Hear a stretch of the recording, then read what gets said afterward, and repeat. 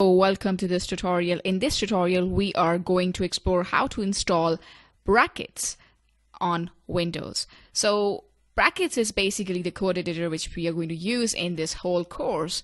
So it's very important to install it on different platforms. Maybe you are using Windows, I'm working on Mac, but it's very important to just get you started if you're using Windows. So when you go to the brackets.io page over here, you can see that there is a button, big blue button, which says download brackets 1.10 is the latest version that is up and running, and you can see that on the website as well. But it says that there are other downloads as well, the other releases made for different kind of operating systems. But automatically, if you are using Windows and if you go to the website brackets.io, it is going to detect that this system is a Windows operating system. So it's going to simply give us the best choice. Similarly, if you're using Mac, it's going to do the same with the Mac. So what we're going to do here is we're just going to download brackets. Okay. And I'm going to say, it's going to say like the extension is .msi. We're going to explore that later on, but for now we're just going to keep it. So the file is about 64.3 MBs big, and we have to wait how long it is going to take. Okay, so we are done, and now it's time to click on the installed brackets for Windows. Now you can see that it's saying the add brackets launcher to path for command line use. Check that. Add open with brackets to explore context menus for all files and folders. You can change the destination of the folder where you want to put brackets, but for now I'm just using the local disk to store brackets for Windows. Next, click on install, and it's gonna take a little while. Alright, so bracket was successfully installed, and now I'm just going to click on finish. So that's how you install brackets on your system on Windows. So that's all. I hope you have by now know that this is how you install an IDE, a good IDE. So keep learning and of course keep practicing. Alright, so in this video we will learn how to install brackets on your Mac. So I have already opened Google, and from here I'll click on brackets, and after that clicking the very first thing, brackets.io. So now since I'm on Mac, so it automatically understands that I am using Mac. The browser understands that I'm using Mac, so it's gonna give me the option of installing the primary link as in for Mac. Okay, so what I can see other than that is I can click on other downloads, and it's gonna actually tell me the other versions that are available. Now DEB is for I guess Ubuntu, and MSI is for Microsoft. DMG is our version. So I'm just gonna go back and click from here, and I'll say download brackets, and you can see that it's installing. The total file size is about 71.1 MBs, and it's downloading. It will take a little while. Alright, so we're done with the installation part, and now we'll just open this, and the DMG file is getting verified at the moment. Alright, we're done with it. So that's it. That's all what we need to do. We just need to now drag brackets and add it in the applications folder right here, and that's it. Okay, so we're done. We are done, and brackets is getting copied in the applications folder. That's it. We're done. So now let's just open brackets by going to the Launchpad. Let's close this first. Launchpad. There we go. And we have brackets over here. So just open this. And it's getting verified again. And it shows brackets is an application downloaded from the internet. Yep, I want to open it.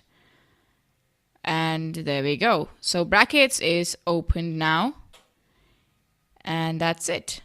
Now these are the files, the default files. You can see right here, they came in with brackets. Okay, so if I click on index, you can see that it has something like some information regarding the code editor. All right, so that's how you install brackets on your Mac. Okay, so pretty simple to install. Just go to brackets.io and just click on the version that you want to install. Sometimes you might be using Windows, sometimes you might be using Mac, iOS. So you have to make sure that also you might be using Ubuntu as well. So you have to make sure that you are installing the right version for your system. So that's it. And one of the reasons why this is a very nice editor is because it's very user friendly. That's the first thing which comes to my mind when I say anything about brackets. So now you're ready to code on your Mac. Hope you're pumped up. So keep learning and of course keep practicing. Alright, in this video we'll learn how to create a web page and also how to save it. Now, first thing first, when you have opened your text editor, the very first thing you're going to do is, if you're using a Mac, then you click on File and then you click New. Okay, so this is how you create a document, but at the moment it is untitled. Okay, it means this has no title at all. So now I'm going to click on File and Save As. This is the folder where I want to save. So I'm going to save it as, let's say, index. Okay, you can name it anything, but by default you name HTML pages as index page. All right, and this is basically the extension. Now it is very important to use .html extension so that the browsers can recognize the web pages and know how to interpret the markup that the HTML pages contain. And it is basically is used for distinguishing web pages from plain documents. All right, so you have to mention HTML or HTML extension for your web pages. Now, it doesn't matter whether you use .html or HTML, but HTML is recommended because it's the more, let's say, common choice. So whichever you use, just be sure that you're consistent, because using the same extension will make it easier for you to remember your URLs later on. So now just click on Save button, and that's it. This is your first HTML page. In this video, we're going to learn how elements work and what character references are in HTML. So let's just focus on just the essentials of what makes up an HTML file. So I have my browser Chrome open, and I have opened up structure.html file, and over here you can see hello world written as well. Now this is pretty simple, but you must know that this is the rendered version of a document that looks like this. Okay, now let's do an autopsy of what's going on here. First thing first, the document starts with a document type element or doc type. In this case, the HTML5 doc type. This mainly serves to get the browser to render the HTML in what is called standards mode, so it will work correctly. Now this particular tag lets you know what version of HTML to validate your code against. Now we're going to be looking at it in detail later on as to why we need declaration in the first place. Next, you can see the opening tag of the HTML element right here. Now this is a wrapper around the entire document.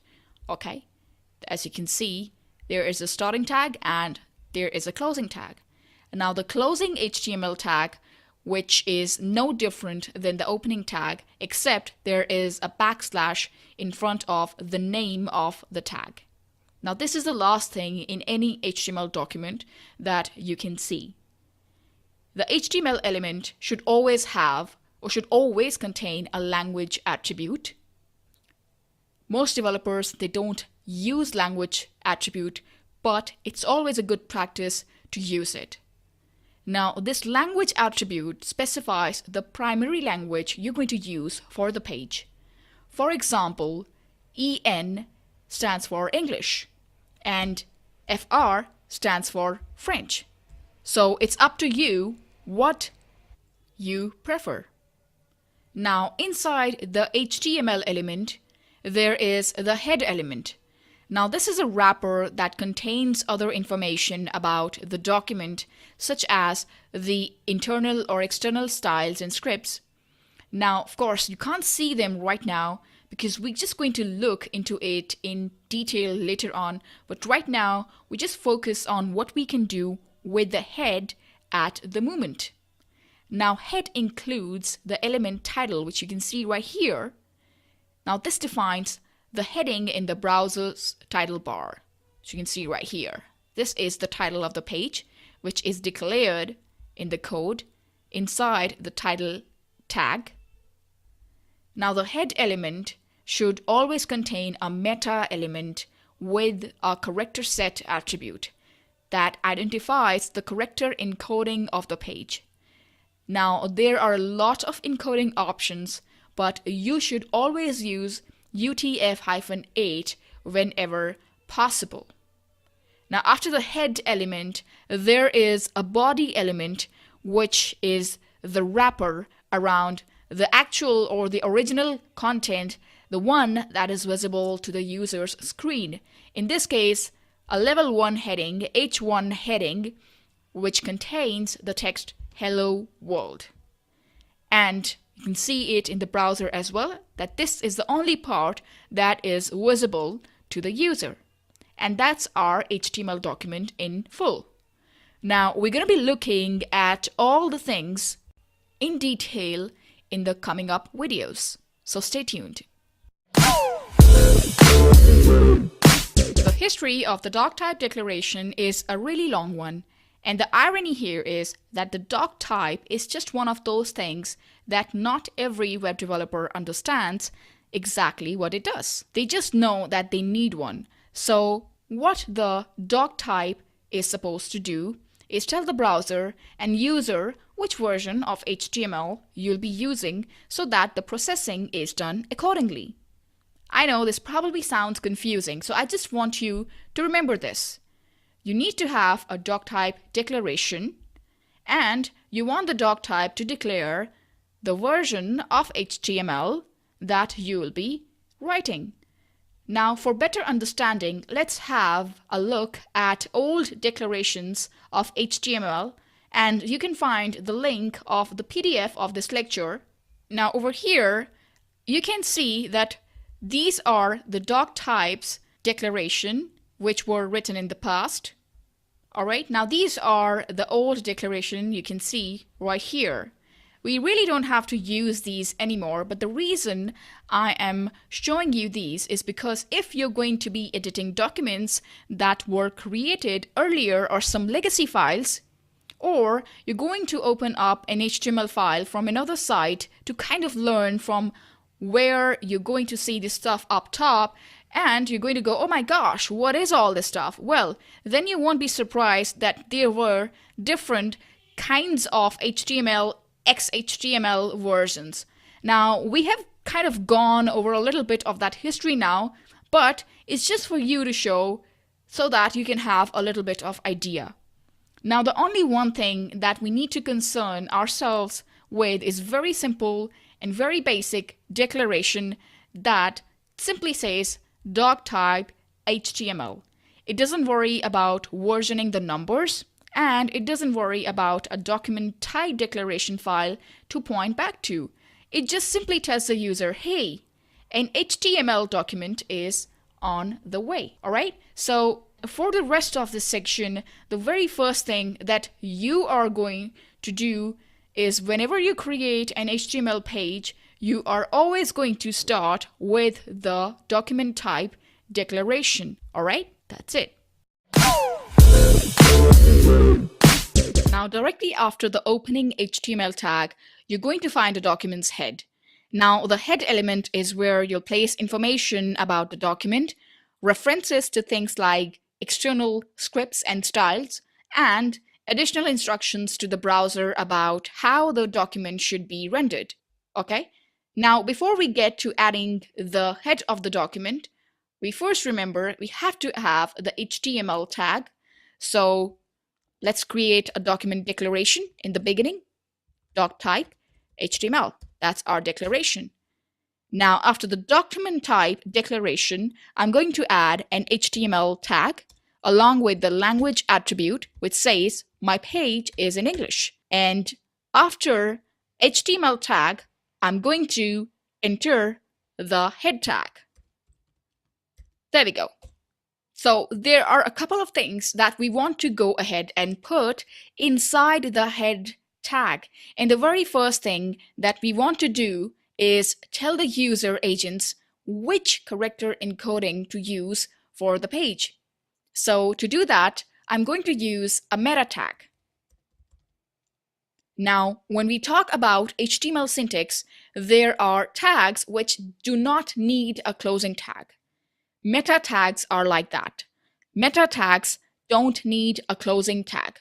All they need is the initial opening tag right here. So I'm going to create a meta tag, and then after meta, I'm going to open up an attribute. In this case, I'm going to select the attribute known as character set or char set.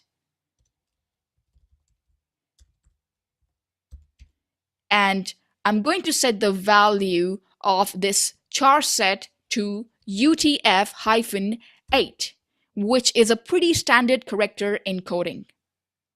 And then I'm going to close the meta tag with the right angle bracket. That's it. And that's all we're going to do there. Now, this is something that you should do for each of your HTML documents.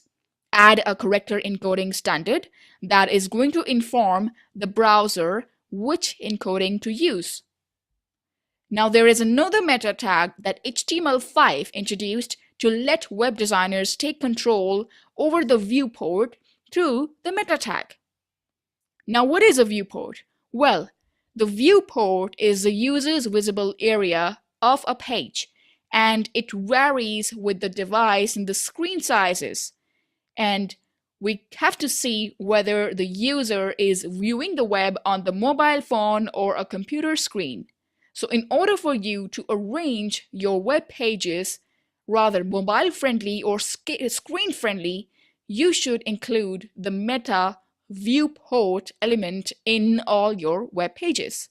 So setting the viewport to make your website look good on all devices works like this. Name should be viewport, and then content, add another attribute known as content, and add width. Width is equals to device width, comma, initial scale equals 1.0. All right. Now, after entering this meta information, you should be worried free about whether your web page is going to work on mobile or not. Now, some browsers are automatically going to show the web pages in a mobile responsive way, but if, let's say, you are using a browser that doesn't have this option or an inbuilt feature of viewports, then you have to declare it. I mean, it's a good practice to add by your own self.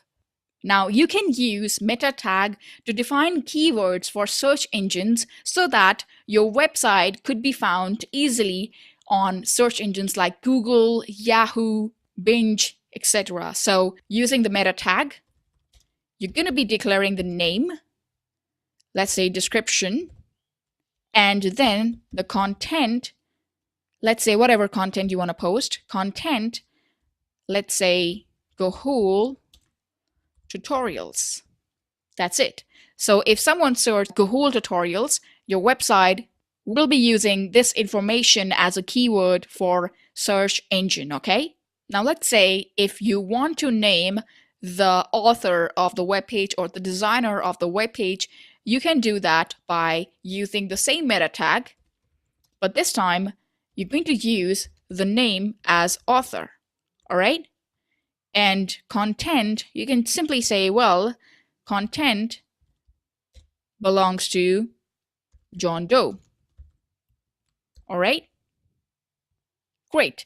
Now, as I mentioned, that you can add internal or external style sheets and scripts in the head tag, inside the head tag as well. But for now, we're just going to be working with the meta tags and the title. Let me add the title of the page as well and say example page. Okay. So yeah, you can include CSS files and JavaScript files, but right now we're just going to be looking at the meta tags in detail, and we did that. I hope you have gained the concept of adding meta tags, and you also learned the importance of using them in your web page. See you in the next lecture. So while the head of your document stores all the functional information that is largely invisible, the body is where all of your visible content is going to go. So to complete the basic structure of our HTML file here, the very first thing we want to do is add a body tag. Now you have to remember that the body tag is not nested inside the head tag or element, because it is a sibling of the head tag, meaning it is on equal level with it, but it just comes after the head tag. So I'm going to add the body tag right here, okay? And then after the body tag, I have just hit the return key so that I can close the body tag. Here is the closing tag.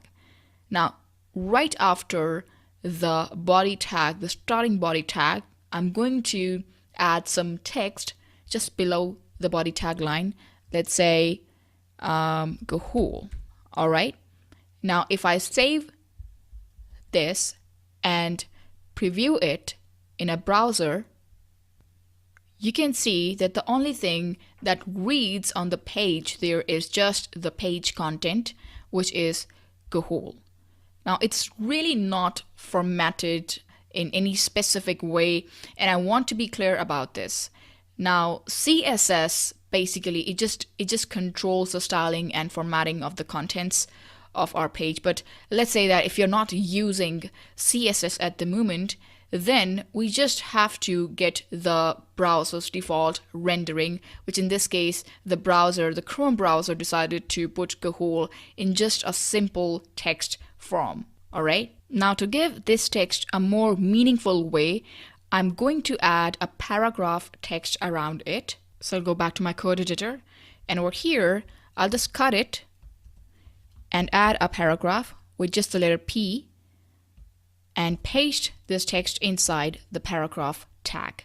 And now, if I want to see the result, refresh, it looks like this. Now you can see that the text was right here up here before, and now it's a little bit beneath.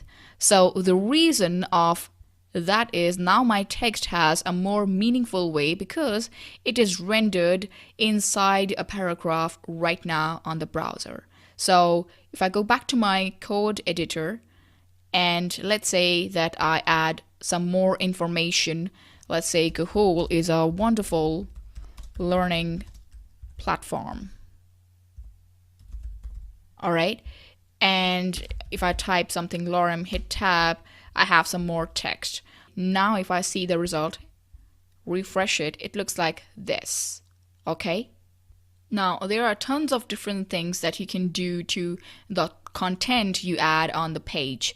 All right. So for example, if I want to make some word a little bit emphasized or bolder, so I'm just gonna go back to my code editor.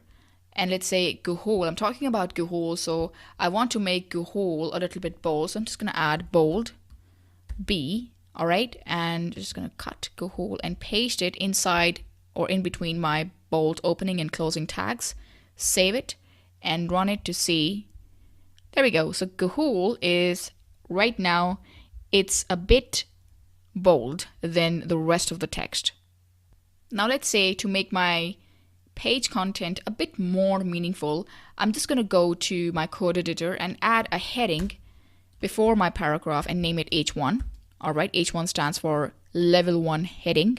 So let's say important info. All right, that's the name of the heading. All right, so if I just save it and see in the browser, refresh, there we go. So now I have a level 1 heading along with a paragraph.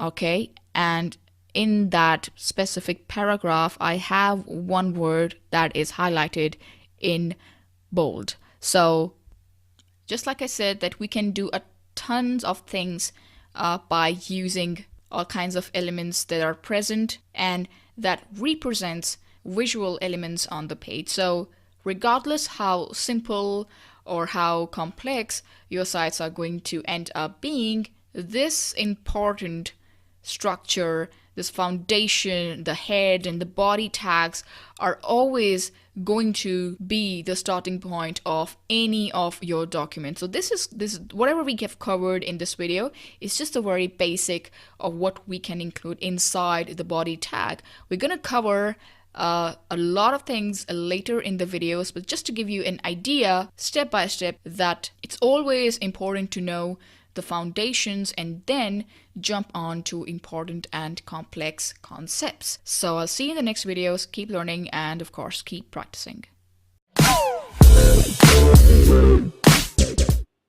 Alright, welcome to this video. Now in this video we're going to learn about block and inline elements. Now in HTML it is very important to remember that there are two types of model containers. Alright, one is the block level and the other is the inline level. Now, whatever the type of the element is, it is going to dictate the browser what the default rendering logic will be for the content within that element or the element itself. For example, let's just eradicate all the confusion. Think of it as this picture, all right? Now over here, this is an example of a block level element, which is always going to take up the full width available on the screen. And by rendering using the full width of the screen, the content of this element is always rendered on a new line. So this is just one box, and this is another box, and this is a third box. All right. Now, if you add, let's say after adding this block level element, if you add another block level element, it's always going to render on a new line. And that is why it is called a block level element, because it's stacked as blocks. All right. Now there are three primary examples of block level elements that you may have used or may be going to use in your HTML pages. The number one is the body tag itself. All right. And the other one is the BR tag, known as the break tag. Okay, so for example, if I write something like, this is an example of showing a block level element. All right, so now I'm going to introduce a block level element, which is BR or BR backslash. There we go. So you will see that if I type this tag, which is always going to be used once in your HTML document because it doesn't have any closing tag. This is the only tag for writing the BR version. So if I enter this tag, it is always going to, whatever content is going to be next, it is always going to start on a new line. So basically this BR tag is known as a line breaker tag as well. So let's say if I copy this text again and paste it after this tag, now you will see that this particular text is going to be visible but on a new line, not on the same line. So this is a line breaker tag, by the way. So I'm just going to save it and run it to see what happens. There we go. So now because I entered the BR line breaker tag, then this text which I typed after the tag is appearing on a new line. All right, let's just remove this tag and save the file now and run it and refresh. There you go. So you see the difference now? That's how important BR tag is, and that's why it's called a block level element. Now the other tag, which is very important as a block level element, is the P tag, the paragraph tag. So whenever you type anything inside a paragraph tag, it is always going to start on a new line since it's a block level element. So I'm just going to go back to the code editor, and over here I'm just going to paste the BR tag back. All right, oops, there we go. Okay, and after the BR tag, I'm just going to add the P tag, all right? And I'm just going to enter some text. Now you're going to see that because I have entered the P tag, or I have introduced the P tag, now this text is going to start on a new line, and you can see there is no BR tag. There's only P tag, which is also a block level element. So you're going to see that it is going to have some margin set to its box already. So over here, let's refresh. There you go. So you can see that the paragraph is starting on a new line, and it has an equal amount of space at the top and as well as the bottom. And I can show you that the space is available at the bottom as well, because let's say if you copy this paragraph twice, then you're gonna see that this text is going to appear on a new line. So going back to the code editor, refresh, there we go. So this text, this paragraph is started on a new line with some equal spacing in between the paragraphs. All right, so far so good. Now there are many other block level elements which include article, aside, block code, button, canvas, caption, which we are going to cover in the later videos to give our HTML pages some more meaning. All right, but right now let's just focus on learning about the inline elements as well. Now I'm just going to create some headings, all right, just to differentiate between the kind of elements that I have entered. So I'm just going to enter one heading over here. I'm just going to say block level elements. All right, and now I'm going to enter one more heading, copy this heading, all right, paste it right here and say inline level elements. And now I'm going to introduce the inline elements. Now, how inline elements differ from the block elements is they only take up the width that they need to render their content. For example, over here you can see that the paragraph is taking full width, all right? The paragraph is taking full width, all right? So starting from here, it's going to take full width because it acts as a box. And that's why it's called a block level element. But inline element is different because they only take up, I repeat, they only take up the width that they need to render their content. For example, if I enter a span tag in my code editor, all right, span tag, by the way, is an inline element. And the reason why we use span tags is because they do not start on a new line. So whenever we need to make changes within a block level element or within a paragraph to some part of the text, then we use span text. I'm going to show you that later, but right now let's just use span text, and let's say this is an inline element. All right, now you can see that if I just save it and run it, nothing happens, all right, because it is showing one line, whatever we have written, all right, But just for your convenience, let's just add a background to it. So you don't have to worry about all the styling right now. It is just to show you that how the width is similar to the width of the text. All right, so I'm just going to add a background, and I'm going to say, well, make that background red.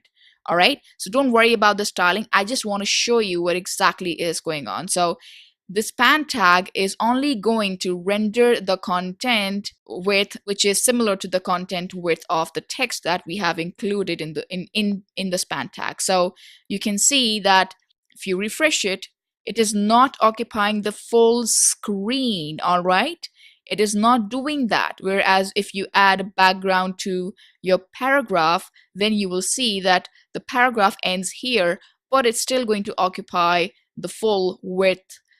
So I'm just going to add a background, just copy this tile and paste it. And you're going to see that this area where there is no text is also occupied. So that's why inline elements, they only take up the width of whatever text or whatever content we have added. All right, nothing more than that. So over here, back to the code editor, you can see that if I add one more span tag, all right, now if I add one more span tag and enter it on a new line, you're going to see that it is not going to continue on a new line in the browser. Rather, it is going to continue on the same line, all right, after element. So this line is going to repeat after this line. So I'm just going to change the color background, make it yellow, save it, and then run it, refresh. There we go. So as you can see that though I have started a new tag, but because span tag is an inline element, it has started on the same line. So that's why HTML has two main types of content models, which is of course block level and inline level element. Now I have used some CSS to differentiate the block level elements from inline elements, but you don't have to worry about the CSS. This is just to show you that how these two are different. So we're going to be looking at the inline elements in detail in the coming up videos. Some of the inline elements are, of course, first of all, there's a span tag, then we have strong, and then we have the sup and the sub script tags. All right, a lot of them. So we're going to be looking at them later in detail. So I hope that you have gained the concept of the difference between block level elements and inline level elements. All right, so stay tuned, and of course keep learning and keep practicing. Alright, in this video we're going to learn about headings in HTML. Now, we have already learned about headings a little bit, but in this video I just want to go in the details about how many different HTML headings we have. Now, I want to tell you that we have 6 different HTML headings, starting from H1 all the way down to H6. Now, what am I talking about? Well, I'm just going to show you in a while.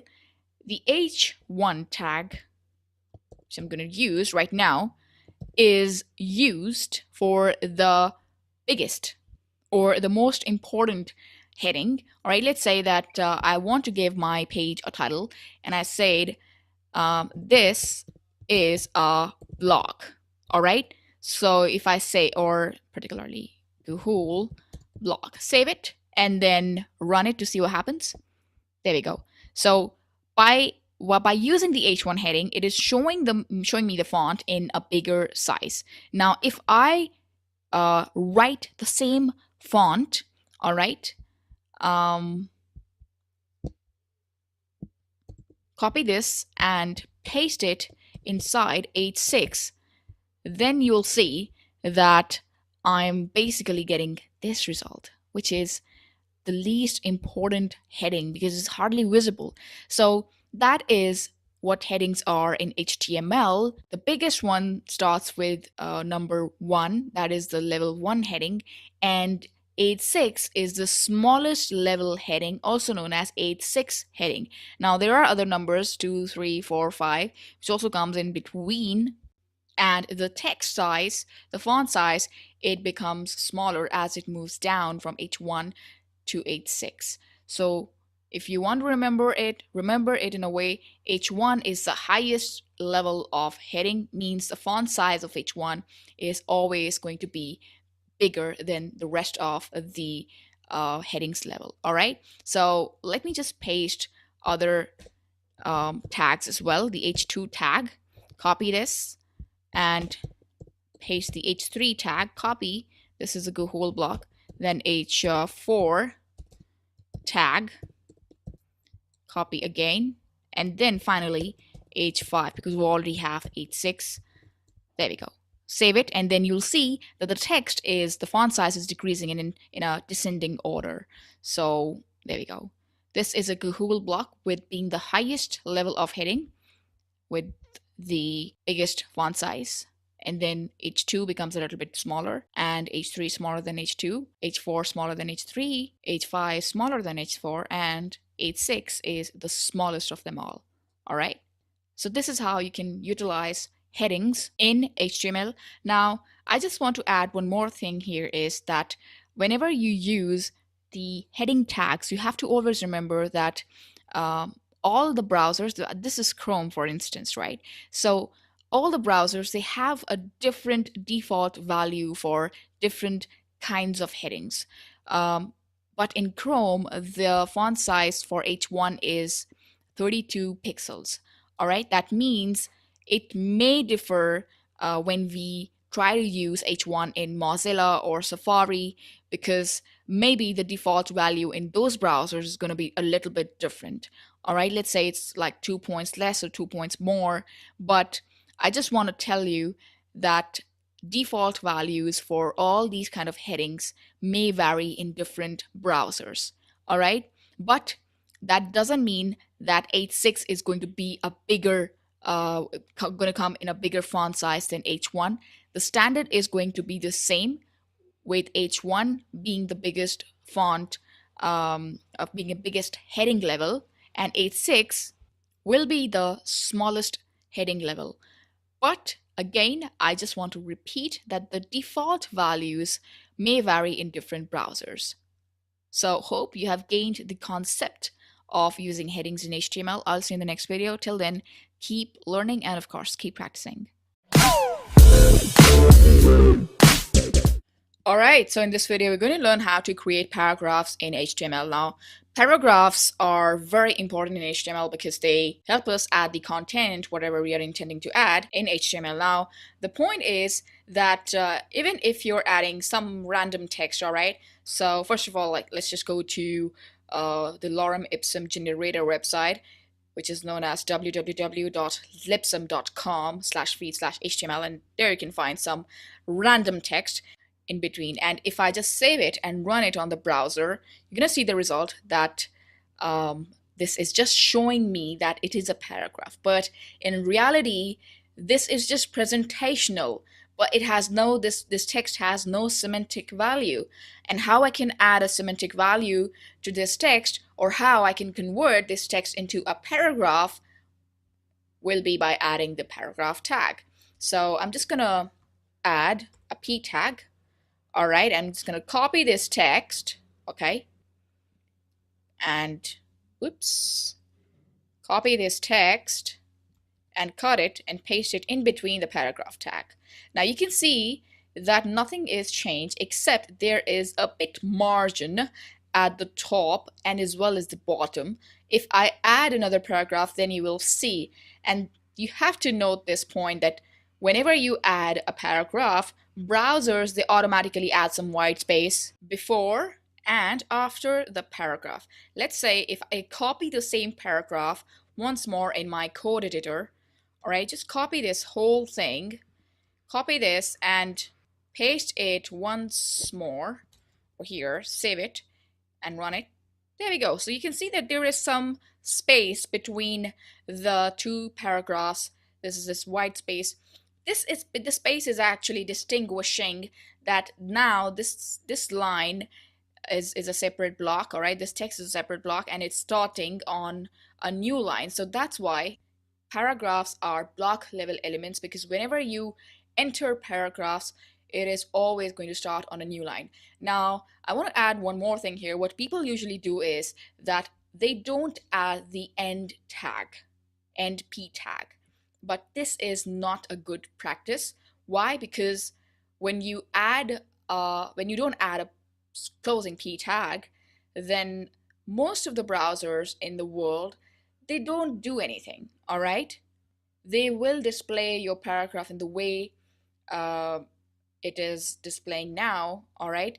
It will have no, let's say, error or no presentational fault in it. But it is not a good practice as a user to completely eliminate the paragraph tag. Let's say that if I don't add the closing tag, all right, and if I go back to my code editor, refresh, nothing happened. If the presentational style is the same, nothing is changed. But you need to make sure that whenever you're starting a paragraph, make sure to end it in order to maintain your content flow. So even if you're reading your code or you're giving or you have given your code to someone who is a code editor, then you need to make sure that that person must know where this paragraph, where the content is ending. So that's why make sure to always give your paragraph a closing tag.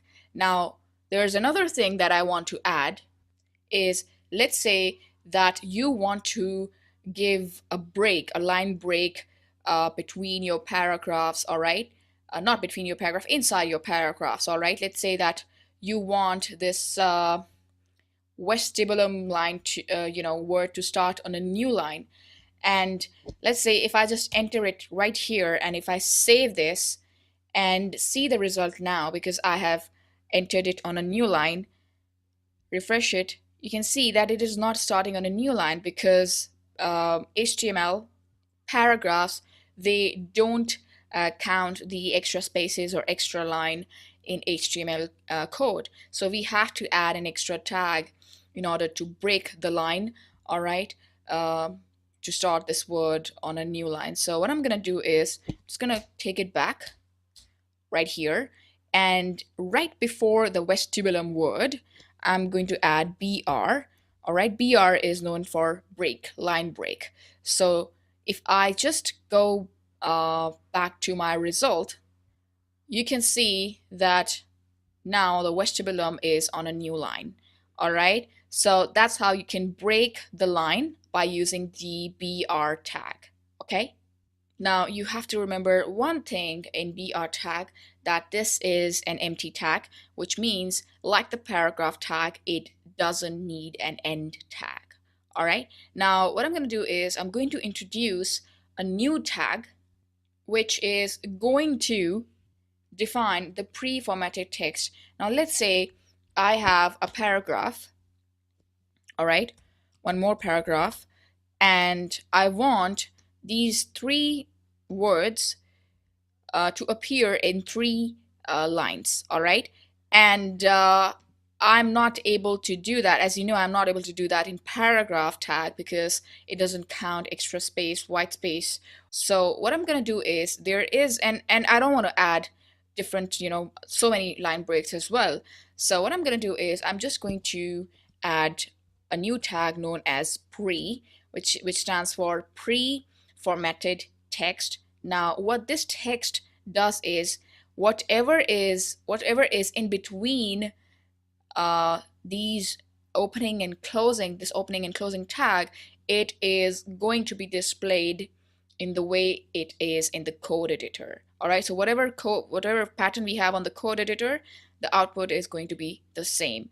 So let's just do one thing, that let's copy these three words, copy this and paste it inside the pre-formatted text, and let's say enter, and then enter one more time. Now you can see that I have three lines, 1, 2, 3, it's ending here. Okay, so if I just save it and then run it, you can see that it looks like this.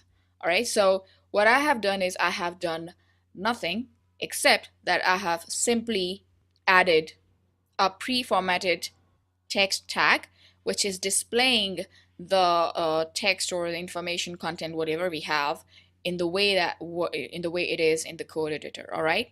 And over here you can see that the font in between the tags of pre-formatted text is kind of different from the regular text style we have. So I'm just going to zoom in. So over here you can see that this basically is a fixed width font, which is usually Courier Sans. So basically, it's a way of telling the browser as well that I'm adding a pre-formatted text tag, and that's why the font style is different. All right. So whenever you're creating paragraphs, make sure that you remember, first of all, of course, the p tag, which is the basic paragraph tag, and then the line break tag, which is of course an empty element, as it doesn't need any closing tag. You can add br tag anywhere you like if you want to break the line, or just break the rule. Okay. And the next one is using the pre tag in paragraphs, where you want the text to appear as it is, whatever spaces you want to give. So it's going to count white spaces, it's going to count line breaks whenever your text is inside the pre tags. Okay, so hope you've gained the concept of creating paragraphs in HTML. I'll see you in the next video. Keep learning and of course keep practicing. Okay, so in this video we are going to learn about creating styles in HTML.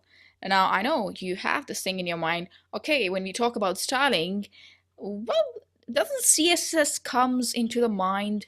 Well, it is right that all the styling in HTML is done through CSS, but we can individually style elements in HTML as well by using some of the properties of CSS and embed them in HTML. Now we don't need any big extra advanced styling to do that. We just need to add some attributes with the existing elements, HTML elements, and that can be done with the style attribute. So for example, we have a paragraph, all right, and if I save it and run it to see, there we go. So we have a paragraph. Now you can see that it is in black, all right, the text color is black, and I want it to convert into red. So what I'm going to do is I'm just going to add one attribute right after the opening tag, okay, after the element name, and add style equals to quotation marks, okay, and then I'm going to add the property, okay. So because I want to change the color, I'm just going to tell the browser that I'm going to add red color, okay, save it, and now because the paragraph style is in red color, the text color is going to be red. So there you go. There we go. So similarly, you can change the background color of the paragraph as well. Now, right now the background is transparent and there is no background at the moment, but you can still, let's say, change the background color of this paragraph or the whole body. So what I'm going to do is I'm going to go back to the code editor and add style attribute to my body and say background color, that's better, oops, should be blue. Save it. Remember to add the semicolon at the end of the value of your property, otherwise the syntax is not complete. Okay, so I'm just going to go back to the code editor. Now you can see that the body, whatever body is there, it is all blue. Okay, now over here you can see that this text is hardly readable, and to make it readable we need to increase the font size. So we can do that by adding one more property to our style attribute right here and say, well, we have the color, but right now after the semicolon I'm going to add one more property known as the font size. All right, now the font size, because the background is in blue and my text is already smaller, let's say that I want 20 pixels of my font size. Okay, so I'm going to go back to the code editor. Okay, it is readable, but still it's not that appealing because the color red is kind of hardly visible on blue, and it's really disturbing for the eyes. So I'm just gonna change the red color to white. White, there we go. And yep, much readable. And now let's say that this font, I don't want this font. It's pretty old style font, and I want some new font style to be introduced.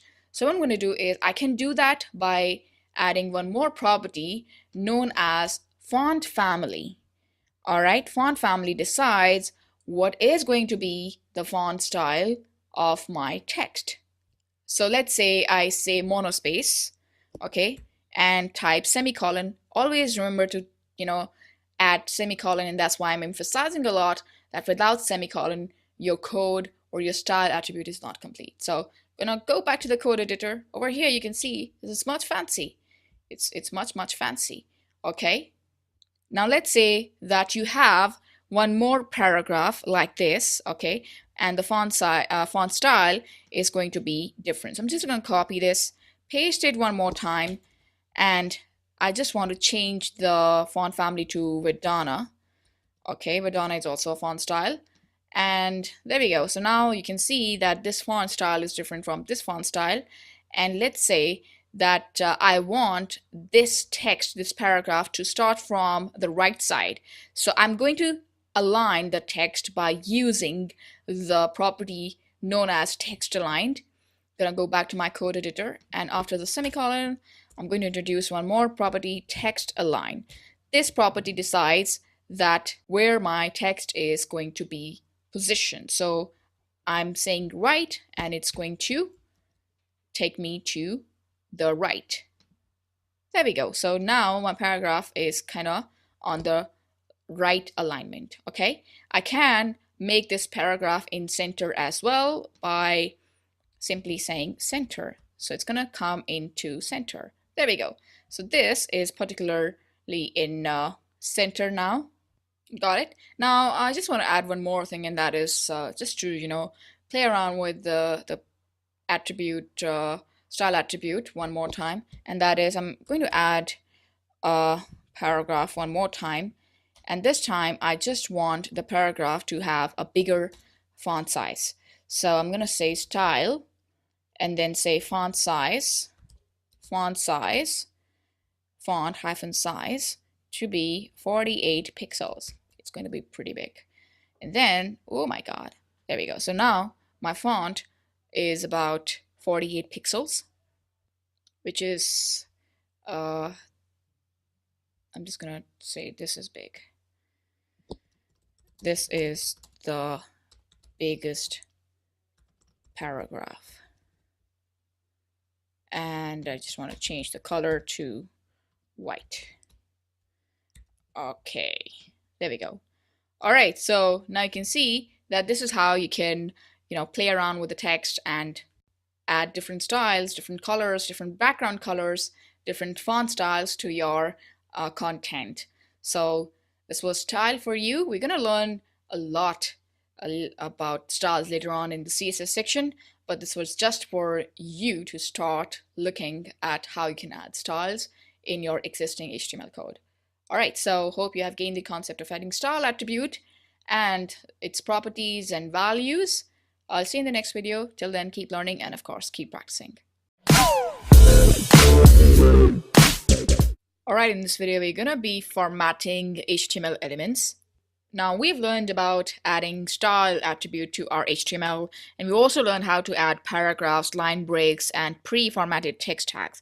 But in this video, we are going to be using elements like bold, italics for actually formatting our output to make it look more presentational, etc. So we have a bunch of elements to explore in this video, and first of all, I'm just gonna type a paragraph, and over here I'm just gonna say, well, oops, lorem ipsum, and then the paragraph is there. All right, it's visible on the screen. Let's just zoom it a little bit so that it becomes easier for us to see.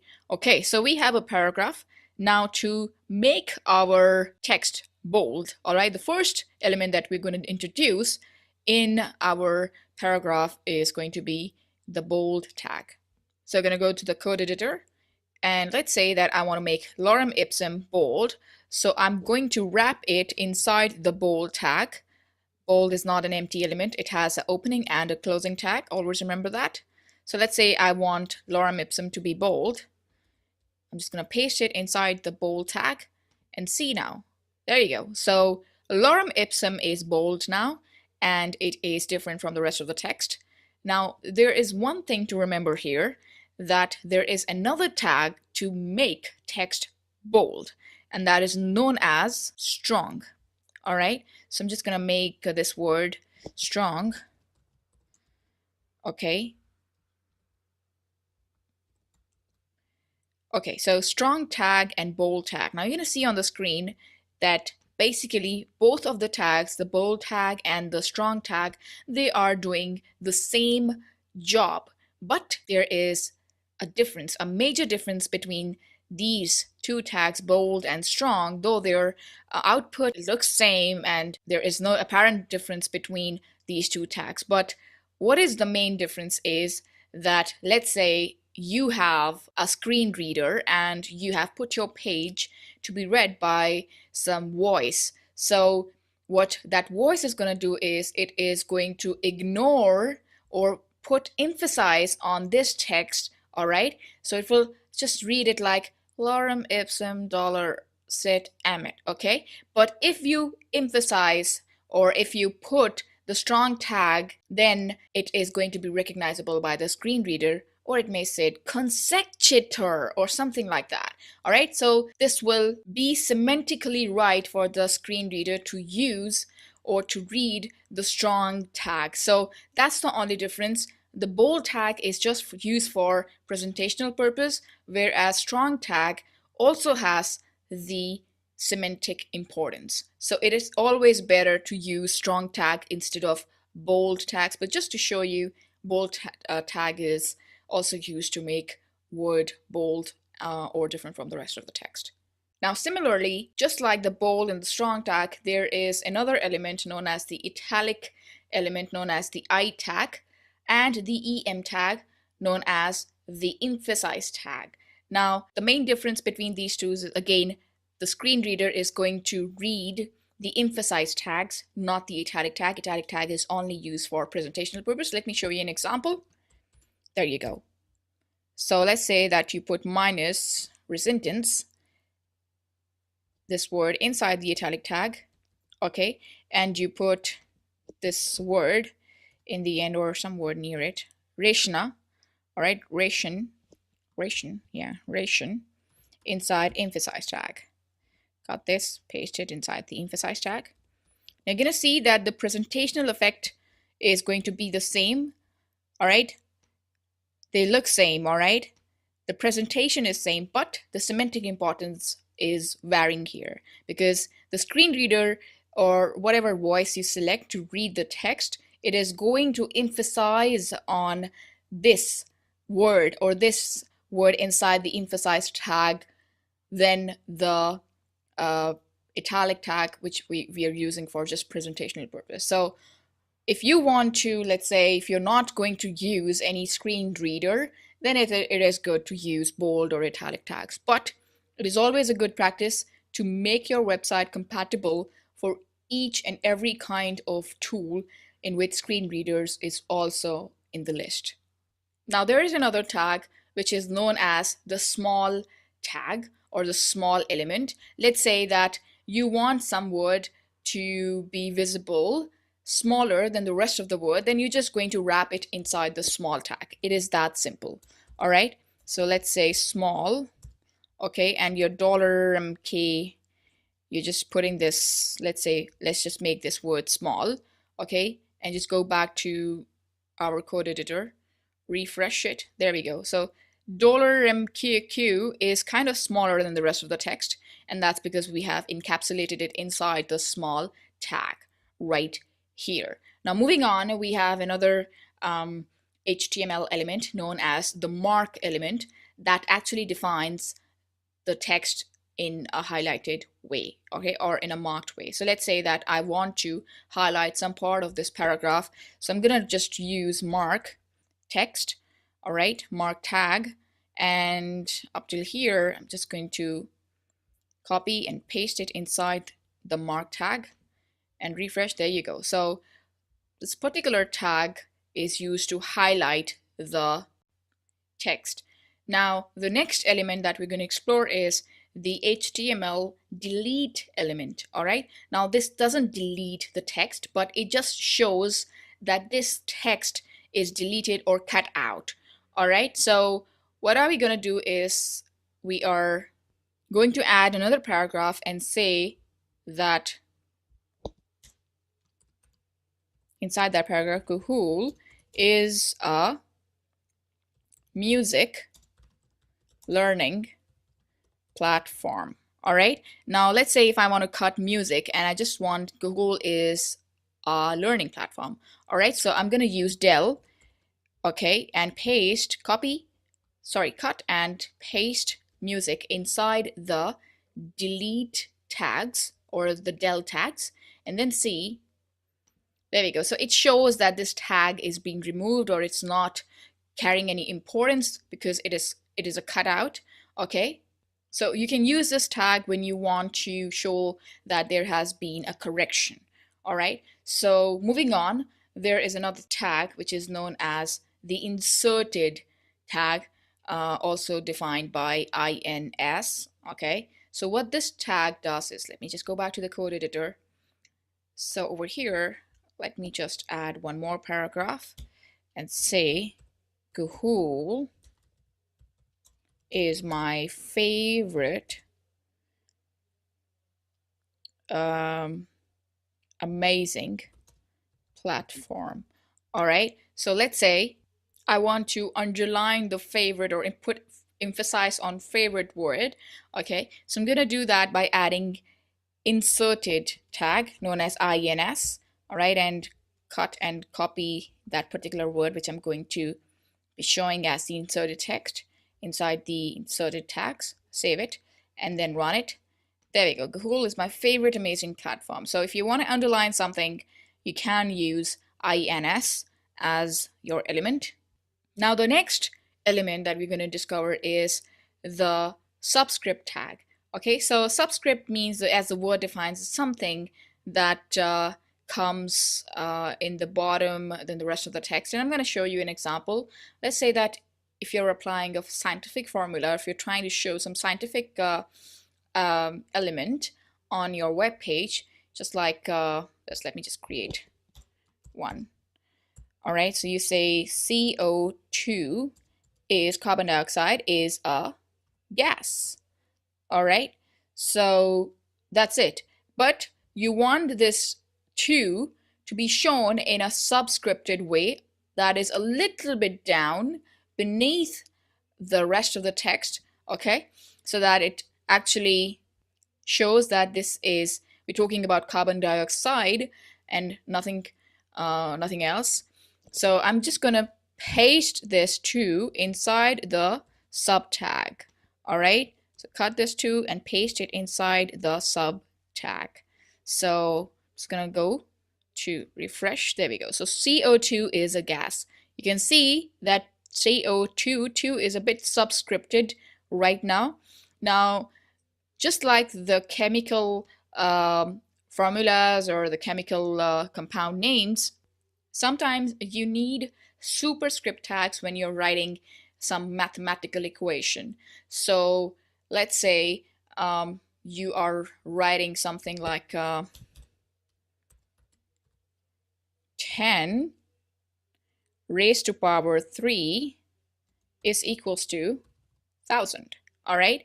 Now 10 raised to power 3 means 10 is multiplied 3 times. But I want to show that in a mathematical way. Then I'm going to write super or sup. S-U-P stands for superscript. All right. And cut this 3. All right. And paste it inside the superscript tag, also known as a subtag. There we go. So 10 raised to power 3 is equals to 1000. Okay.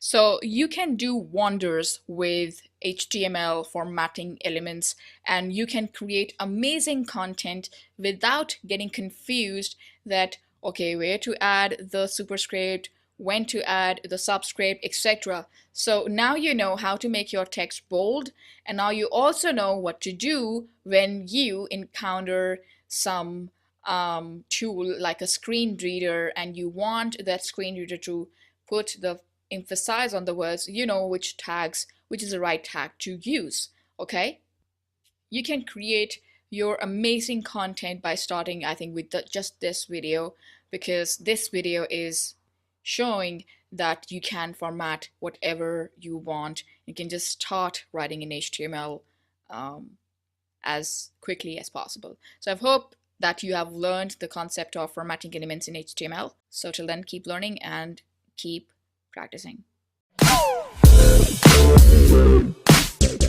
Alright, in this video, we're going to learn about inserting images in HTML.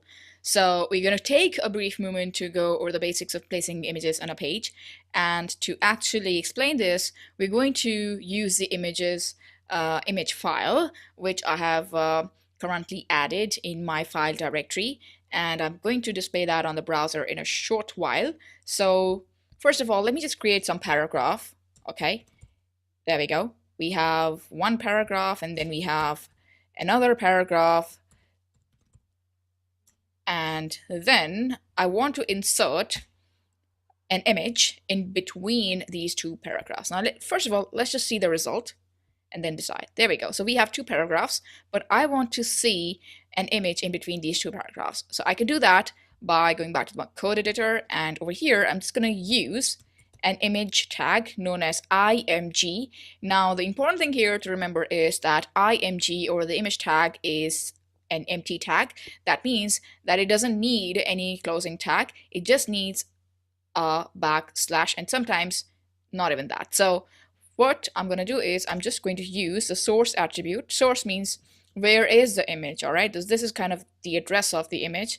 And now I have already saved one image known as tent.jpg. So I'm going to select that and then simply close the tag by adding a backslash and then the angle bracket. So I'm going to save this and see how my output looks right now. There we go. So this is so simple to add an image in HTML by using the img or the image tag. And also you can just simply use a source attribute in order to find where that image is which you want to actually put. Now, I want to include here that images mostly they're considered what we call replaced content. Before, when you used to see HTML like way back, then you just used to see text, but now information has been replaced with images. Okay, so that's why images are considered as replaced content, and that means that when they are encountered, the browser or user agent will use those images information within that tag to replace its content with the resource that you have asked for. So it doesn't matter, like, you know, whether if you're using, let's say, just an image, okay, but you can still add extra information. And let's say someone searches about that particular keyword and information on Google, then that image is also going to show up, and that's why you search in Google Images. Okay, so in order to do that, what people or developers, what they do is that they actually tell the description of that image. They actually enter the description of that image by entering another attribute known as the alt attribute. Okay, so whatever information is about that image, it's going to go inside the alt attribute. Okay, now you can make the information as descriptive as possible, because this attribute is the only thing that allows you to show the representative text of the image. Okay, and it is very useful for the screen readers as well. So you have to keep all the tools in mind when you're adding images to your HTML. Don't just copy the source of the image, don't just add that. Always try to add some information related to that particular image. So I'm going to say this is a great tent in South Africa. All right, save it. And let's say when someone searches about tent in South Africa, who knows, this image shows up in the search. So that's how people find your content online. I'm just going to save it and run it on the browser. You can see that whatever text, alternative text I've written, it is not visible on the output screen because it is inside the code. But when someone searches, let's say when someone searches for an image of a tent in South Africa, then this image might show up. Okay. Now there is one more thing that you can add. You can also set the width and height of your image. Let's say that this is the standard size of the image, okay? But you want to make your image a bit bigger. All right, so what I'm gonna do is that you're gonna add one more attribute, or attributes in this case. So you're gonna say, okay, I want to decide the width, and I want the width to go till 100 pixels, and I want the height to be around 800 pixels. There we go. Save it and then run it to see what happens. There we go. So now the image is bigger, okay? But you can see that there is a bit stretching or rendering issue because the image has been stretched out. So I'm gonna remove the height attribute and I'm just gonna stay with the width because height is gonna be on auto. If I don't set it, it's gonna do like, you know, the default value, whatever the height is. All right, now it's not stretched, it's in its original form. Okay, so you can set, of course, all these attributes, the width and the height attributes, they are optional, but it is always a good practice to use them in terms of pixels or percentages. You can also, you know, introduce percentages instead of pixels. So let's say you want 100% width, save it, and then see the result. There we go. So it's covering like almost all the screen, all the width, sticking up all the width. So you can apply or introduce percentages as well instead of pixels, whatever you like. Now, the next important point is to know what kind of images can go in your images source. All right. Now, for example, this is a JPEG image. Now, let me tell you that you can add JPEGs, PNG, GIFs, and even SVG now as your images. So it's up to you what kind of image you want to add, and HTML5 will support that. Okay, so let's say that you want a Tom and Jerry moving image. So you can do that by, let's say, adding one more Tom and Jerry image source and then simply say Tom and Jerry GIF. Now GIF is a moving image, all right, and that's it. That's how you just add one Tom and Jerry image. So I'm going to go back to the code editor, and over here you can see that, refresh, that now I have a GIF image, all right, and the Tom and Jerry, both of them are licking milk, maybe. Yeah, so that's how you add all kinds of images, and I've shown you can add PNG images as well, portable network graphics, and of course a GIF image as well. So it's up to you what kind of image you have. Hope you have gained the concept of how to add images and what to do with them after you add them. Don't forget to add the alternative text because that is a description of your image. Otherwise, people will not be able to find you online through your images. So make sure that you have this alt description and it is accurate and it's related to your image. All right, so over here, I'm just going to add alt and say Tom and Jerry are licking milk. All right, now it makes more sense. Okay, so whenever someone searches Tom and Jerry are licking milk, this image is definitely going to pop up in the search results. So hope you have gained the concept of adding images in HTML. I'll see you in the next video. Till then, keep practicing, of course, and keep learning. Okay, so far we have covered a little bit of the background of HTML and the basic elements that are required for our HTML document. Now, in this video, we'll begin exploring how to structure pages properly by examining the section elements that are available in HTML. Now, one of the major benefits of using HTML is that it allows us to structure documents in a way that illustrates the meaning of the content.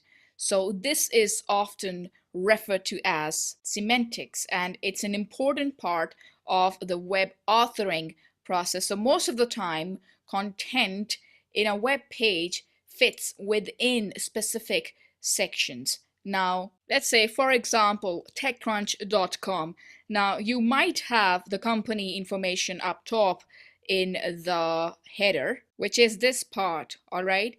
So this is the site navigation, and the section on the right side of the header element is the section element, which is basically displaying some main content. And perhaps over the extreme right, it's a sidebar with some related information. So apart from everything else, you can see at the bottom that we have a footer as well. All right, so this is the footer, which is containing the contact information. No, it's not containing any contact information, but it is containing privacy policy, terms of service, and it is an area which is saying that, okay, all rights are reserved, and what are the things that are powering up this website, which is WordPress. Now, that's how pages are structured and the layout is given. And this is a pretty advanced kind of a layout for you to see, but let me show you a standard one. So here is another website, which is known as contentmarketinginstitute.com/blog. And over here, you can see that this is much of a simpler way of explaining how the blogs, they are structured. So you have, again, you have the company information, and then there is a site navigation area. And the section below is followed by the main content, perhaps, which contains the blogs, all right, and a sidebar, all right. The sidebar, which this is the sidebar area, which is telling or urging the users to connect with them and join them. And then there is the other blog posts, which are again located in the sidebar area. And if you're going to look at the footer area, footer is quite big, okay. And again, it's basically consisting everything. Again, the terms of service, privacy statement, etc., and the copyright as well. Now, that's a pretty standard layout for web pages, and if you spent any time at all browsing the web, you probably recognize those sections almost immediately and intuitively. However, as designers, it's really easy for us to sometimes lose track of the fact that there are people using assistive technology and machines, such as search engines, that can't rely on the visual layout to convey meaning. So for those users, the actual structure of the page has to convey the information about the content. And if the page isn't structured properly, then the page content will have no hierarchy and no way to convey how the content relates to each other. And that's where HTML's sectioning and heading elements come in. So these elements, basically, they're going to allow you to group content together in specific sections that have semantic meaning to it. So they are headings, all right, which consist of H1. This is probably written in H1, all right, and up till through H6. And then there is another element which is known as the article element, and then we have a side element which we use to structure our sidebars, and then we have the nav element, which is used to declare or create a navigation area. Okay, so when these elements, they're used properly, then they give your document an intelligent outline that is going to clearly represent the page's content. Okay, so in addition to these sectioning elements, you have of course you have the header, and then you have the main content, and then you have the footer right here. Okay, so the main purpose of these elements to be in there in the first place is to establish the relationship between them, and make your pages more readable for both people and machines. So you have to keep this thing in mind, that if you want to become an accessible site, or if you want your site to result to be an accessible site, and to be good in terms of search engine results. Okay, so you have to keep a very consistent and structured approach to your web pages. Now, I can't stress enough how important it is for the new web developers, designers, to learn how to use these elements correctly. But we're going to be focusing properly on our page structure in the process of course, learning HTML, so that you can avoid costly mistakes in the future, and will be able to produce semantic sites that perform exactly as you want them to perform. So let's go back to our code editor right here, and let's start by adding some semantic HTML. So one of the things that you want to consider when you're ready to structure your pages is what type of document outline you want to generate. And because HTML uses semantic elements like headings and sectioning tags to describe the outline of a page content, just think of it as in terms of a table of contents. Okay. So when you are going to skim, or the device that is searching your web page is going to skim that outline or that layout, it is going to be easy to determine how the content actually is relating to each other. Okay, so I repeat, generating the correct document outline for your web page is a fairly important part of your web's success. So to practice this, we've already opened our code editor. Okay, so we'll start with the very basic HTML5 element, which we really need in the beginning of outlining our HTML document. So there we go. The first one is header, all right?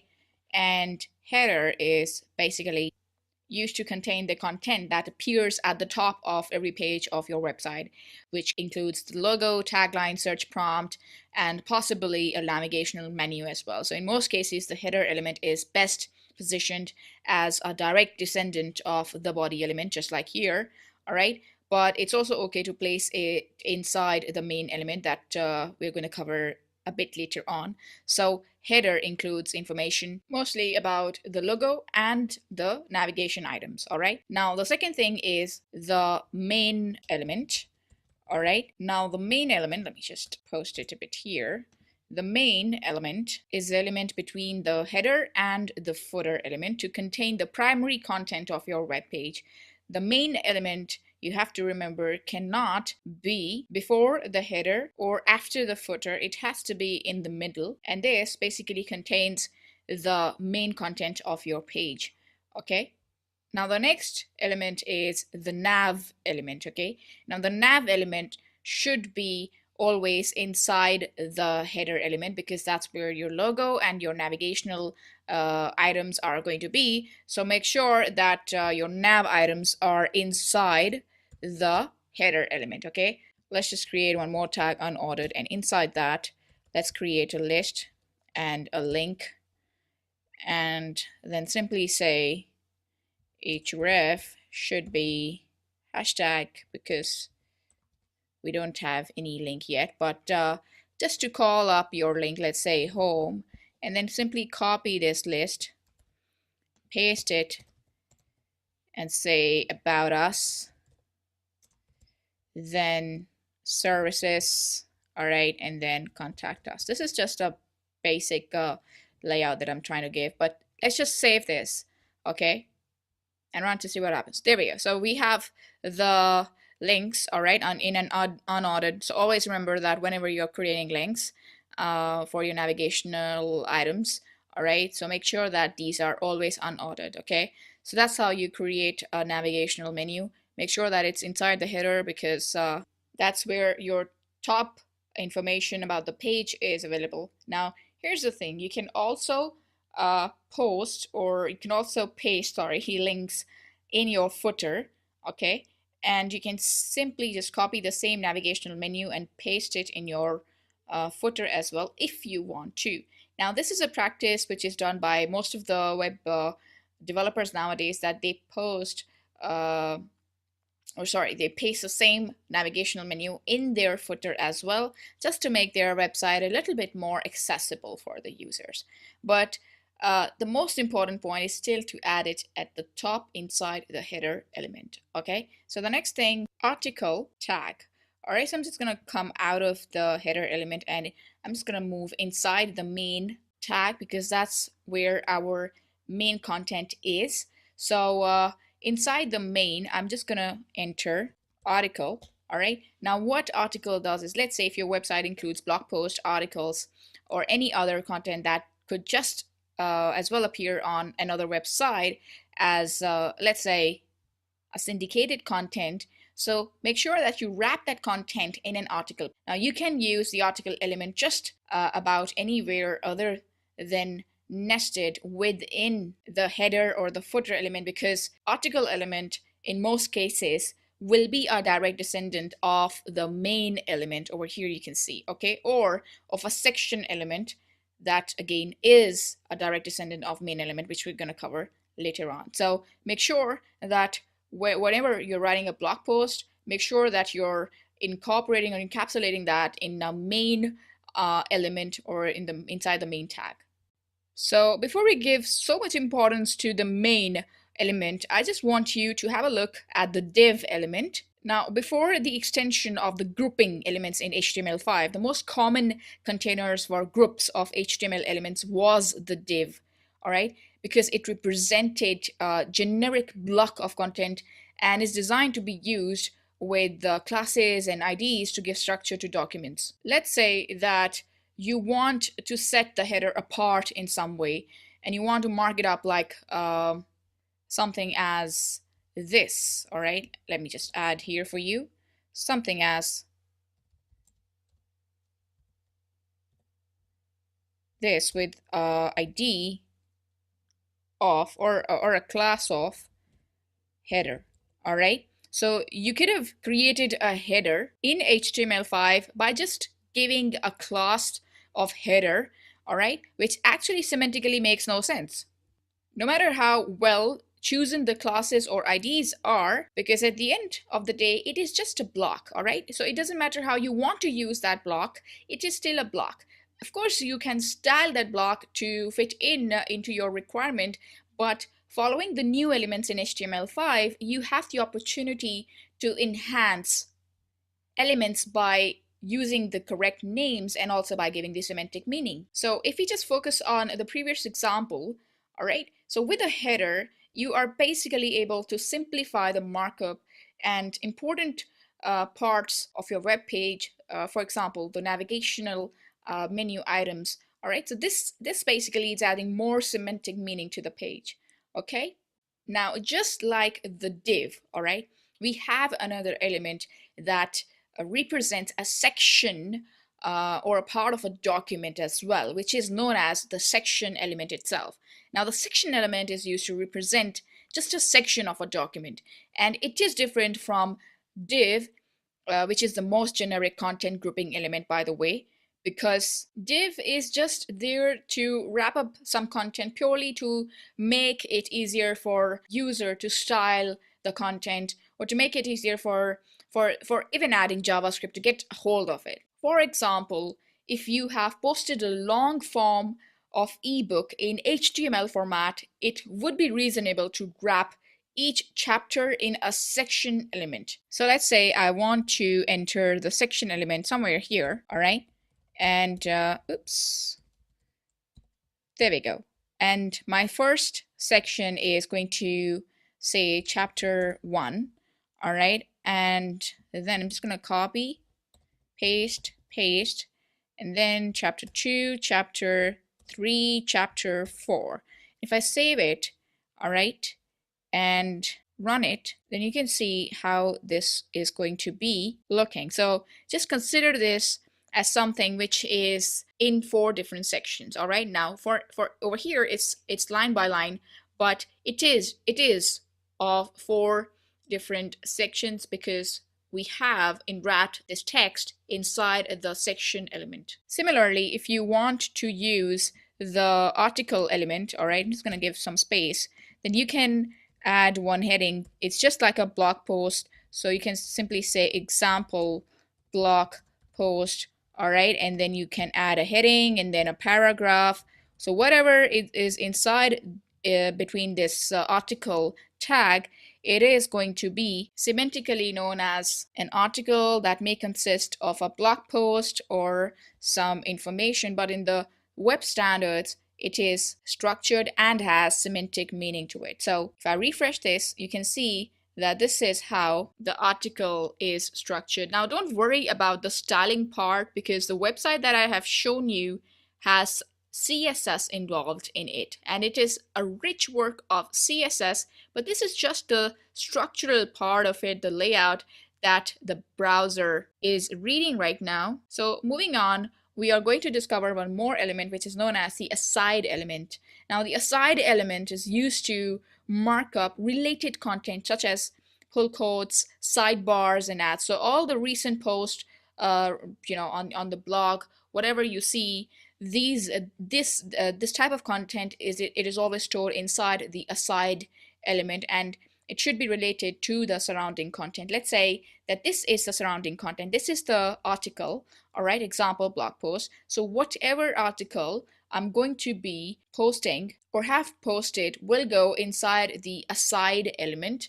So it is going to come after the p tag, which is right here. So when the paragraph ends, it has to be inside the article element, especially if you're trying to give some more information about the current and the existing article. Let's say if I post an aside element over here and post something like lorem ipsum, then I can just use it as an element to write some markup related to my example blog post, all right? But let's say I want to use it as a sidebar, then I can post it outside the article element, all right? But make sure that it is still inside main element, all right? So there we go. Outside the article element, there we go. So it's no different now because we have not applied any CSS here. We're just learning about the structure and the semantics of structuring documents in HTML. Another element that you can use in HTML is the address element, which you can add inside of an article element to provide contact information about the author of that particular article, all right? So let's go back to the code editor. Over here inside the article element, you can simply add address, all right? So you can simply add the address after the paragraph or before writing heading of your blog post, because that's what most of the sites they are doing. So you can paste the information about the author inside this address tag. So let's say that you have some information, Angelina Pitt, all right? And then you're gonna say one more, London, UK, all right? And again, you're gonna say H3 social media profile, all right? You can just link it up with something. So this is just a structure, all right? So let's say if you go back to the code editor, all right? So this is how the address element will work when you add it inside your article element. So you can add address element after the starting article tag if you want, but I have typed it here and it looks fine. And at last, after main and the header element, all right, we have the footer element, which comes right before the body ends, all right? So what it contains is just the footer name, that's it, all right? And whatever you want to give information about all rights reserved, all right, 2019 or 20, whatever, save it, and want to see, that's what happens. So this is the footer, this is the aside element. This is the information, the address information about the author of the specific example blog post. This is the information of the blog post. This is the sectioning, all right, of different pages, and this is the navigational menu inside the header element. Okay. So if I go back to my code editor, that's how I really want you to understand. I'm just going to remove this div because it's not making any sense here. All right. So that's how I want you to remember. First thing first, the header part, which includes most of the time the navigational items. And then comes the main part, which can contain sections or an article, and that article can contain or should contain the information about the author of that article. All right, and then after the article, inside the main tag, you can add the aside tag or element to view or to display the related post as a sidebar. All right, so this part is a sidebar, and when the main part is, we're done with the main part, then at the last we have footer. All right, so everything should be semantic. So make sure whenever you're creating anything, any web page, make sure that you're semantically fine, okay? Because if you're not covering this basic structure or creating a basic outline of your HTML document, then you might be able to create a fantastic page, but you might not get recognized in terms of search engines, in terms of the devices that are going to read your web page. So make sure that your web pages, they are semantically arranged and are correct. So don't worry about the fancy part yet, all right? Because I know that you're thinking, all right, this looks fine. This looks a bit plain, don't you think? But I just want you to understand the structure first of all, and we're going to be styling, our elements later in the video. So I hope that you have gained the concept of outlining your HTML documents. I'll see you in the next videos. Keep learning and of course keep practicing. Alright, in this video we're going to learn about CSS. Now CSS is all about presentation because CSS controls the presentation of your HTML. So you might have seen in the previous HTML section that how we create structure in our HTML pages, etc. But this time we are moving ahead just one step, and that is to know CSS. Now CSS is a skill that you absolutely need to master because it's going to create your pages in terms of style, presentation, and of course mobile responsiveness as well. I'm going to show you a hands-on example about how important is CSS to HTML. So I have opened a website which is known as www.website.com, and over here if I just right click and if I click on inspect, then it will open Google Developer Tools for me, Chrome Developer Tools, and then if I click on sources, and this is where the CSS file is stored for this particular website. So if I click underneath and I try to disable everything that this website has, let me just disable this, there we go, disable this, and next if I disable the other style sheet as well, so now if you see, I'm left with nothing. Whatever style was there before, after the absence of CSS file, it is all gone, and now I'm just left with HTML.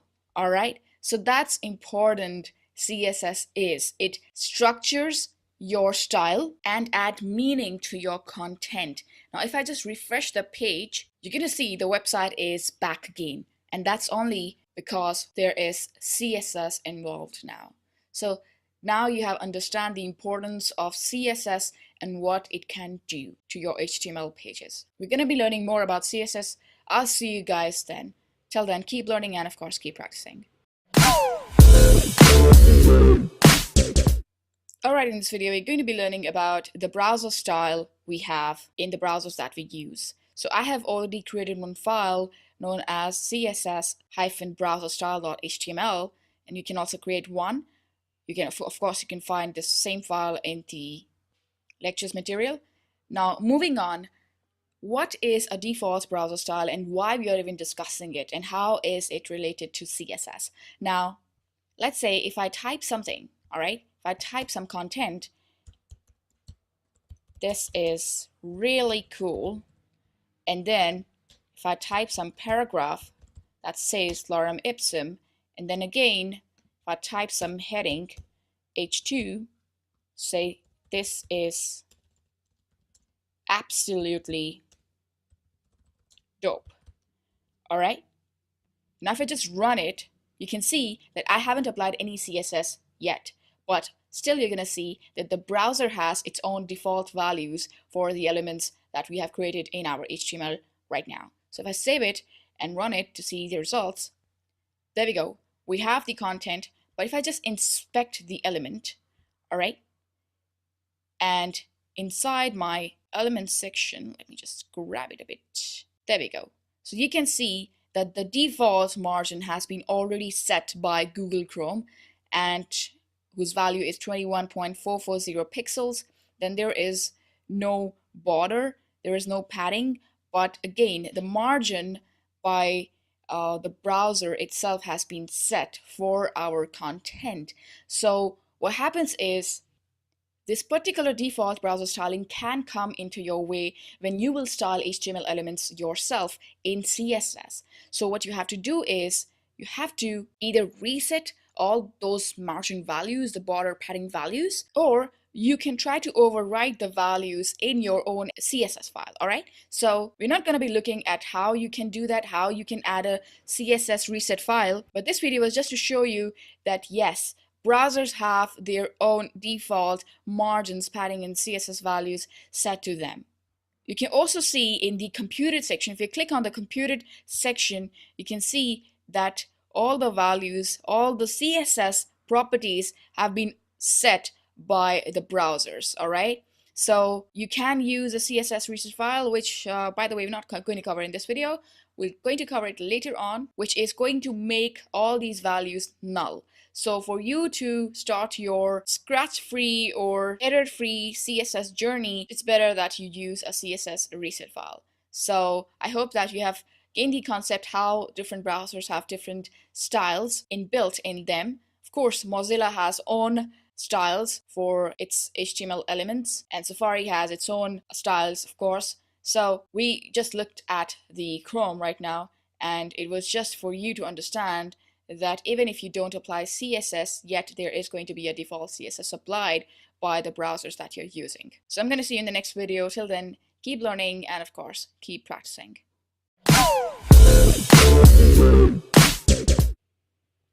Alright, by now we know what is CSS and what are the ways we can connect CSS or add CSS to our HTML pages.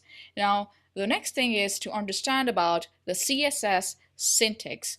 Now, CSS is basically used to style the HTML pages, but again, there are some rules related to CSS that are actually going to modify your elements. So, first thing first, how you add CSS or how you apply certain style to a certain element is by following a simple rule. All right, so let's say that you have a paragraph, all right, and you have some text in that paragraph, and the next thing that you want to do is that you want to select the element that you want to style. So in this case, paragraph is going to be the selector. So let's say I'm going to select this paragraph. So P is the selector that I want to style. So I'm going to the style sheet, which is connected to my CSS HTML file, sorry. All right, so this is a CSS file, and over here, I'm just going to paste my selector, which is P, and then I'm going to start a block by starting the brackets, curly brackets. And then let's say I want to change the color of this paragraph. Now the default color is of course it's black, right? But let's say that I want to change the color of my paragraph. So what I'm going to do is I'm going to declare a property, all right? So this is my declaration. I'm going to declare a property, and then after writing the property name, let's say I want to change the color, I'm going to write the value of what value I want to give to that certain property. So to the property of color, I want to give blue color, and then after that I want to add a semicolon. Okay, so by this you can separate one or more declarations. let's say if you're not adding the semicolon, then you won't be able to add the other declaration. Let's say that fine, this is one declaration, all right, with the property color and its value as blue. Then after adding the semicolon, you press enter, and over here, let's say you want to add the font size. All right, you want to change the font size to, let's say, 16 pixels. All right, and then semicolon. Okay, so what I have done is that I have separated the color declaration and the font size declaration by a semicolon. All right, so this is how you add CSS. First of all, you'll add the selector, and then you will create a block, all right, with starting with the curly braces, and then, or brackets, and then you will add the CSS property name and then its value, and then you'll separate it by a semicolon. All right, and after that you are going to declare, if you want to, you can declare another declaration, and then you can do the same thing, property, then colon, and then the value of that property, whatever you want to give, and then semicolon. So that's how the CSS rule is set to add style to your HTML pages.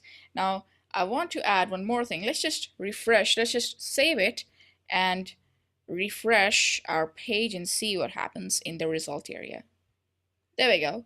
So that's our result. Let's just increase the font a little bit. Let's make it 32 pixels instead of 16 pixels, and then see the result. There we go. So we have a bigger font this time, and that's because we made changes to the CSS file. Now, let's just go back to the code editor, and I want to add one more thing here. Let's say that you want to select a particular ID in order to style that. All right, so let's say your paragraph has an ID, all right? And let's say the paragraph has an ID of para 1, all right? So this is the ID that your paragraph is carrying, because sometimes maybe you don't want to style paragraph, all right? Because if you just style the P tag, then it's going to apply to all the paragraphs. Sometimes you just want a particular paragraph to have a particular style. So in that case, you're either going to select the ID selector or the class selector. So first of all, in terms of the ID selector, what you're going to do is you are going to use the ID name of that specific element which you want to style. So, and then you just copy this, all right? And then you will write hash and then copy the ID name, which is para1. Now always remember that the ID of an element should be unique within a page, so the ID selector is used to select one unique element, and then the procedure will be the same. All right, so let's just remove this, okay, and change the color as red this time. All right, and oops, and the font size should be, let's say, 28 pixels. Okay, now if I look at the result, the results are same, but this time I'm using the ID in order to modify my element.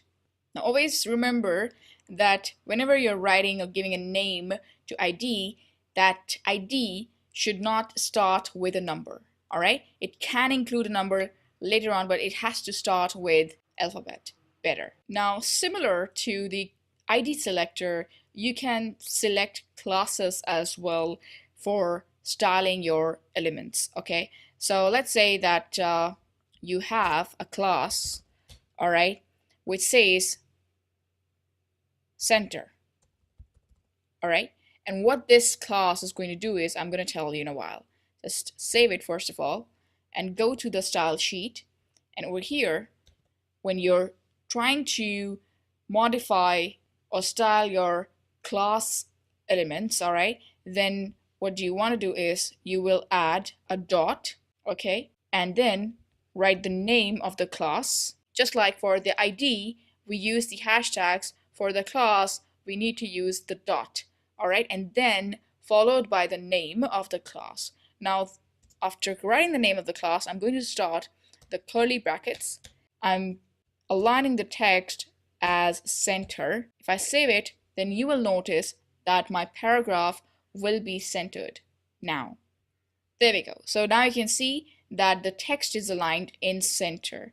So why did that happen? Because I used the class selector this time, which was named as center. Now, to select elements with a specific class is also possible in CSS. And the best use of using classes in CSS is, let's say you want to add the same class to other HTML elements. Well, you can do that because HTML elements can also refer to more than one class. So your P tag could also include the center class. Your H1 heading could also include the center class. You can use classes more than one time. And always remember that a class name will also not start with a number. Now, the next interesting thing that I want to show you is you can also group selectors, all right? You can group elements that are going to have the same style definitions. For example, if I go back to the code editor, all right? So let's say that, first of all, let me just, create some real heading. Okay, so over here, I'm just going to create some heading and say this is cool. And then H2 heading, I'm just going to copy this. This is cool. Paste it here. Then paste it here again. All right, so let's say that you want to give same properties and same values to 3 elements, H1, H2, and H3. So you're going to go to the style sheet, and what you're going to do now is that you're just going to say H1, comma, all right? We're just grouping the likewise elements because they are going to have the same properties, H1, H2, and H3, and then separated by commas, then start the curly brackets, and then give the font size or give the font style to be italic. All right, and then text align should be right. Okay, so after doing that, what you're basically doing is you're just grouping the elements that are going to have the same style definitions. So instead of, let's say, if you have to style the paragraph as well with the same style definition, then you can add a paragraph here as well. All right, it's up to you. But let's just save this and see what happens now.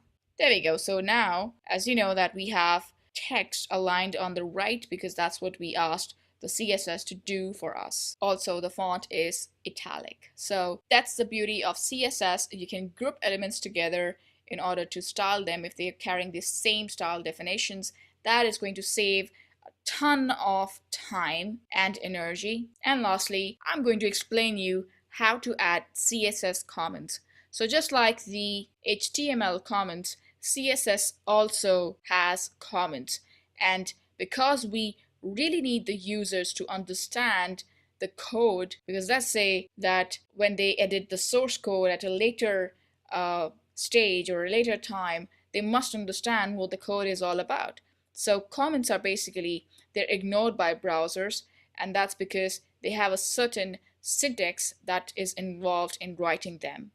So a CSS comment, let's say if we go back to my code editor, the CSS comment starts with backslash and then a star key. Now let's say I want to add this is a style sheet. All right, now to end that comment separate from the rest of the sheet is by adding the star at the end and then backslash. All right, so this is how you write a comment. Now the browser is not going to read the comment because we have a backslash and star, and this is a syntax for writing comments. So make sure that you're putting backslash and star and backslash after finishing your comment. So that's how you write comments. All right, you can write anything. This is a style sheet for blah blah blah purpose. All right, you can save it, and then if you go to the browser, you can see that nothing is there because comments, they are basically ignored by the browser, and they're just there for the web developers to understand the code if they want to edit at a later stage. So hope you have learned everything about the CSS syntax, how elements work, all right, how the ID selector works, how the class selector works, how we can group elements together, likewise elements together with same style definitions, and then finally how comments they are created in CSS. So I'm going to see you in the next video. Till then, keep learning and of course keep practicing. Alright, in this video I'm going to tell you how you can practice with the selectors in advance. So this is kind of a little bit of exercise video where we'll be selecting some selectors and then applying CSS styles to them. So in order to do that, let's just create the structure of HTML first so that we can go to the style.css file. And over here, just gonna type we have the body, and now it's time to type the header. All right, and inside the header, I'm going to create some tags. This is the main web page. And then after the header, as the structure goes, we're going to be adding main. And inside main, I'm going to be creating two sections with, this is a sub heading. All right, and then I'm going to create a paragraph. There we go. And I'm just going to copy this section, all right, and paste it one more time. So we have two sections now. And then lastly, I'm going to add a footer, all right. So we have a we have a header and then we have a footer. And inside the footer with H6 heading, I'm going to be writing this is a footer. All right, so now we have a wonderful structure. All right, and I just want to run it. I just want to save it first of all and then run it in the browser and see what happens. Great. All right, so the result looks like this. All right, now it's time to select our selectors, all right, and just style them a little bit. So going back to the code editor, over here I have one thing that is carrying everything inside it, and that is the body tag. All right, so it's starting from here and it's ending here. So that means everything inside the body tag is actually the descendant of the body tag. So if I make some changes to the body tag as my selector, then ultimately it's going to affect the descendants of it as well. So going to my style.css file, I'm going to select body as my tag, and then following the format of adding CSS, I'm just going to say I want a color of my body to be blue. All right, and then simply save it. And let me just check one thing. Oops, I haven't linked the CSS file, so there we go.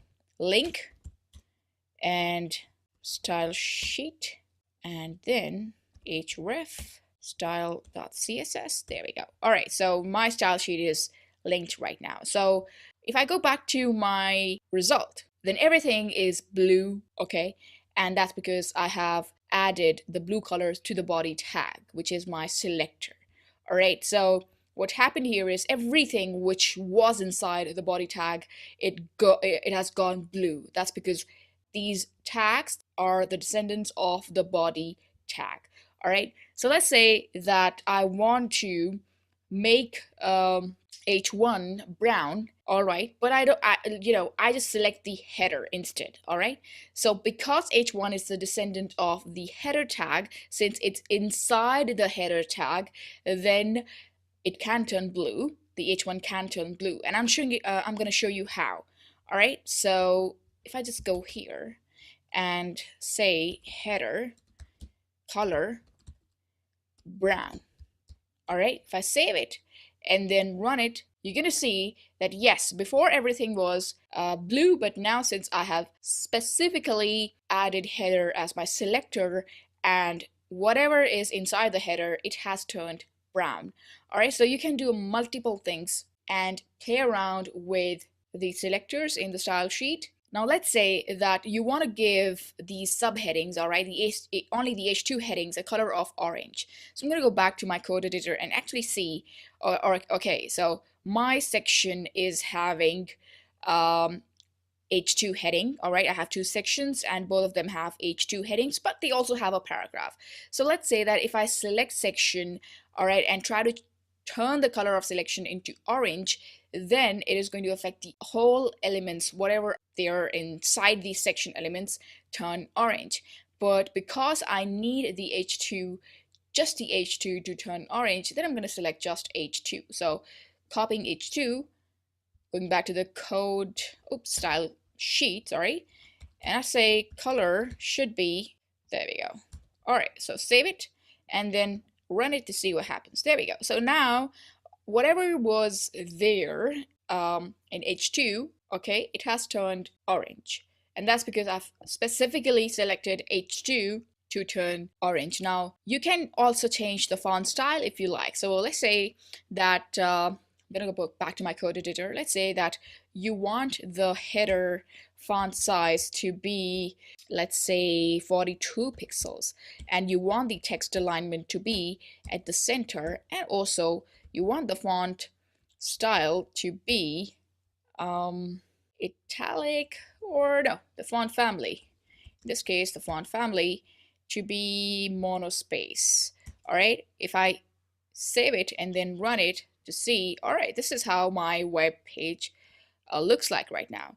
All right, so let's say that you want to change the font family of the whole page, then you can do that by simply taking this property, copying it, and pasting it inside the body tag. So just remove it from here, and now you'll see everything, every font style, every font family will be set to monospace font style. All right, so copying this, there we go. All right, so far so good. Things look a little bit styled now, all right?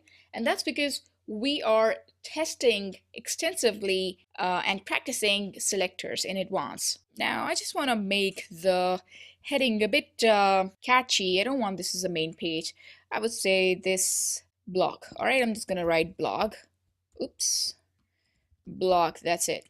And then, there we go. So blog, and then now we have a subheading. This is a subheading, this is a subheading, and as you can see that I have a footer as well, but I haven't added anything to my footer selector, and that's because I didn't select it.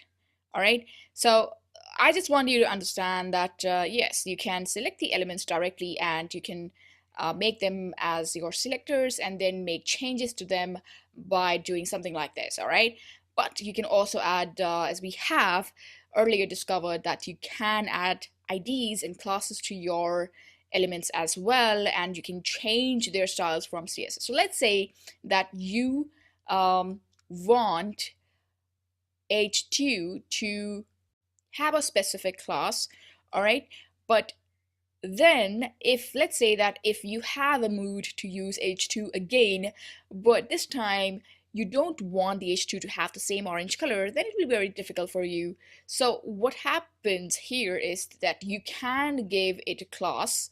All right, so let's say that you're giving class of orange. All right, so whatever orange stuff you want to make, all right, let's say you want a paragraph to be orange, so then you can simply just copy this orange class and then make that thing orange. So I'm just going to copy this, all right, and paste it here, all right, and oops, save it, all right, and go back to my style.css file. And as you know, whenever you're writing classes or styling classes in CSS, then you have to start with a dot. So after the dot, the class name, which is orange, all right, and then simply save it and see the result now. Well, nothing has changed, the result is same, but this time we have used a class, all right? So let's say that you want to add a separate paragraph outside the section, all right? So I'm gonna go to the code editor, and then let's say that you want to create a paragraph after the section, all right? And you want to make it orange. So what I'm going to do is you're going to give it the same class of orange, all right? And as you can see, I haven't even touched the CSS file, but what happens now is that the paragraph will automatically turn orange, and that's because I've added the orange class to it. So we can use the class selector to target a specific element if we like. And also, let's say that you want to use ID, all right, by the way, which you should always use once. So let's say that I'm going to use an ID for footer, because footer is always used once in a web page. All right, so I'm going to go back to the code editor, and over here, I'm going to give it an ID of foot1. All right, and save it. And now this foot1, whatever is inside this foot1, all right, it should be, oops, let me just, all right, it should be in center, all right, and in italics. So remember, whenever we start an ID in CSS, or we style a ID in CSS, then we always start with a hashtag. So hashtag, and then the name of the ID, and then simply text align to be center. All right, and text font style should be style should be italic. All right, save it and then run it to see what happens. There we go. So now our footer is in the center and it's italic as well. Let me just zoom in a little bit. There we go. So we have the footer now and it's in italic. Now we're going to be learning step by step about some other styles, but this is just to show you how you can play around with the selectors. All right, so this was a video exercise for you to warm up a little bit and try to experiment on your own about what selectors can be used for. I'm going to see you in the next video. Till then, keep practicing and of course, keep learning. Alright, in this video, we're going to be learning about how to use colors other than the keywords, alright? So what we did previously was, let's just go to the style sheet, which we had from our previous video.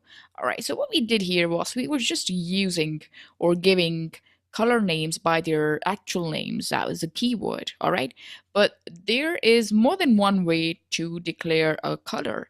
And how we can do that? We can do that by adding hex and RGB values to our color combinations. And that is actually very important to know, because let's just see that, sometimes we just run out of the keywords, all right? So in the blue combination, we only have a bunch of blue colors. But other than that, let's say if we want to choose some other shade of blue, then we don't have a lot of options. We only have limited options, which are here. And these are about, I think, 20 options. So when I need more options as a web developer to bring more innovation to my style, then it becomes very important to choose a color code, which is also known as the hex code in CSS, which is followed by 6 characters starting from 0 to 9 and A to F. So for example, if I want the color of the body to be black, then the hex code for the color black is hashtag 000000. All right, so this is 6-digit code. All right, and don't forget to put the hashtag in the beginning before entering the 6-digit hex code. So this is also a way of adding color to your body or adding color to your style sheets. That's it in journal. Okay, now let's say that I don't want the body color to be exactly black. I just want it to be a little bit mild darker. All right, I don't want it to be absolutely black. So in that case, I will choose the color as 333333, all right, which is a grayish, dark grayish color. All right, I'm gonna save this and run it to see the result. Okay, so the body color is 3333, which is darkish gray. You can't see the difference because it's really dark. I mean, the color code 333 is actually dark. So let's just make it a little bit light, all right, and gray. So we're going to be inspecting the element, all right, and over here you can see that the color is 333, all right, and now I'm just gonna select my color code 0F 0F0F, which is slightly lighter than the dark color. All right, and now let's just see the RGB value as well, which is the red, green, blue value. It starts from 0 to 25, 255. All right, so let's say this value is 0, this value is also 0, and this value is, let's say it's 255, which is the last limit. All right, so that means that the blue has a maximum value, so the result is going to be blue. You can copy the RGB value in your CSS by simply saying RGB and then the brackets and then the value 0, 0, 0. So this particular color combination is going to give me the result as black, jet black. There we go. So you can add color combinations using hex code, using RGBs, and using keywords, but the best method is still the hex code. So I'm just going to inspect the element and make this a little bit light gray, which I didn't do previously. So I'm just going to click here and just change it back to my hex value. And from here, you can see this little bit, the little color picker. So I'm just going to make it go a little upstairs, and now you can see that the color is almost gray. Now let's just make it more light gray. So I'm just going to copy this code, since this is the code of this particular color in the circle. So I'm going to copy A09E9E and copy this and paste it over here, followed by the hash key. All right, save it and then run it to see what happens. There we go. So now we have a very interesting and fine looking light gray color, and it's looking nice as well. So it goes with the orange color. Now you can pick your own hex code from different websites, and I'm going to show you how you can do that. Now there are plenty of websites to do that. One is the coolors.co. All right, and let's just refresh it. coolors.co/app. All right, and it's basically these type of sites, they allow you to generate your own hex code. So for example, this is showing a color combination that you can use in your site that you want to build. So, and this is the particular code for hex code for a specific color. So if you, let's say that if you don't like a particular color combination, then you can just simply press space, all right, space, and then the color code changes. All right, so let's say that I don't like the pistachio option, so I'm just going to change it. And yeah, this is great. This is absolutely fine. So what I'm going to do is I'm just going to paste this, sorry, copy this first. All right, and paste it in our current color combination. So it doesn't matter whether it's the letters are capital or small, as long as they're hex code, it's absolutely fine. So I'm just going to see the result now. There we go. So now the web page has been changed. The body color has been changed to darkish blue. All right. So that's because we changed the hex code. All right, which is very dark. So you can play around with the hex code using websites like cooler.co/app, and of course it's possible to do that. All right, and also it's very easy for changing the color combinations as well. You just have to press the spacebar key, and then you simply have to copy the hex code and then simply paste it in your style sheet. Now the next website, the similar website for beautiful color palettes, is the Color Hunt.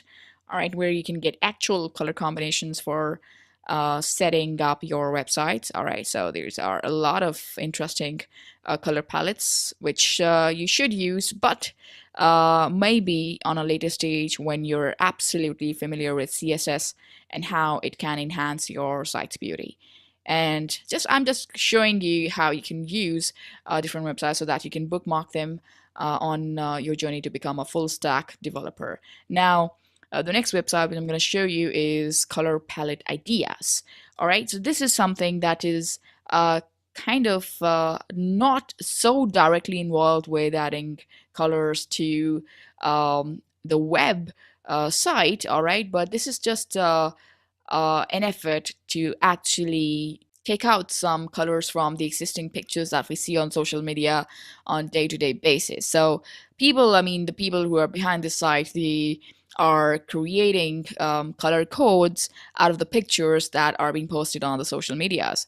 So if you want to take inspiration, or if you're crazy enough to experiment on such creative level, then you can choose this website, and you can bookmark this website for using color palettes for your website. So these are a bunch of websites, color palettes to start with for adding color combinations. Hope you have gained the concept of generating colors and using them in more than one form. You can use them by adding colors as a keyword. You can use colors by adding as a hex code. And also you can use colors by adding an RGB value, which is kind of not a very practical way, because it's very difficult to remember the RGB values. Hex code is something that you can get easily on the websites like these, colors.co, and you can just go for the color combination, simply paste it on your style sheet. All right, so I'm going to see you in the next video. Till then, keep learning, and of course,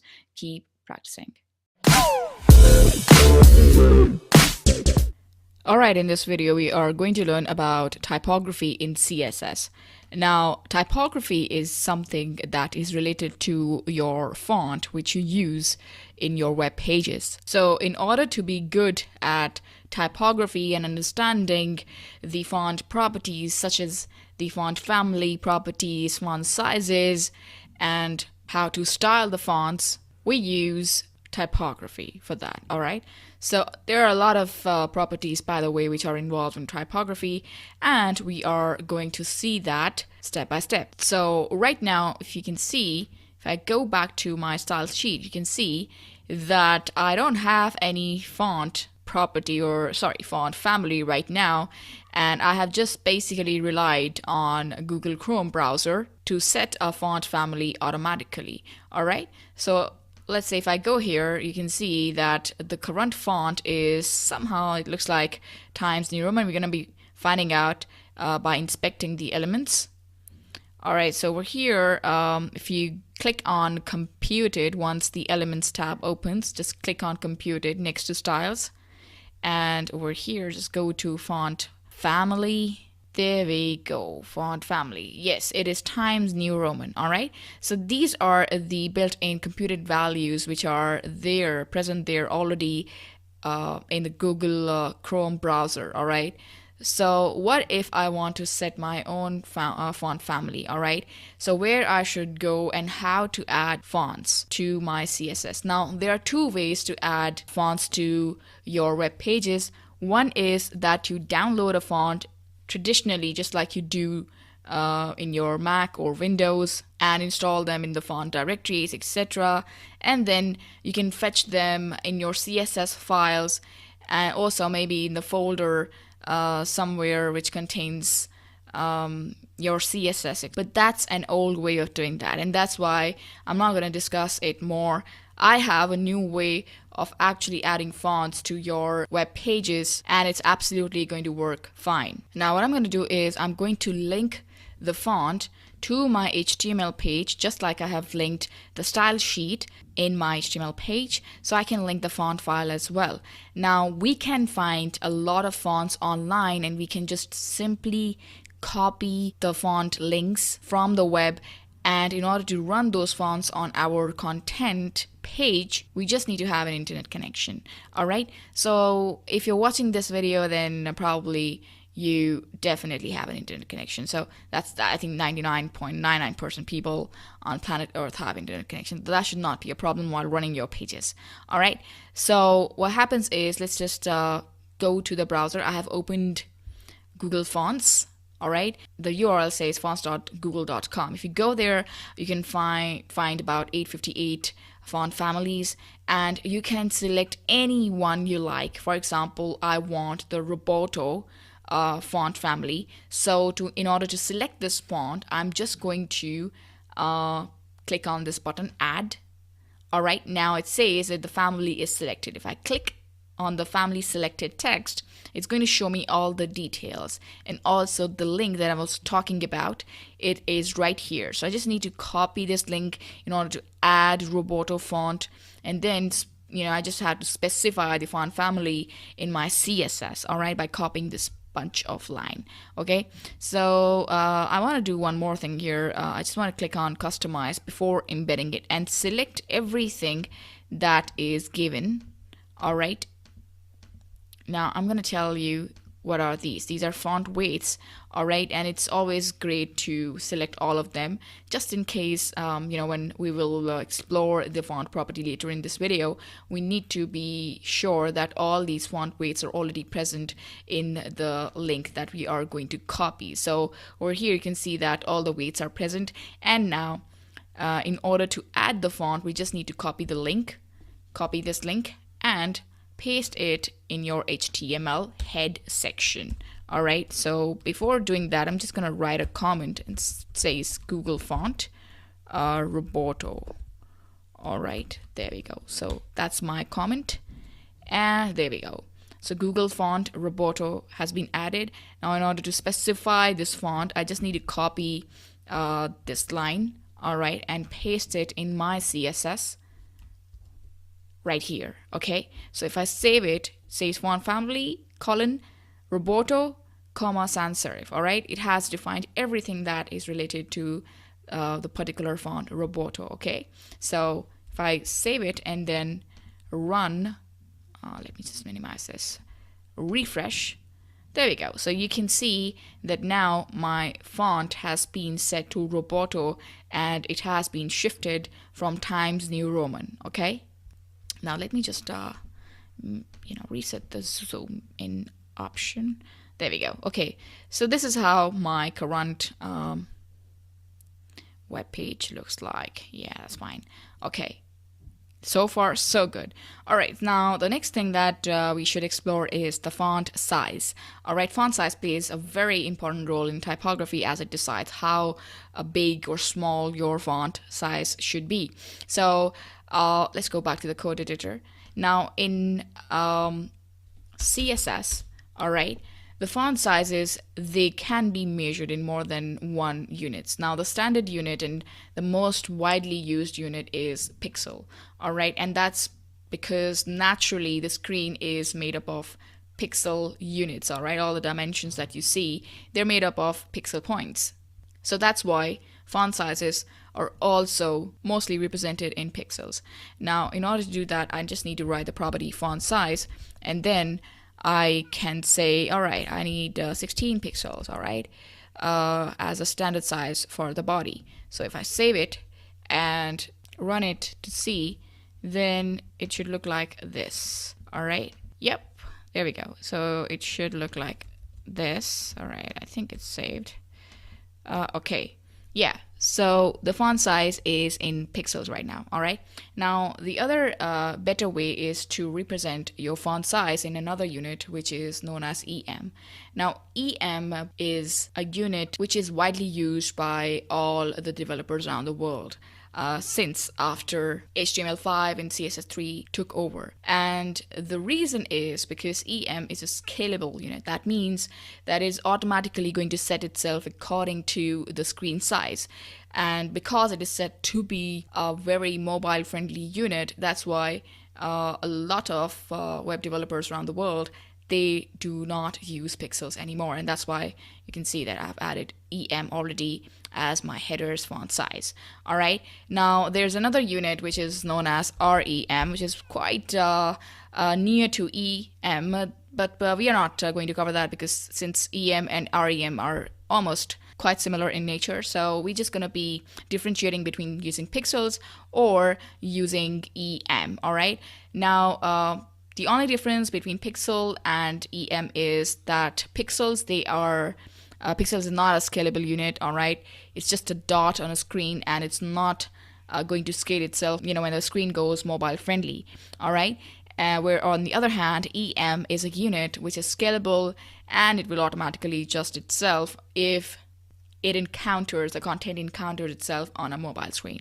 All right, that's the only difference between these two units. So for this project, I think it's better that we use EM instead of pixels, all right? Since we've already used EM for our header. So let's say 16. All right, let me just write a comment here first. 16. 1 EM is equals to 16 pixels, all right? You have to always remember that the size of 1 EM is equals to 16 pixels. Okay, so if I can write 1 EM here, that means it's 16 pixels, all right? So I'm just gonna refresh. There we go. Okay, so there's no change, and that's because EM is equals to 16 pixels. Okay, so if I go to my code editor and type 1.5 EM, which is going to be equivalent to I think 24 pixels, etc. So if I refresh it now, you can see that my content has become bigger. All right, the text has become bigger. Okay, so a lot of things can happen if you change the numbers or even put some point values like values after the decimal, etc. Moving on, we have another property in terms of typography, and that is the font style property. All right, now what font style does is that it decides how our text is going to look like, whether it's going to be italic, normal, or oblique. Now, by default, our text is normal, and it is better to keep it normal, especially in the body section. So, since we just wanted to show an example, it's better, we just keep it normal. Let's say that you want to make the heading italic, so maybe you can just introduce this property here and say font style is equals to italic. All right, so if you just save it and run it now, then you can see that the block part has gone italic and the rest of the text is all normal. Okay, so far so good. Now moving on, we have another property to discover, and that is the font weight property. Okay, so font weight basically decides how thick your text is going to be. Okay, so yes, we have the font size, which we have set to 1.5 EM for the body, but we need font weight, especially when we want to emphasize some heading or make our text look thick. All right, so that's where our font weight comes into play. All right, let's say I have chosen 700 as my font weight, and if I save it, if I save it and then run it to see the results, there we go. So my body now is having the thickness or the font weight of about 700. Now font weight doesn't have any unit, so you have to be sure that you're writing just a number, okay? And it has to be a multiple of 100. So in this case, the font weight is 700. Let's say you want your font to be thin, all right? So you can just write 100 and save it and then see what happens. There we go. Now our font has become thin, okay? It's thinner than the normal text that we saw, okay? So that's how the font weight property works. Now the next property that we're going to discover is going to be the line height. Now line height doesn't start with the word font, but it's still related to the font properties, okay? So line height basically decides how much height you must have between the lines that are there between your paragraphs and your headings, etc.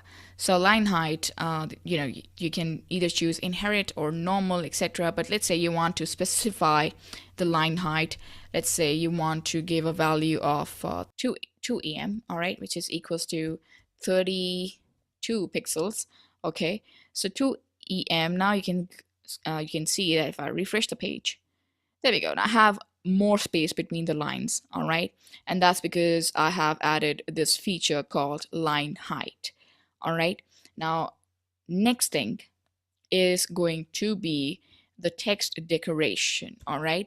Now, text decoration is a very important property, and it's very much related to typography, and it decides how your text should be decorated. Like, let's say it has to be a line through, an overline, or an underline. So you're going to be looking at them one by one. Save it and then refresh and see what happens. All right, So line through is not our cup of tea, so we are going to change that. We're going to write something like overline. Yeah, let's see what happens. Refresh. There we go. So now our line is a bit overline, but still it's not like, it's not looking good. It's not a very fancy option. So let's say we want to underline. All right. So we mostly use this value underline when we use the property text decoration, because um, sometimes we want to emphasize on a particular word or particular paragraph, and that's why we need to underline it. All right.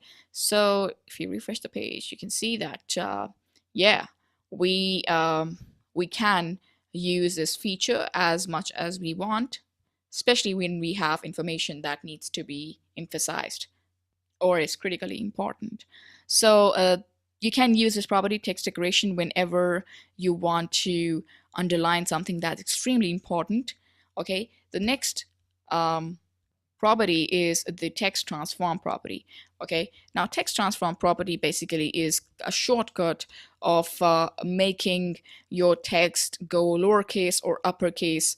All right, and it's especially, let's say that you might have some headings where you want to emphasize so much that you want your headings to be in uppercase, and let's say that in your code you have typed in lowercase, and you want to change that in CSS, then you can simply select this property and select this uppercase value, semicolon, save it, and then run it to see what happens. Everything will go, in capital letters. Okay, so you have to always worry about these two values, which is the uppercase and the lowercase. All right, so if I save it and then run it, now you can see if I have entered lowercase, so everything will go in lowercase now, including this heading as well.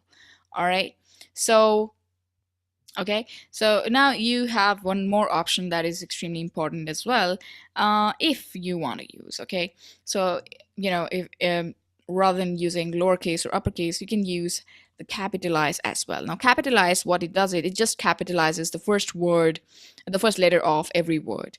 Okay, so if you save it and then if you run it, then it will look like this somehow. All right, every letter of the first of every word is in capital. So you can use this option as well, since it's a lucrative option, so you can use for your text as well. All right, but mostly web developers, they work with the lowercase or uppercase values. All right, so far so good. Hope you have gained the concept of adding typography in your web pages. I'll see you in the next video. Till then, keep learning and, of course, keep practicing. All right, so as we know that we have two kinds of HTML elements: block level elements and inline level elements.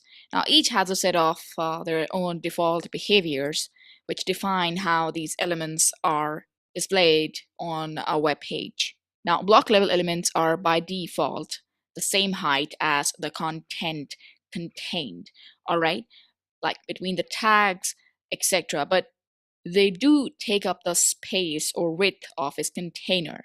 All right, even if the content is, let's say, smaller, still in whatever container it is contained, it is going to take the full width, even if the content itself is not taking up space. And this is why, probably the reason why, block elements, they always start on a new line and they act like they are stacked on one another. All right, you will never see block level elements starting on a single line, all right, or on the same line. So they will always start on a new line. For example, if I write something like a paragraph, all right, and by the way, I'm going to create two paragraphs, all right, and if I save it and then run it to see, there we go. So I have added two paragraphs, and paragraphs, by the way, is a block level element. I can see that the second paragraph has started from a new line. All right, so there was space, but the space wasn't utilized because we are dealing with block level elements which have to start always on a new line. All right, that's why they're called block level elements. Now in inline elements, the case is completely opposite. inline elements, they take up the height and width of the content. So if you see that width has been wasted here, the height has been utilized in block level elements, but when we're using inline elements, that are going to take height and width of whatever content is created. And next, if you write another inline element, then it is not going to start on a new line. In fact, it's going to start on the same line. All right. For example, if I write something like span tag, which is an inline element, all right, and I write this is inline stuff, all right, and if I write a link, hashtag, there we go, and say link 1, and copy this one more time, paste it, and call it link 2. If I save it and run it, you're gonna see now, since all of them, these two tags or elements, they are inline elements, and you're gonna see that they won't be able, they're not be starting on a new line. In fact, they will be on a same line. So if I refresh, there we go. So this is inline stuff. And since inline elements, they take the height and width of the content, therefore you can see that all the inline elements, they are stacked next to each other. Now, here's an interesting thing to know, that you can nest inline elements inside block level elements, okay? But you cannot wrap or nest block level elements inside inline elements. All right. Now, inline elements can only nest other inline elements, except there's just one exception, the a tag in HTML5. Other than that, you cannot nest any other block level element inside an inline element. Okay, so for example, let's say that I have something like a link, all right, and let's just take this link as an example. All right, now inside this link, I'm going to create one more tag known as the block level element h1, and say this is a superb heading. Or now you can see that this is on a new line. All right, let me just check if it works with h6, since h6 is a smaller unit. All right, but you can see that h1 or h6, they are acting as a link. All right, and that's probably the reason why they have let it inside um, the inline element. They've let the block element live inside an inline element. Now, the best way to recognize what is a block level elements or what is an inline elements, it's always a good practice to use a background color. All right, so how can we do that? Is simply by going back to the code editor and actually selecting the p tag, go to the style.css and select the p and give it a background of blue. And after that, we have span tag. They should have a background of yellow. All right, p tag, we had h1 and h6 as well. Save it and then run it to see the results. There we go. So now we can see that this is quite distinguished, that what is a block level element and what is an inline element. All right, I'm just going to remove this just for the sake of erasing confusion. Just going to remove this extra h6 that I've added inside the link. So I'm just going to remove this h6 and keep my anchor tags together, and also maybe change the color to orange. Save it and then run it. All right, so now you can see that my paragraph is taking full width, all right, and my inline elements, they are just taking the height and width of the content. Now that's the only difference between block and inline element. Now I want you to focus on one property in CSS that is known as the display property. Okay, so you can make your block level elements look like inline elements, all right, and you can make your inline elements look like block level elements. So how you can do that is by using the display property. So for example, this is the these are the block level elements. All right, so you can use a property which is known as display property. Okay, so what you can do is, since these are already block level elements, what you can do is that you can simply choose inline for them, refresh and see what happens. There we go. So now all my block level elements have become inline elements, all right, and they are utilizing the height and width of the content. Okay, and I can do the same with my inline elements. I can make them look like block level elements. So it's gonna go and copy this whole property and its value, paste it, and over here I'm just going to write block.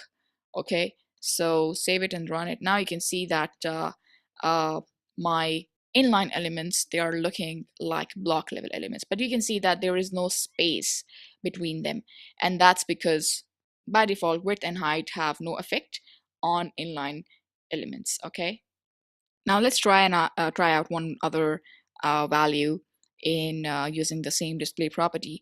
Let's say that we change this block to our using our inline elements. So let's say we change it to uh, something like something like inline block. All right, and if we just save it and then run it, then you can see that now the elements, they are in blocks, but at the same time they are inline side by side as well, the way inline elements do. But it also takes the height and width values the way block level elements do. All right, so now we have two properties for our inline elements. Okay, they are acting both inline and block level elements. The same we can do for our block level elements. We can give them the display property of inline block. All right, so we're just gonna add a hyphen and then say block, save it, and then run it to see. There we go. So now we have inline block, and let me just remove the text a little bit because I just need to show that. All right, I think now it's fine. There we go. So now you can see that now the text is fine, and even now our block level elements, they're acting as both inline and block level elements. So this is quite possible to transform your block level elements into inline or both block and inline, and it's possible to change inline into block level elements or both inline and block. All right, so there's no need to confuse. You can watch this video again and again to gain the concept and try as much as you can to learn. Okay, so I'm just going to introduce one last property before I sign off. That property is known as the none property. Let's say you don't want to display any kind of block or inline element, so you're going to select none property. All right, so if you select that, all right, then you can see all the block level elements are gone. Okay, and that's because we selected the display none property for our block level elements. Okay, so basically this is there just to suggest to you that you can use this property when you want to hide some element that you really don't want the users to see.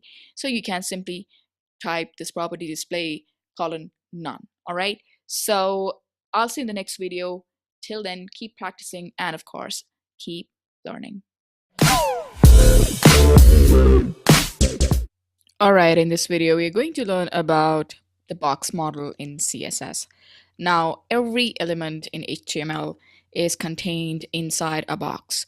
And if you don't believe that, or if you haven't seen it before, then let me show you how every element is arranged inside a box. Okay, so right here I have made a new file which says box model in CSS and remove the previous style sheet.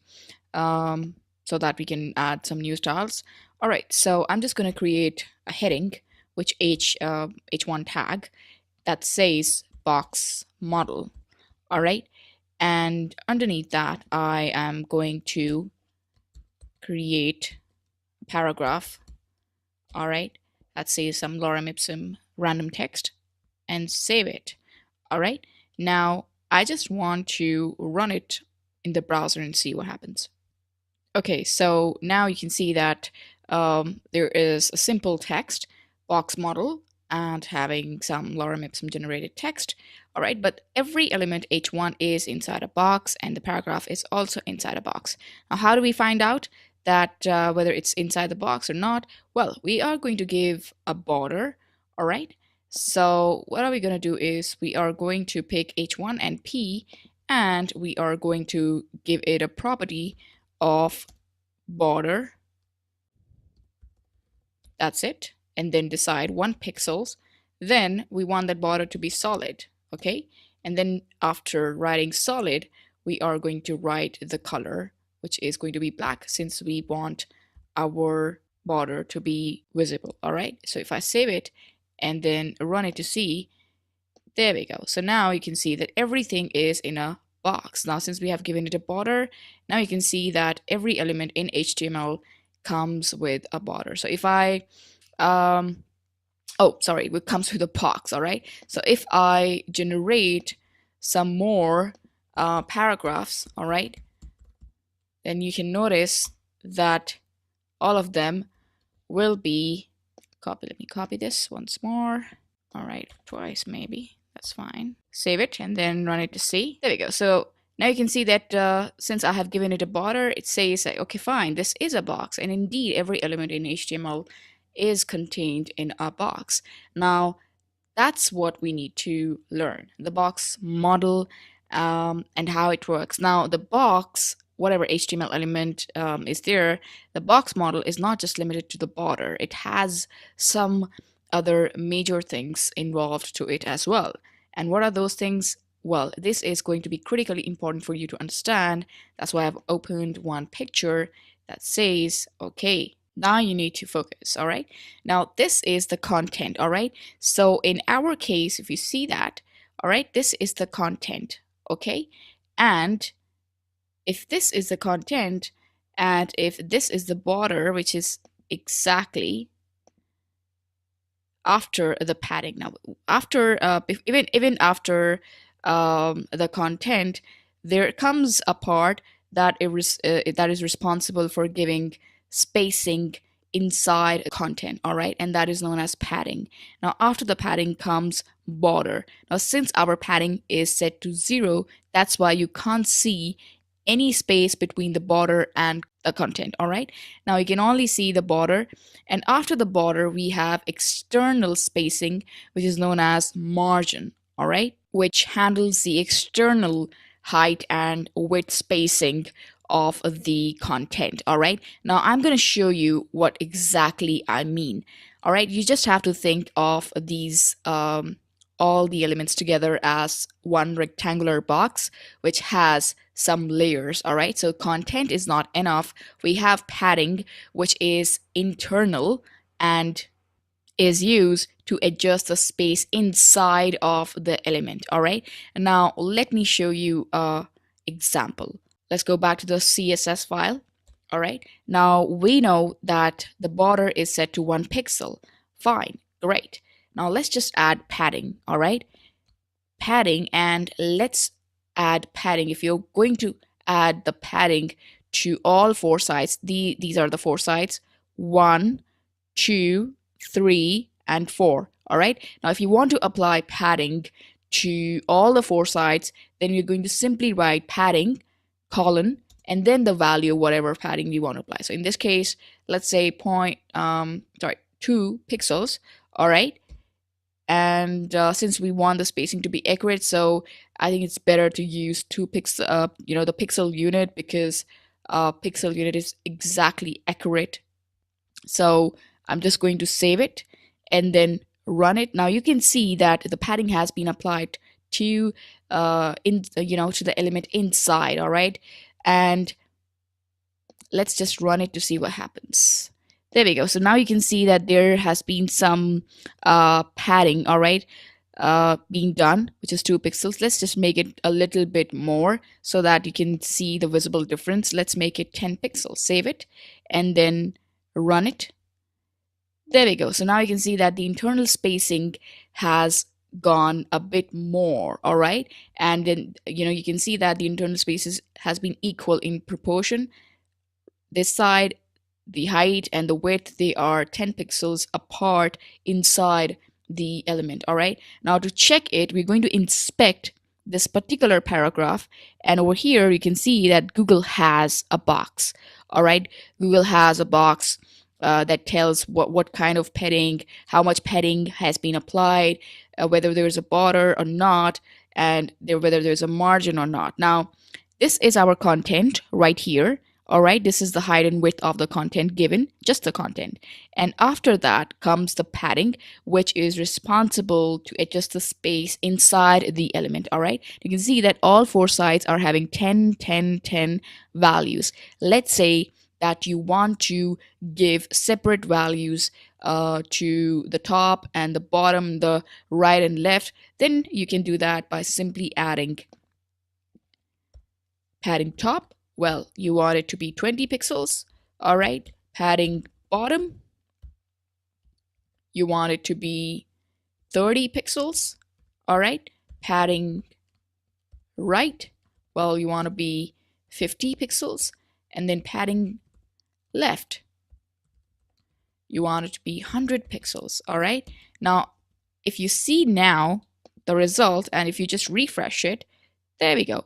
So now you can see that the box model has all four different dimensions in terms of its padding, and it's shown here. All right, you can always check what how much padding has been applied to top, bottom, right, and left. So it's showing 20 pixel top, all right, and 30 pixel bottom, and padding right is 50 pixels, and padding left is 100 pixels. So mostly we keep the padding values same, all right, for all the four sides. So I'm just going to go and switch back to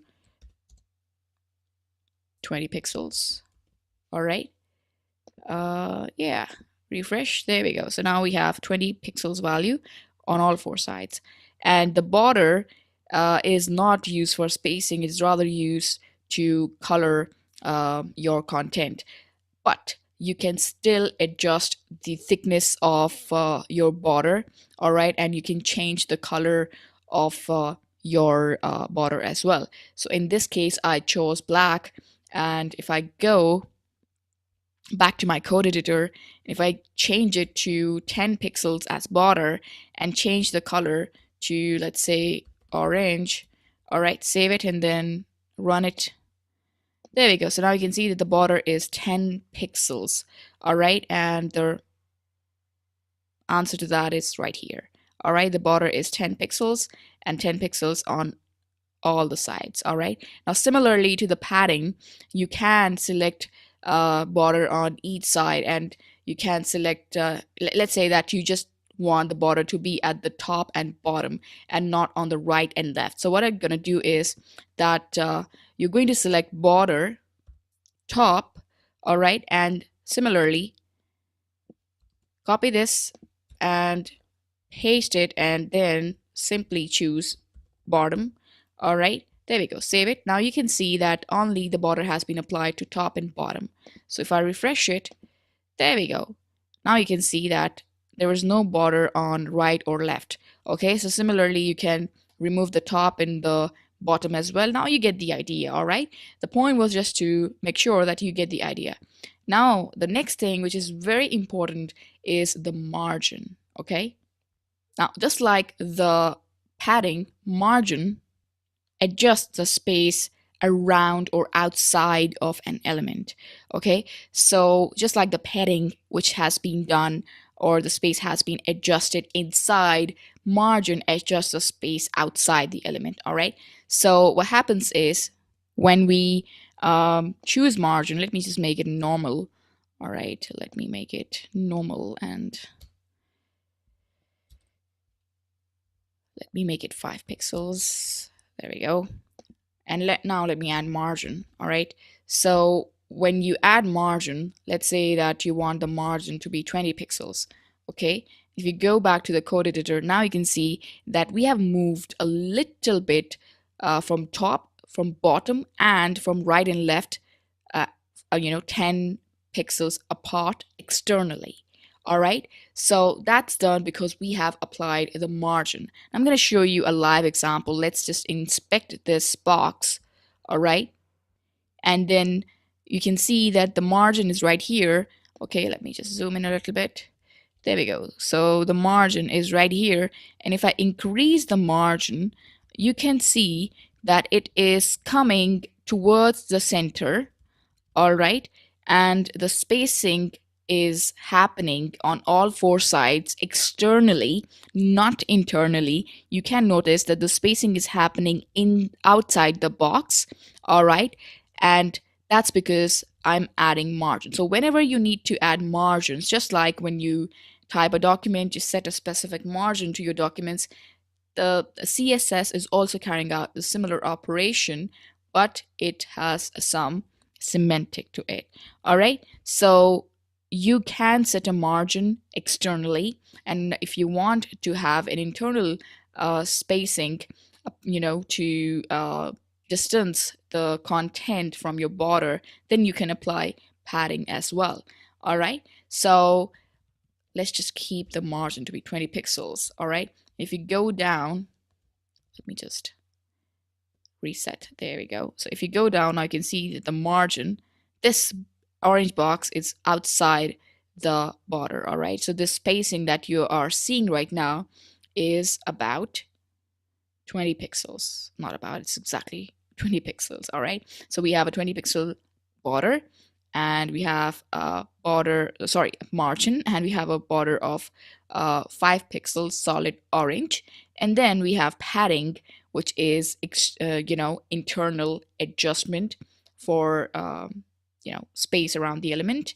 And then we have the content height and width. All right. So this is how our box model works. First comes the content, then the padding, the space around that content, and you can increase it, decrease it, or it's your choice to keep it 0. Then we have the border.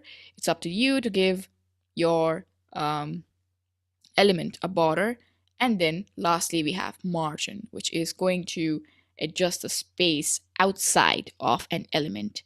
All right, so many people, they confuse padding and margin, but it's very important to understand the box model, since it is going to make you a pro, especially, let's say, when someone asks you in an interview that please explain the difference between padding and margin. So you're going to tell, well, padding is something that adjusts a space inside of an element, and margin is something that adjusts a space outside an element.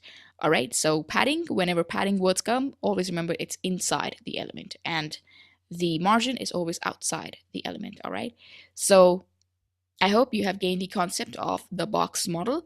All right, I'll see you in the next video. Till then, keep learning and of course keep practicing. Alright, in this video we're going to learn about practicing margins, width and max width in CSS. Now, this topic is rather a very important topic because it actually decides how our content is going to be placed in terms of its positioning and alignment, etc. Now, we know that most of the time we are entitled to use block level elements in HTML. And as we know that a block level element, it always takes up the full width available. All right. So basically what it does is that it stretches out to the left and right as far as it can. And that's probably the case that we have seen previously. Now, let's say that if we set a width of a block level element, then it is going to prevent it from stretching out to the edges of its container. All right. So for example, let me just show you a practical example. And let's say I have a header.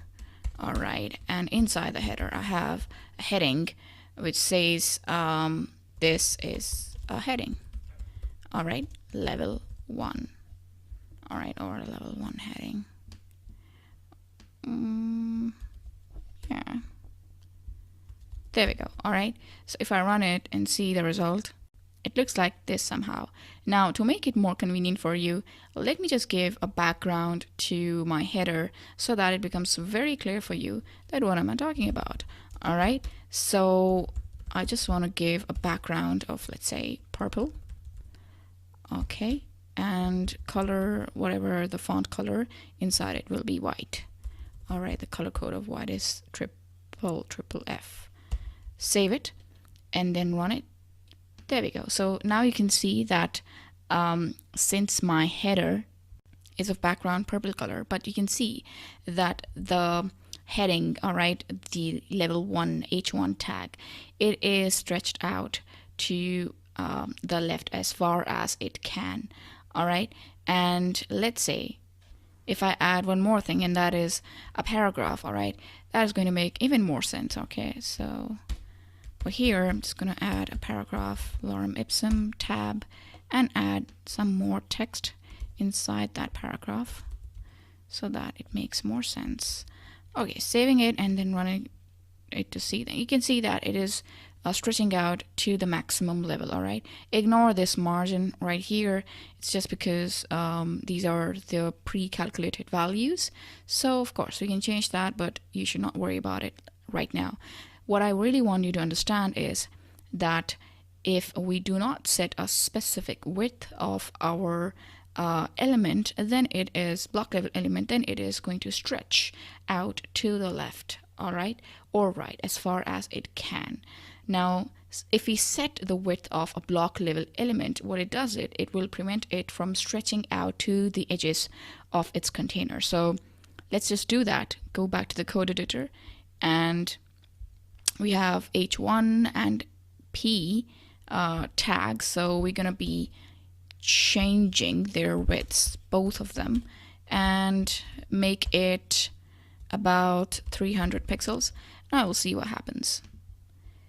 There we go. So now my H1 tag and P tag, they only have a width of 300 pixels. All right, before they were like, stretched out to the maximum width. Okay, now to even make more sense of it, what you can do is that you can set the margins. All right, so here comes the margin. Let's say that you don't want your text to be like, in the center. You want it somewhere here. All right, so there is something very magical that you can do, and that is the elements, both of them, H1 and P tag, they are going to take up the specified width, 300 pixels. All right, and the remaining space will be split equally between two margins. So how I'm going to do that is I'm just going to type margin, and I'm going to type 0 and then auto. Now what is happening here is if I'm typing two values after writing margin colon, all right, so this 0 means that the top and bottom values will be 0 margin, 0 pixels, and auto means that the right and the left values are set on auto. So what it does is that it brings the content in center.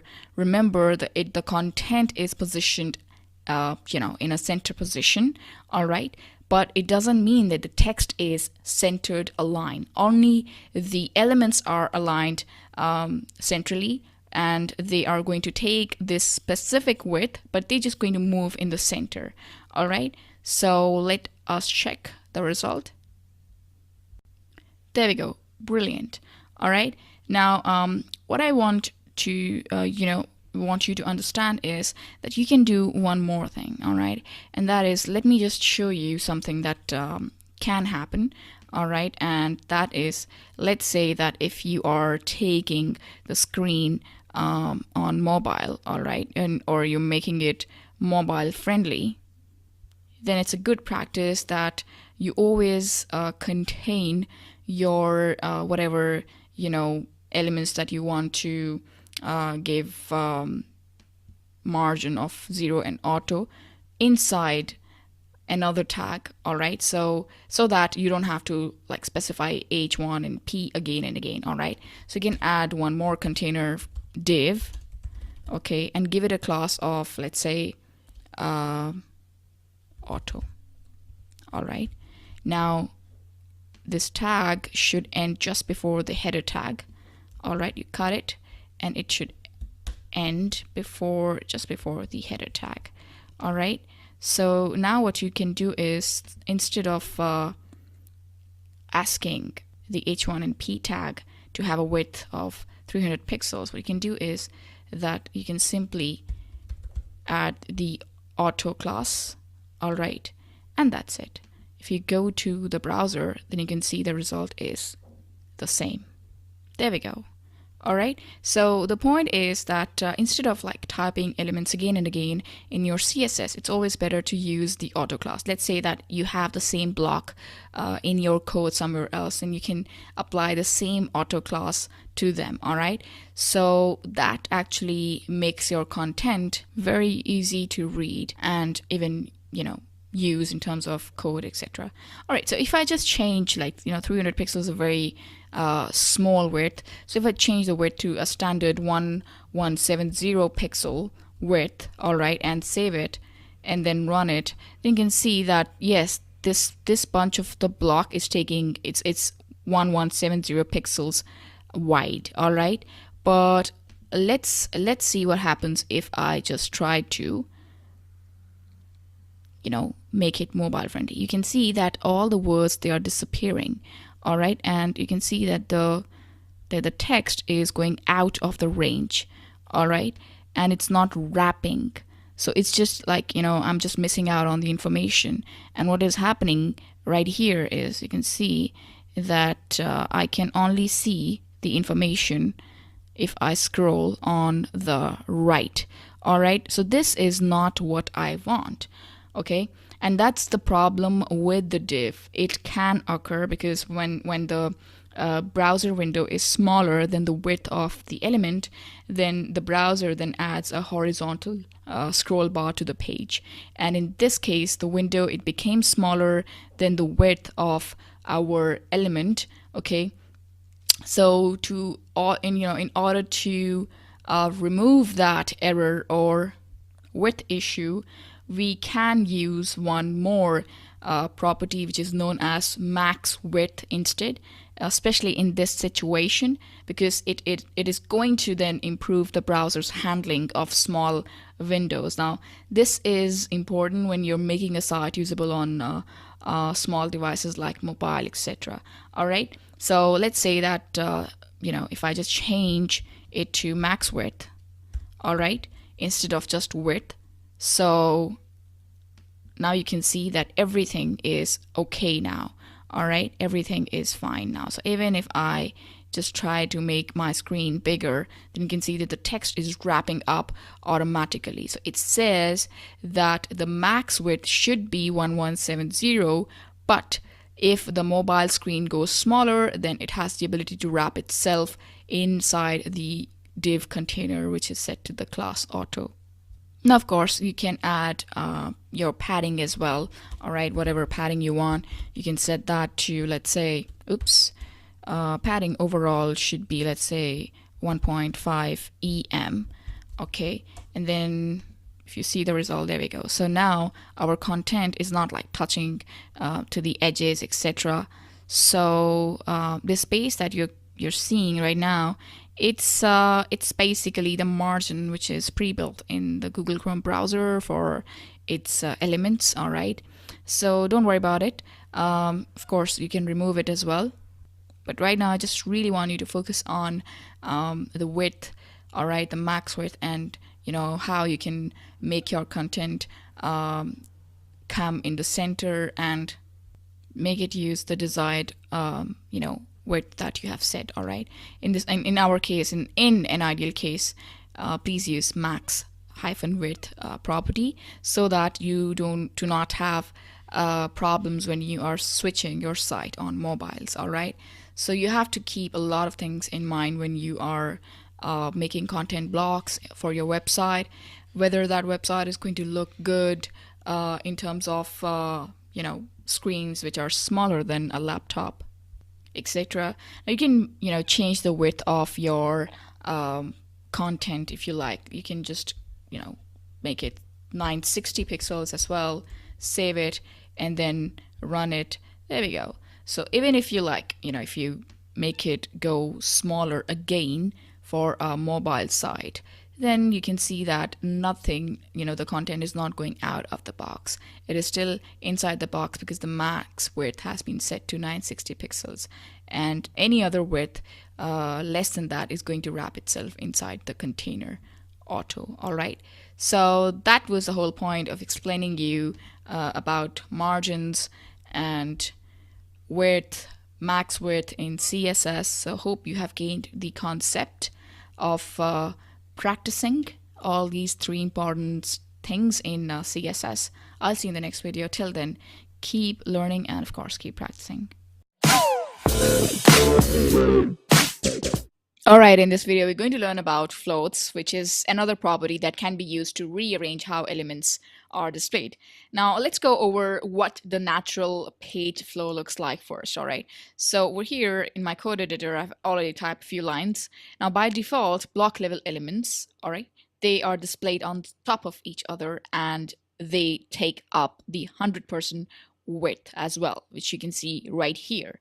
Alright, now in the order of especially of how it's written. Now inline elements, they stay within their context, and since they only take up the amount of space as the content contained between the tags, they are displayed within the line. Also, if the parent element wraps the content around its child elements, inline elements will be very responsive. So you can see that I have added the span tag, all right, within a block level element, which is h1, and it is showing me exactly the effects of being an inline element. All right, now let's just talk about float. All right, now float property, it won't remove elements from the natural flow, which is this.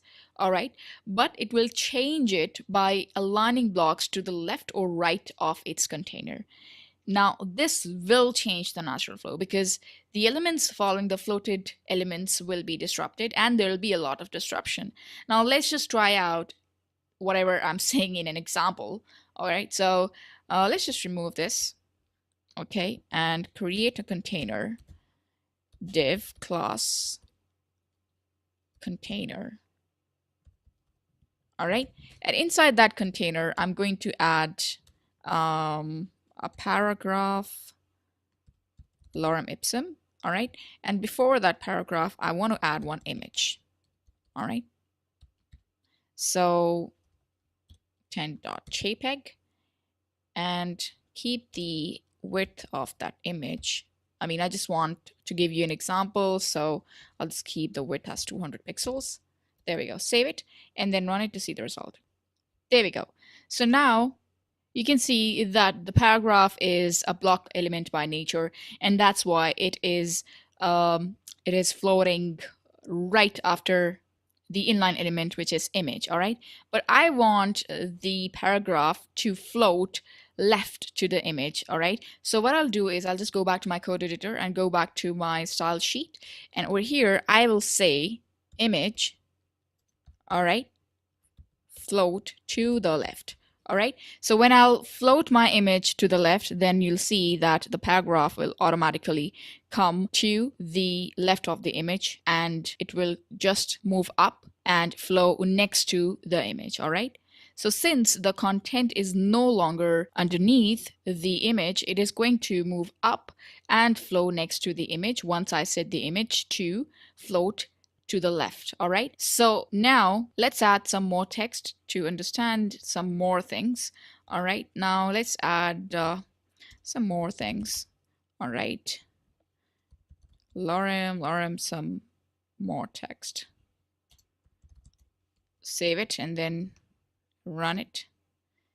There we go. We have a lot of text. Okay, so let's say in this text, after the paragraph, I'm going to add one heading, H2, and say heading. All right, now if I run it, you can see that heading is also floating left to the image. All right, so heading is supposed to come underneath the image, but unfortunately, why is it? Because I haven't cleared my floats for the heading that I have written. Okay, so what I'm gonna do is in order to make it to come back to the natural flow of the document, I need to make H2 be clear of all the flow. So there's a property known as clear. All right, and I need to clear both the left or right float, if any. All right, so in this case I have float. All right, so I need to get rid of the float for H2, so I'm going to choose both and save it and then run it to see that my heading is going to come underneath the image and it's no longer part of the floating process. All right, so this was just an example to show you that if you have some elements that you don't need to be floated with the floated elements, then you can clear the floats for those elements, just in case that we have written the clear both for our h2 tag heading. All right, so what I'm going to do, I'm just going to remove this, and I need you to understand one more concept here, and that is that let's say that now you have container, and inside the container we have an image and paragraph. All right, so if I just choose my container, all right, and try to say border and then say 2 pixels solid, solid, and the color should be black. All right, so after doing that, I just need to refresh it. All right, now you can see that my image is coming outside the container.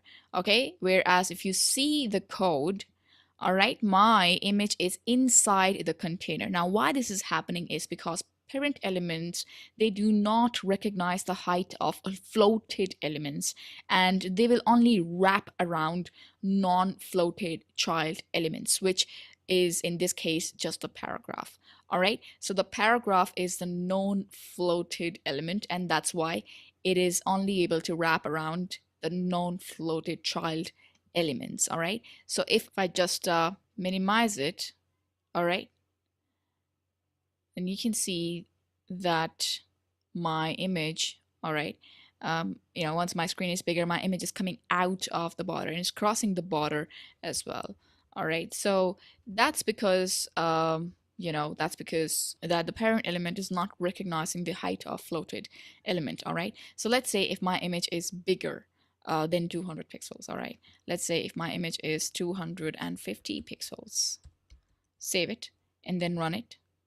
There we go. So it's more out of my floated area. All right, so I don't need that. So in order to avoid that, in order to make my floated elements inside the parent element, all right, so that it can wrap itself around the parent container, I need to use one more property, which is known as the overflow. All right, so I'll just write overflow. Okay, so either I can write auto or hidden. All right, so in this case, it is going to whatever the auto flow is happening. In our case, the image is coming out of the container box, all right, because it's not recognizing the height. So that can be solved. So you can use either auto or you can use hidden. All right, so for now, I'm using auto. Save it and then run it to see the result.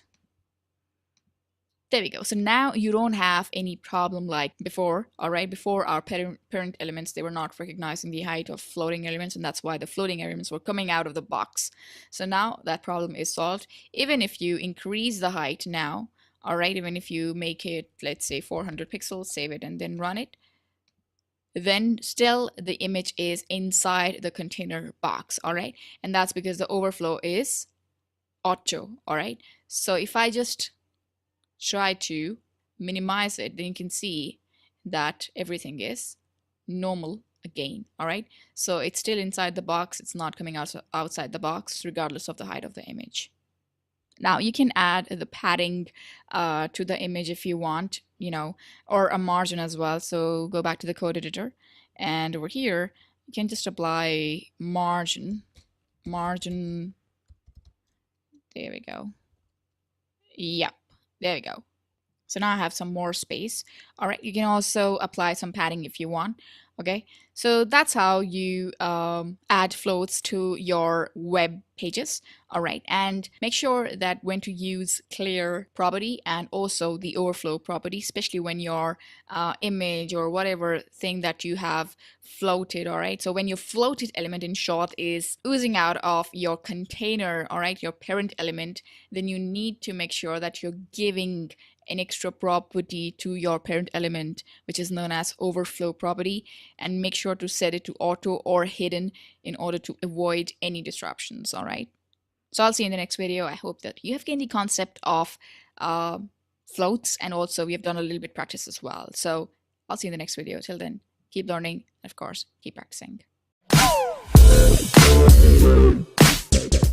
All right, so in this video we are going to cover very important concept of CSS, since this is something that a lot of people they fail to understand this concept, and that is known as the positioning in CSS. All right, so it's kind of a tough topic, and many developers, even the experienced developers, they have tough time to understand this concept. And let's say that if they have understood it, then when it comes to the practical work, they just mess it up. All right, so this tutorial is very important if you really don't want your CSS to have any problem later on. So concentrate and focus intensely as possible, because this video is very, very important in terms of your CSS career. All right. So what I'm going to do is I'm going to create the heading. All right. Let's just create some HTML first and say positioning, all in capital. Positioning in CSS. All right. Save it. And then afterwards, create a div and name it as boxes. All right. And inside, now this is a parent element. I need to have children. All right. So give it a class of box, and also better to give color to your boxes. Let's say orange. All right. And write something like a paragraph and name it as orange. There we go. And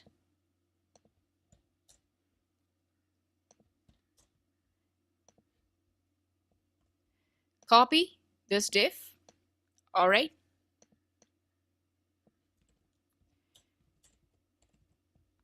Four times. So we have four boxes now, and change it to pink. Change the color. All right. Change the color to pink and change it to light blue. All right. Copy, paste, and then light green.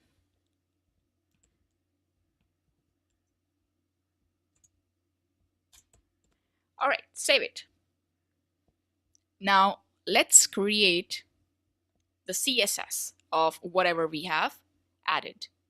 So first thing first, what we do in our HTML and what we have learned previously is to make our box sizing perfect, we need to give it a margin, or at least reset stuff, so that we don't have any problem with our box model. All right. So padding, padding 0, then box sizing should be border box. All right. So that our boxes, whatever boxes, they don't take up extra space. All right. If we apply some extra padding or border, it just takes up the space internally. All right. So now it's time to style our H1 and say, okay, I need a padding of 20 pixels. And then the text alignment should be center. Okay. And the background should be light blue. And that's it. Now what I really want is I want the font family to be, or let's put the font family here. I want the font family to be sans serif. All right, let's just save it and then run it to see what happens. There we go. So far, so good. Now it's time to style these boxes underneath. And how we can do that? Well, it's better that we pick these boxes from, their class, of course, from their divs, and start applying some major changes. Okay. So what I'm going to do is, their sister class, all right, the box class. I'm going to go back to the code editor, and over here, I'm just going to say, all right, I want, oh, even before that, let's just style the boxes class, which is the parent element. All right, so let's just style the boxes class, give it a width of 100% and a background of light gray or something like, color code. If you remember color codes, then good. If you don't, it's fine. You can give some light color so that your boxes are visible. Okay, and of course the padding to be around 20 pixels, and text alignment should be center. Save it. There we go. So somehow our boxes, they look like this. Everything is in center now. Now it's time to, make some styling to our box class, which is right here, and it's present in all the divs. Okay, so you know that we can use classes more than once. All right, so let's just pick this and add the box class here, and now give it a width of 60%. All right, so our box will occupy 60% of the total 100%, and also I want the margin to be 0 and auto, so that my boxes, the box 1, box 2, or the colored boxes should be in center. All right, so next thing, we're going to set the padding again, if we want, to 10 pixels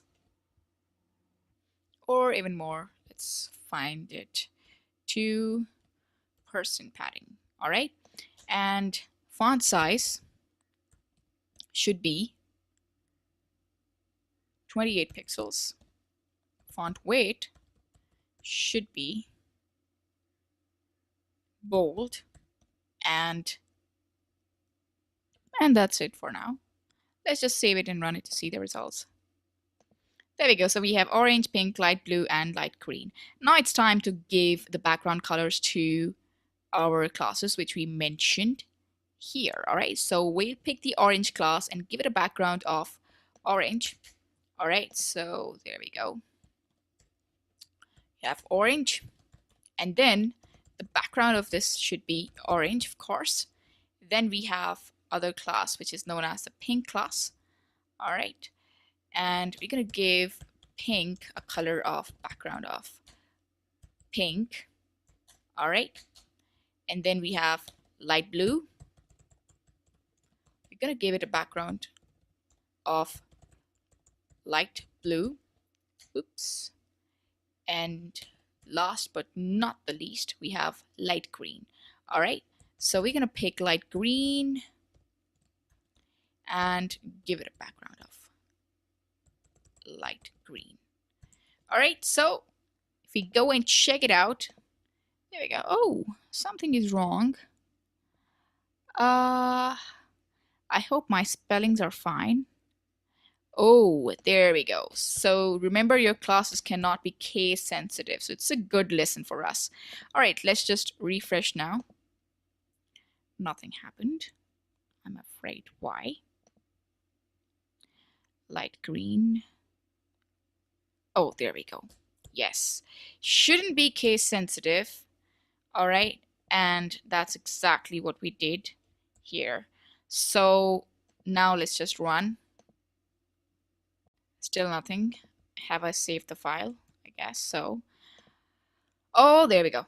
Okay, fine. So we have 4 boxes. Sorry, it took a lot of time to create them, but in order to understand positioning in CSS, it is going to take a lot of time. Now, to start with our positioning, positioning system in CSS defines where you want to place your element, and it has 5 different ways to do that.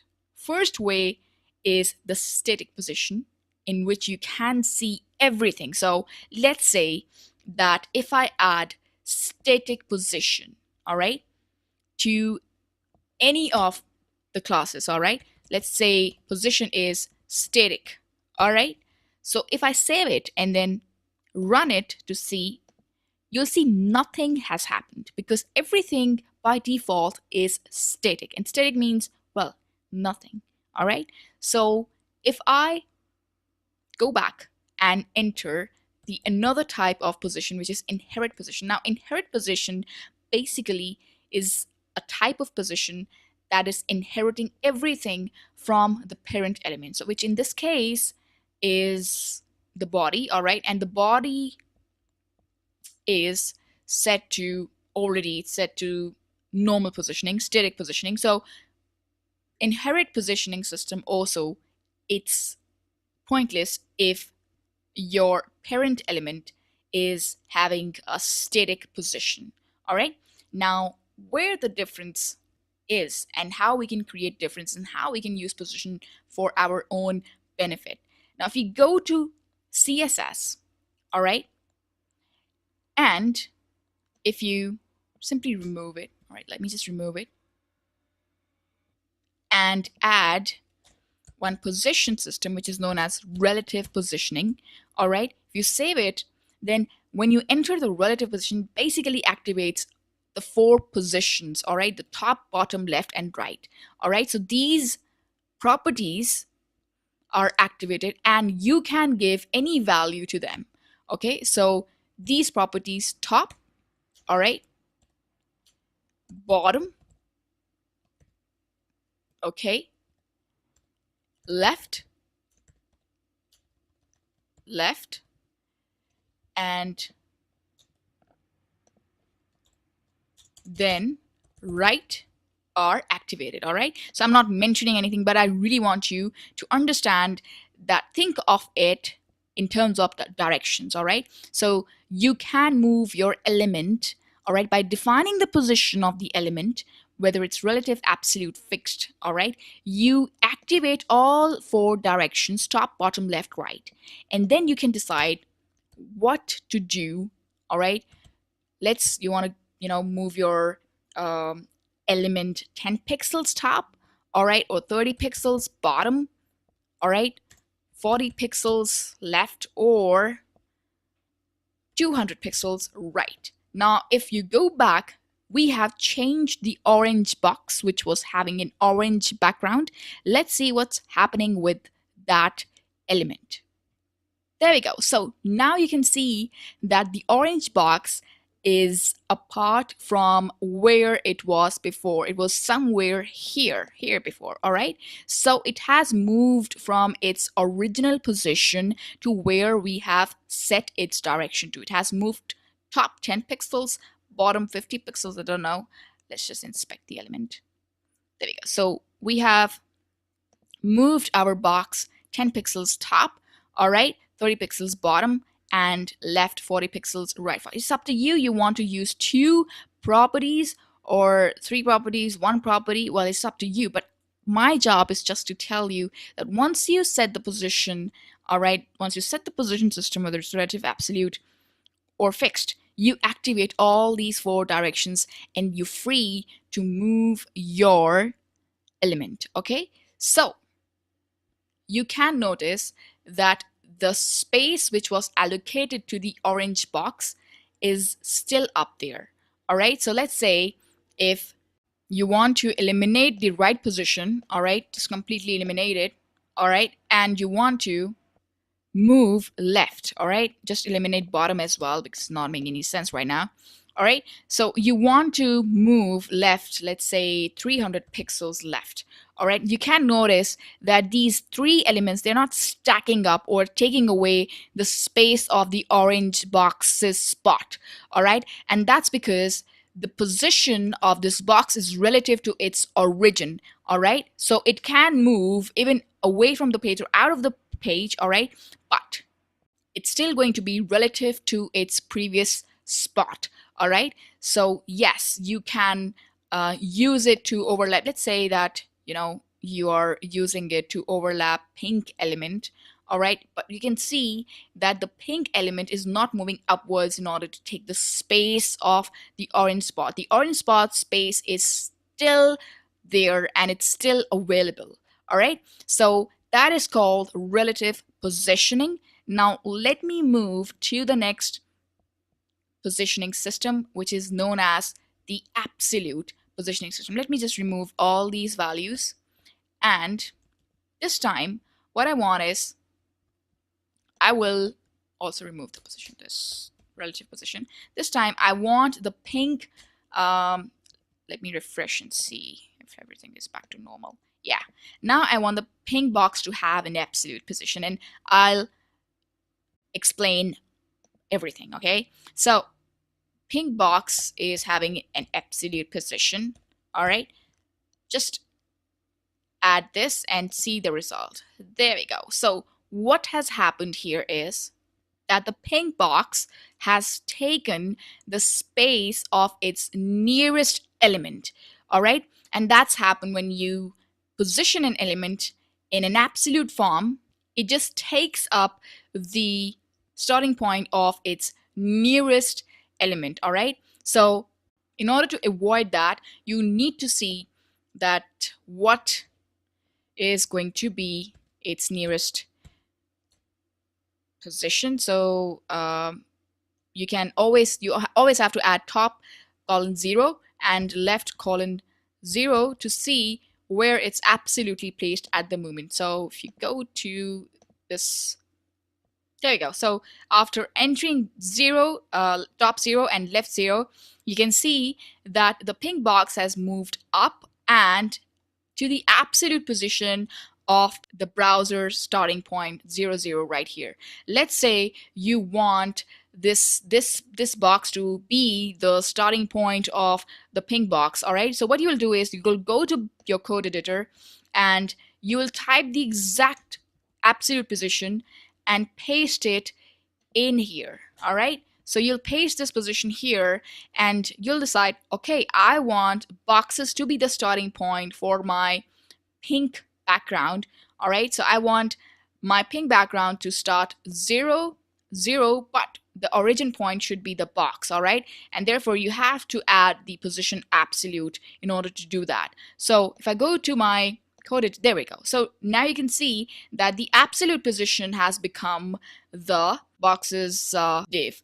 All right, so this particular div has become the starting point, the origin point for my pink box. All right, and then of course you can move it right, left, however you want. So what I want to do is, let's move it, let's come down and let's move it 100 pixels away from left. All right, so you'll see that, there we go. So we have moved 100 pixels away, and of course you can see that since, after entering the position absolute, the pink box is out of the normal document flow, and since all these three boxes have stacked their space up, that means there's no room for pink anymore, since it's out of the normal document flow and it's on its own now. So unlike the relative positioning system, absolute positioning system doesn't have the space that relative elements that with relative position system have. All right, so relative position system space is always reserved for them, but pink box space is not reserved because it's placed on an absolute positioning system. Okay, I know it sounds very tough, but I really want you to understand each and every concept, and you will get it by practicing more and more. All right, so what I want you to do next is understand the fixed point system. All right, so fixed point system is similar to the absolute positioning system, but it is slightly different. Let's say that you have a navigation bar and you want the user to see it even if you scroll the page.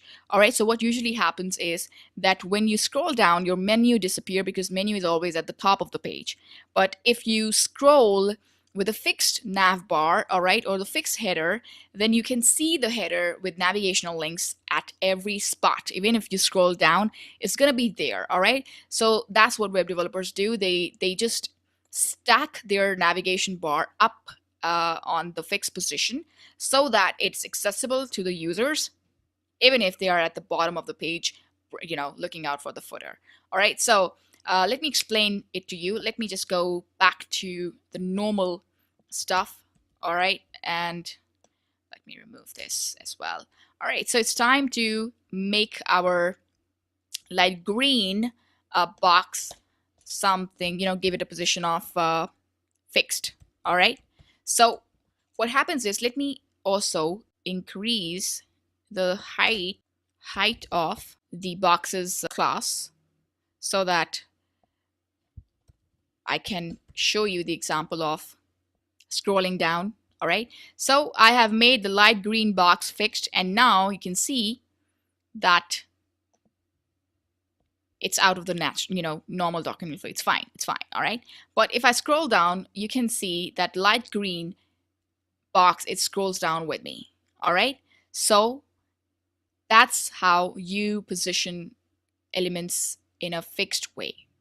All right. So we have learned in this video that in order to position elements without, letting them lose their spot, you can position elements by adding the relative positioning system. And when you want elements to, break the pattern or break the normal document flow, then you can give them a positioning system of absolute, and that is going to make them go away from the normal document flow.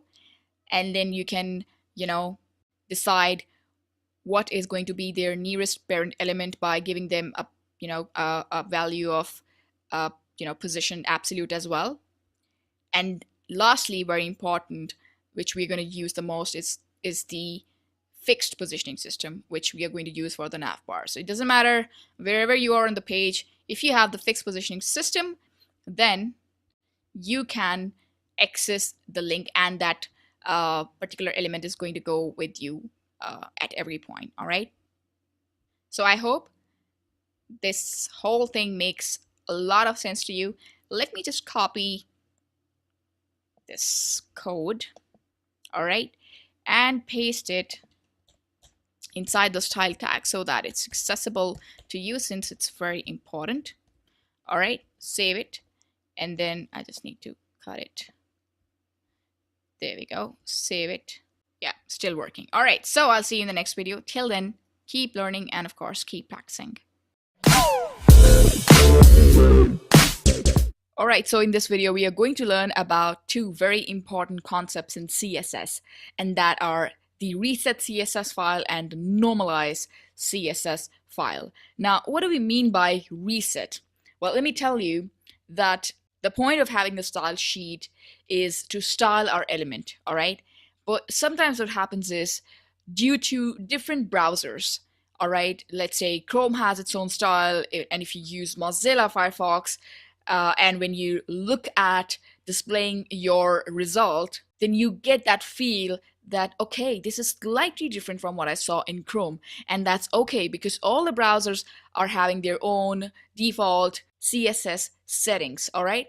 So there are two ways actually to beat browser inconsistencies, all right? The first one is the reset CSS concept, in which we reset or pre-write style sheets containing rules that are going to overwrite all the default browser styles, all right, and apparently make it null. That means that instead of having any default style, there should be no style at all. Now, some developers, they prefer that because then they have the full control of giving each and every properties and then their values to every element, all right?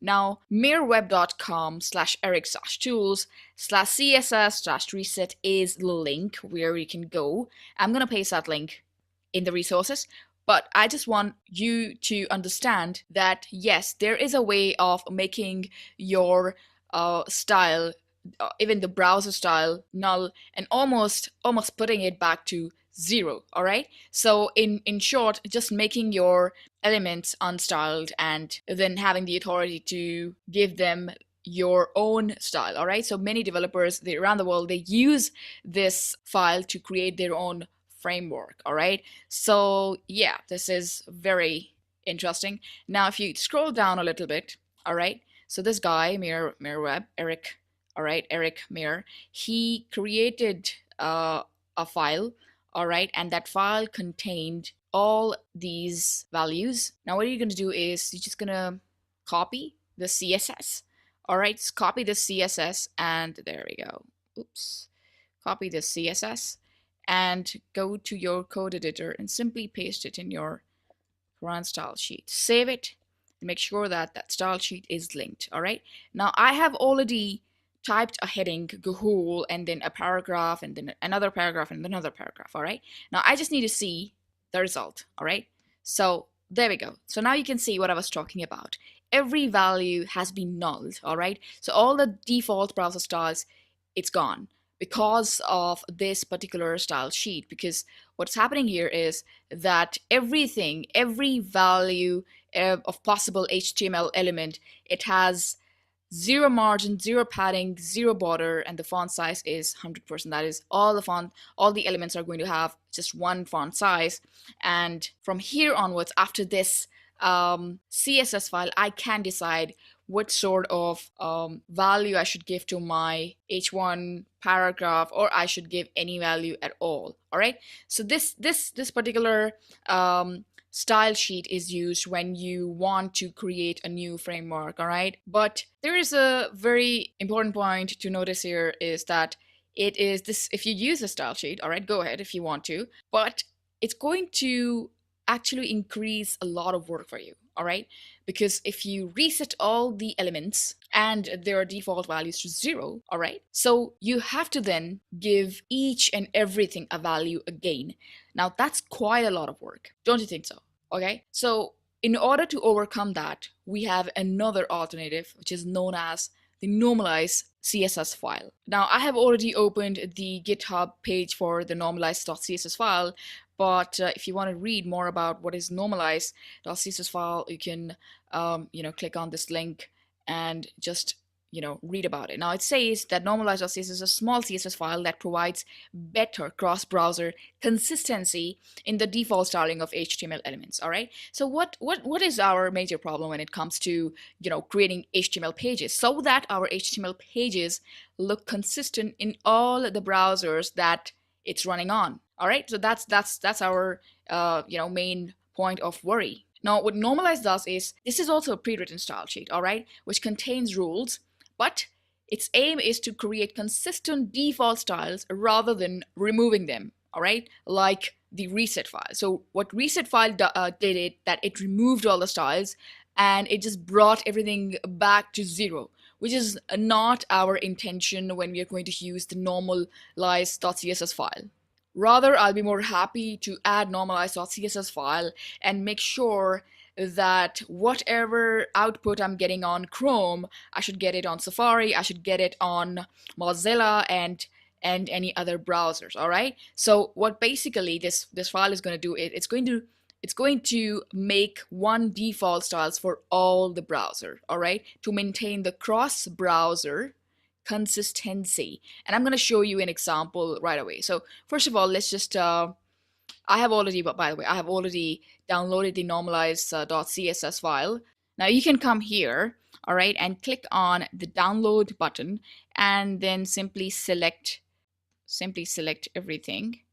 Copy this and then simply go back to code editor and the normalize.css file, just paste it here. Now the next thing that you want to do is simply add, instead of adding this style sheet, it's better you add the normalize.css file and save it. Okay, save the normalize.css file as well. Now it's time to run your result. All right, so there we go. So we have a perfect edition of the normalize.css file. All right, now I have already opened Safari in order to check whether my normalize.css file is successful in adding the default consistent style. All right, now Safari is showing me the same result as of Google. All right, Google Chrome. Okay, so this file is added. All right, the main purpose of adding this file is to have one consistent style rather than having different style which are not going to appeal the user. All right, so this is a very important practice to do because you are going to be working as a web developer, and you don't know, your user uses Chrome or uses Safari, so you need to make sure that you are providing some sort of framework that is going to make your design look consistent on, it doesn't matter which browser the user is using. So I hope you gained the concept of reset style sheet and normalized style sheet. So I'll see you in the next video. Till then, keep learning and of course keep practicing. Alright, so in this video we are going to look more in detail about the background property. In fact, we're going to be looking individually how properties related to background works. Alright, so I have a separate page known as the background property, and inside that I'm just going to create a div, and I'm going to give it a class of background. All right, and now inside that background, it's up to you. What do you want to add? Okay, you want to add, let's say, a paragraph or a heading. So let's say I have a heading. All right, so I give that heading cool. All right, and after a heading I have a paragraph. All right, save it, and then I'm just going to pick the background property and go to my CSS file and simply paste this here. And now it's time for me to add the background properties, all right, one by one. Now let's say I want to give my background a color of pink. All right, so there we go. So now the background color of my div where my heading and paragraph is located is pink. Fair enough, that's great. All right, so next thing is that I can also add a background image if I like. All right, so let's say that I don't want a background color, and instead of the background color I want the background image. So what I'm going to do is go back to my code editor, and instead of pink I'm just going to say URL, all right, and then start the brackets, the braces, and then the name of the image inside the brackets, all right, right here. All right, and simply type the name of the image, which is background.jpg. I've already saved the file. All right, so let's just save it and run it to see what happens.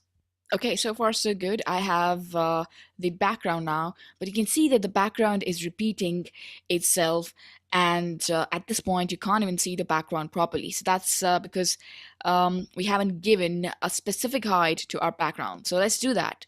All right, let's give a height of 400 pixels to our background, and now see what happens. There we go. So now we have a height of 400 pixels, but the problem here is that this is the full size of the image, all right, and this is the maximum the image can stretch itself. Therefore it is repeating in order to cover the rest of the web page. All right, so what we need to do here is we can add one more property in order to cover it up, and that is known as background repeat. All right, so I'm going to go back to my code editor, and right here after the background I can say background repeat.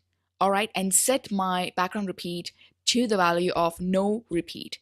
All right, so now what this is going to do is this is going to stop repeating the image that was coming one after the other. All right, so there we go. So there is no repetition. All right, but what is happening here is that the part which was covered before by the same image on repetition, it is gone now. All right, now in order to eliminate that problem and also bring the position to a better place so that it doesn't stay at the top left corner, which happens, by the way, with every element. Every element, it starts with the top left corner and then it goes to the right side. All right, so in terms of adding background as well, it is the same. All right, so the default process is the same. All right, so we don't want that. Let's just add a background position and background position. Now you can see that you can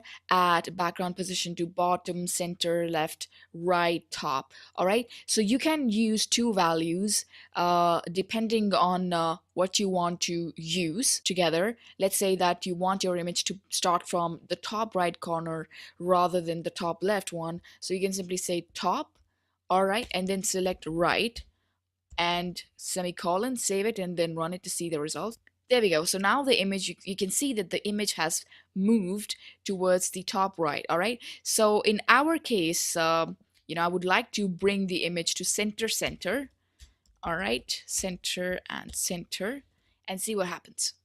There we go. So now my image is centrally placed. Okay. Now there is one more problem. That is, my image is not covering the entire div. And that's why you can see that the content inside the div right here, it's just coming out, is oozing out of the image, all right? So I don't want that.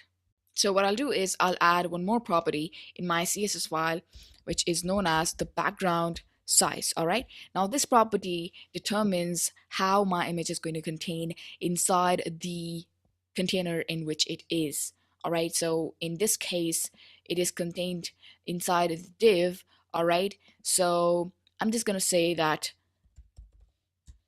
cover. All right, now what cover does is that it stretches out the image, and it just, let's say, it just zooms in to cover the entire web page or the entire div in which the image is contained. All right, so if I just refresh it and run it, you can see that the image is taking over the whole web page now. Of course, it's a bit zoom in, and you can see that the image is losing out on pixels as well, but that's absolutely fine as long as the content is contained inside the container.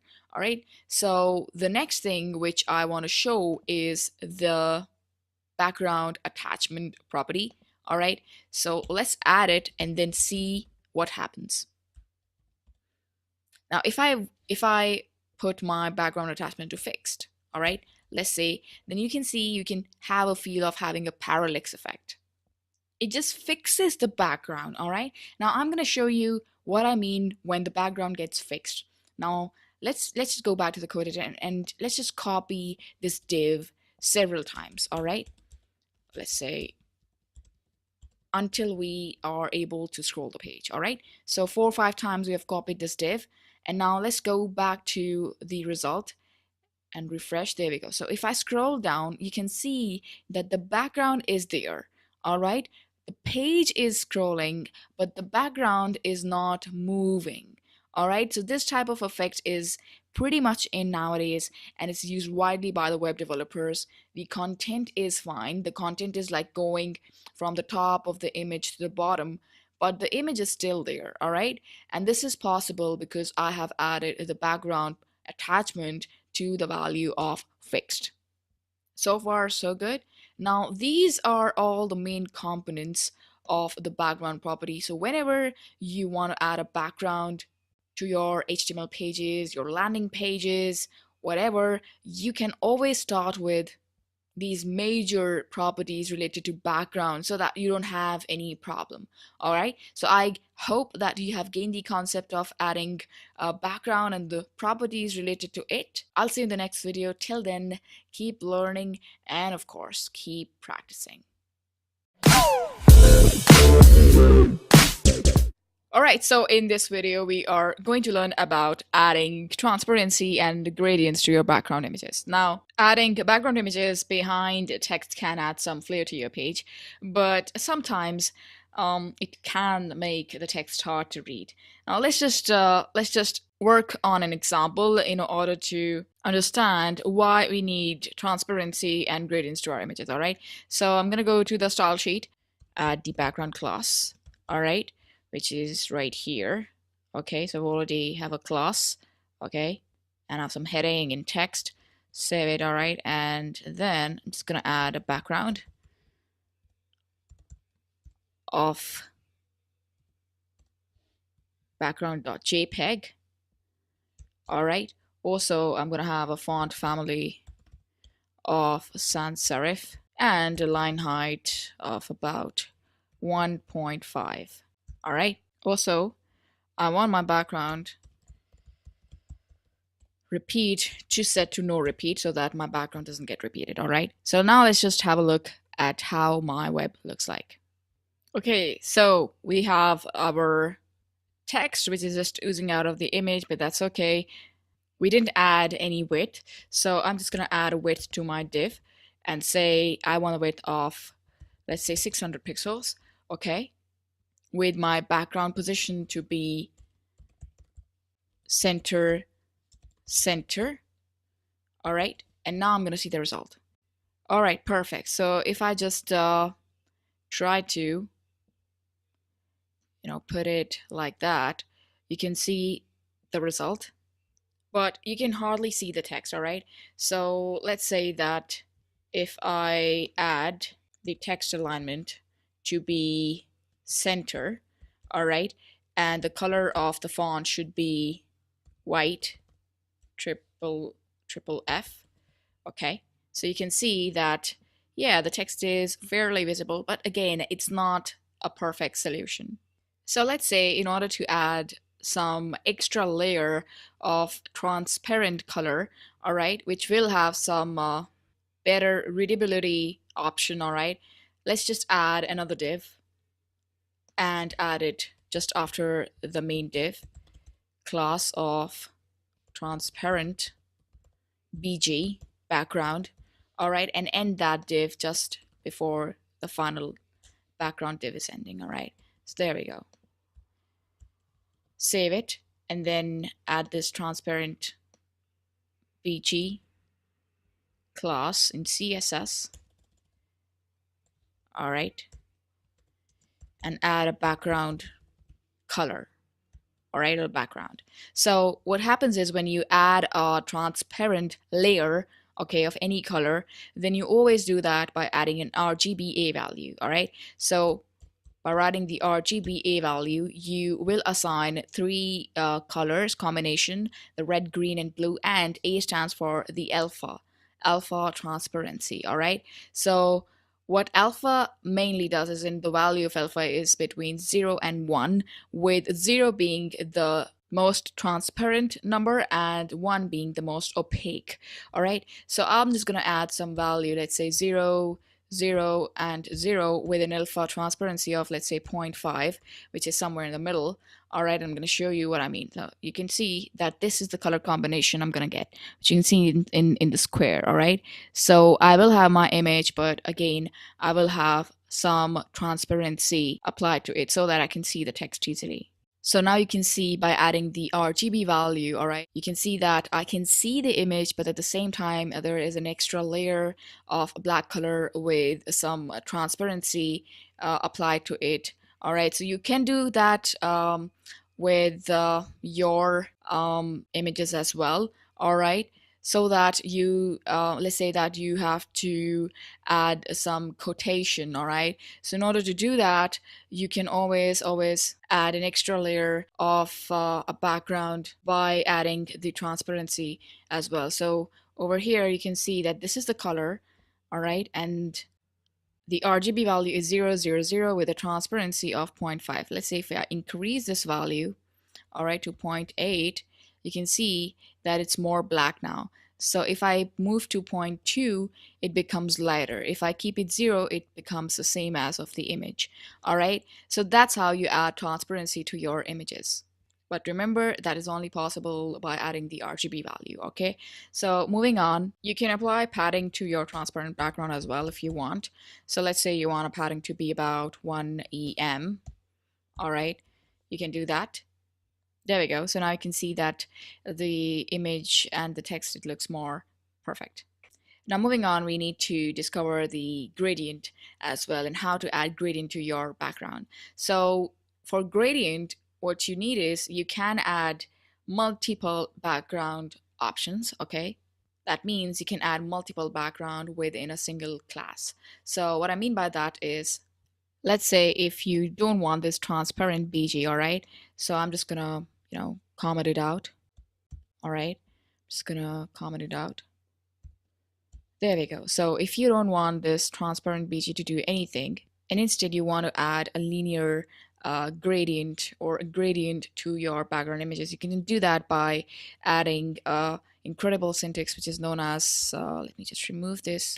All right, so if you want to add linear gradient, you can always type linear hyphen gradient, all right, and then the syntax says color 1 and then color 2. Of course, when you add gradient, you need two colors, then by selecting the color 1 value, all right, and the color 2 value, remember that they have to be in RGBA format, all right? So whatever color you want to put, I'm just showing you the syntax, all right? You can put the RGB value later on, all right? Then, you have to add a comma and then the URL of the image that you want to display the linear gradient on, all right? So my image was the background one, okay, background.jpg. All right, this was my image. There we go. So now it's reading, okay? So now it's time to add colors. Now, since I know that this is the RGB value, so I'm just going to copy this RGB value and paste it here, okay? And then again, I will copy the same RGB value, but I'll slightly change the transparency. Let's say I want to give the transparency from 0.5 to 0.8. So it will go from a light black to dark black. All right, so let's see what happens. Save it and then run it to see the result. There we go. All right, so at this point you may not be able to distinguish that much, but let's say that you want the linear gradient to actually be extremely dark at the end. There we go. So now you can see that the linear gradient is starting absolutely fine. The visibility of the image at the top is there, but as you go down, all right, if you go down like that, you can see that this part has become understandably black. All right, and that's because we have added the linear gradient. Okay, so you can play around with a lot of colors. Let's say that you want the red value to be 255, all right, and then here you want the blue value to be 255, all right. Okay, so you can see a combination of going from red to blue, all right, and it will look like this somehow. There we go. So it's a perfect way of actually adding colors and gradients to your images by just using the simple one liner. All right, so now you can add the position of your gradient as well. Let's see that we have our gradient and it's kind of falling from a red to blue, and it's falling from top to bottom. All right, so you can change it to any position. You can move your gradient towards left or towards right. Okay, you can tilt it in terms of degrees. All right, so let's say that I want the linear gradient to be at 70 degrees. All right, so I'm just going to type 70 degrees just before the RGB value separated by a comma. All right, so now you can see that it's showing me that I'm going to have some kind of a triangular effect because my gradient is set to 70 degrees. All right, so that's how my gradient looks like right now. Okay, so I can also make it, let's say 90 degrees if I like. There we go. So now you can see that, before my gradient was flowing from top to bottom, now it's flowing from left to right. Okay, so you can also use negative values, and there we go. So now by using the negative value, just flipped. Okay, the color combination has flipped. So you can try a lot of positions. Okay, you can use the keywords like to right, okay, or to left, depending on what you want to apply. All right, so here, my gradient is flowing from from left towards right to right. Okay, so of course you can apply whatever position you like because you have the full authority to do that, and also that eliminates the extra effort that you always have to put by adding a separate div, just like we did previously. Okay, so you can use both the options. It's up to you to utilize what is best for your project. Okay, so hope you have gained the concept of adding transparency and adding linear gradients to your web pages. I'll see you in the next video. Till then, keep learning and of course keep practicing. Alright, so in this video we're going to learn about how to work with SVGs in CSS. Now, first thing first, it's very important for us to understand what are SVGs. Alright, so SVGs, or Scalable Vector Graphics, is the newest image format, which is introduced to reduce the pixel distortion of the images that are highly important. Now, since SVG is very modern, so it is supported in all the modern browsers. And the very important point of SVGs is that it can scale up and down without losing quality like pixels. So let's say that if you have a 2D shape or an icon or some illustration that you want to show on the web page without it losing the quality, then you can do that by adding it in an SVG format. Now, before we jump on to the real world practice, I want you to know that Scalable Vector Graphics, or SVG, is an XML based markup language. That is used to describe two-dimensional based vector graphics. Now, if you don't know about XML based markup language, it's fine, because we will be looking at how to add SVG's images, all right? But we will have to follow a standard syntax in order to add SVGs. So let's create a heading first and say Gahul, all right? And then after that, create a paragraph. There we go. All right. Now we need to have some sort of logo in order to define what we mean by our content, all right? So let's say that I want to add a logo as well, okay? So going back to the style.css file, I just want my body to be aligned centrally, okay? So I'm just gonna say text align should be center, and also font family should be sans serif, all right? Save it and then run it to see the result. Okay, so far so good. But let's say that I want to have an SVG image, all right, right before Gahul, all right? So I want to add my SVG image here, but in order to add an SVG image, I need an XML code, and in order to get that XML code, I need to visit a website, which is known as thenounproject.com, all right? So you can find it here, okay? Now it says that you can find icons for everything, and over 1 million curated icons are there, and it's created by a global community. So if you log in here after creating your account, all right, so what you can do is you can search for, let's say, book, okay, or let's say code in our case. Let's find something. There we go. So now we have a lot of options to choose from. Let's say I pick this particular option, all right, and I'll click on download, and I'll choose not PNG, but I'll choose Scalable Vector Graphic, SVG. I'll click on it, and then you have to choose from two licenses, whether you're going to choose royalty free or then Creative Commons, all right? So you can read about the differences, but right now I'm just going to choose a Creative Commons one, and it's asking me where I want to. And now it's asking me where I want to save my SVG file. So I'm just going to save my SVG file as code, save it. Perfect. So now I'm just going to go back to my code editor and find the code.svg file. All right. Open and find the code.svg file. There we go. All right. So what I can do is, in order to add this SVG, I'm just going to copy everything. All right, from the starting SVG tag to the ending SVG tag. I don't want to worry about the dimensions or whatever. I'm just going to copy this and paste it in my HTML right here. All right, save it, and then just see what happens.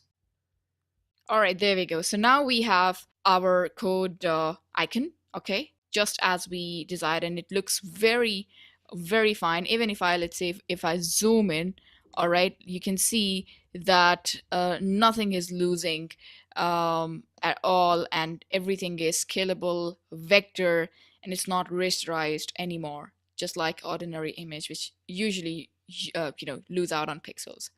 So in order to fix the width of this code icon, I can simply go back to my code editor, all right, and over here I can add a class right here after the SVG tag, all right, and name that class as code, okay, and then copy this code and go back to my style.css file and paste this code class. And now here is an important part that I really want you to understand.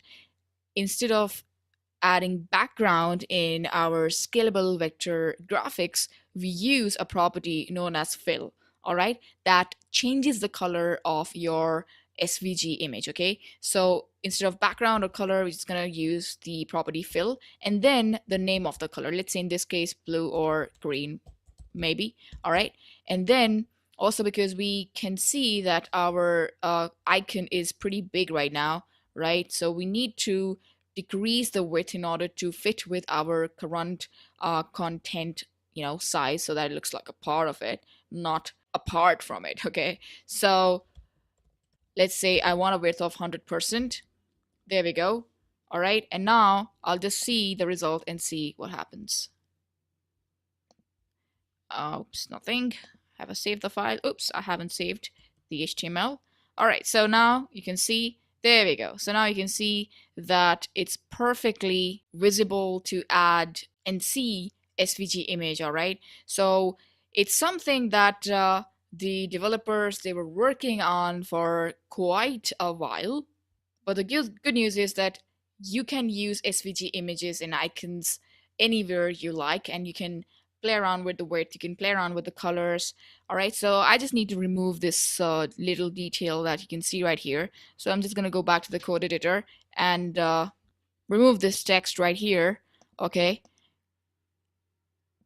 remove it, save it, so that I'm just left with the code icon. There we go. All right, so far so good. Let's just zoom in a little bit to see if I'm losing out on my pixels. So no, I'm not losing out on pixels. The icon just looks like, the text, how the text is rendered. The icon is also rendered in the same way because it's scalable and it's vector. Now you can add the inline CSS as well if you want. All right, so I'm just going to copy this whole CSS code and paste it here so that it makes more sense.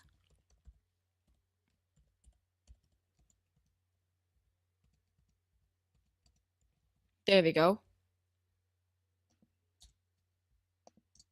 Oh, I can adjust that later on. All right, so right now we have our style, inline style.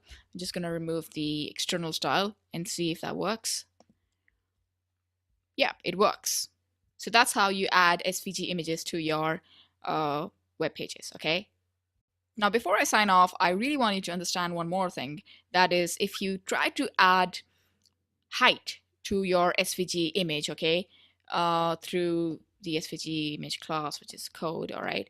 So let's say that if you define the height, or if you try to even define the height, let's say you want the height to be 400 pixels, all right? So you can see that nothing, the icon size or the icon height has not increased. Rather, the space around it has.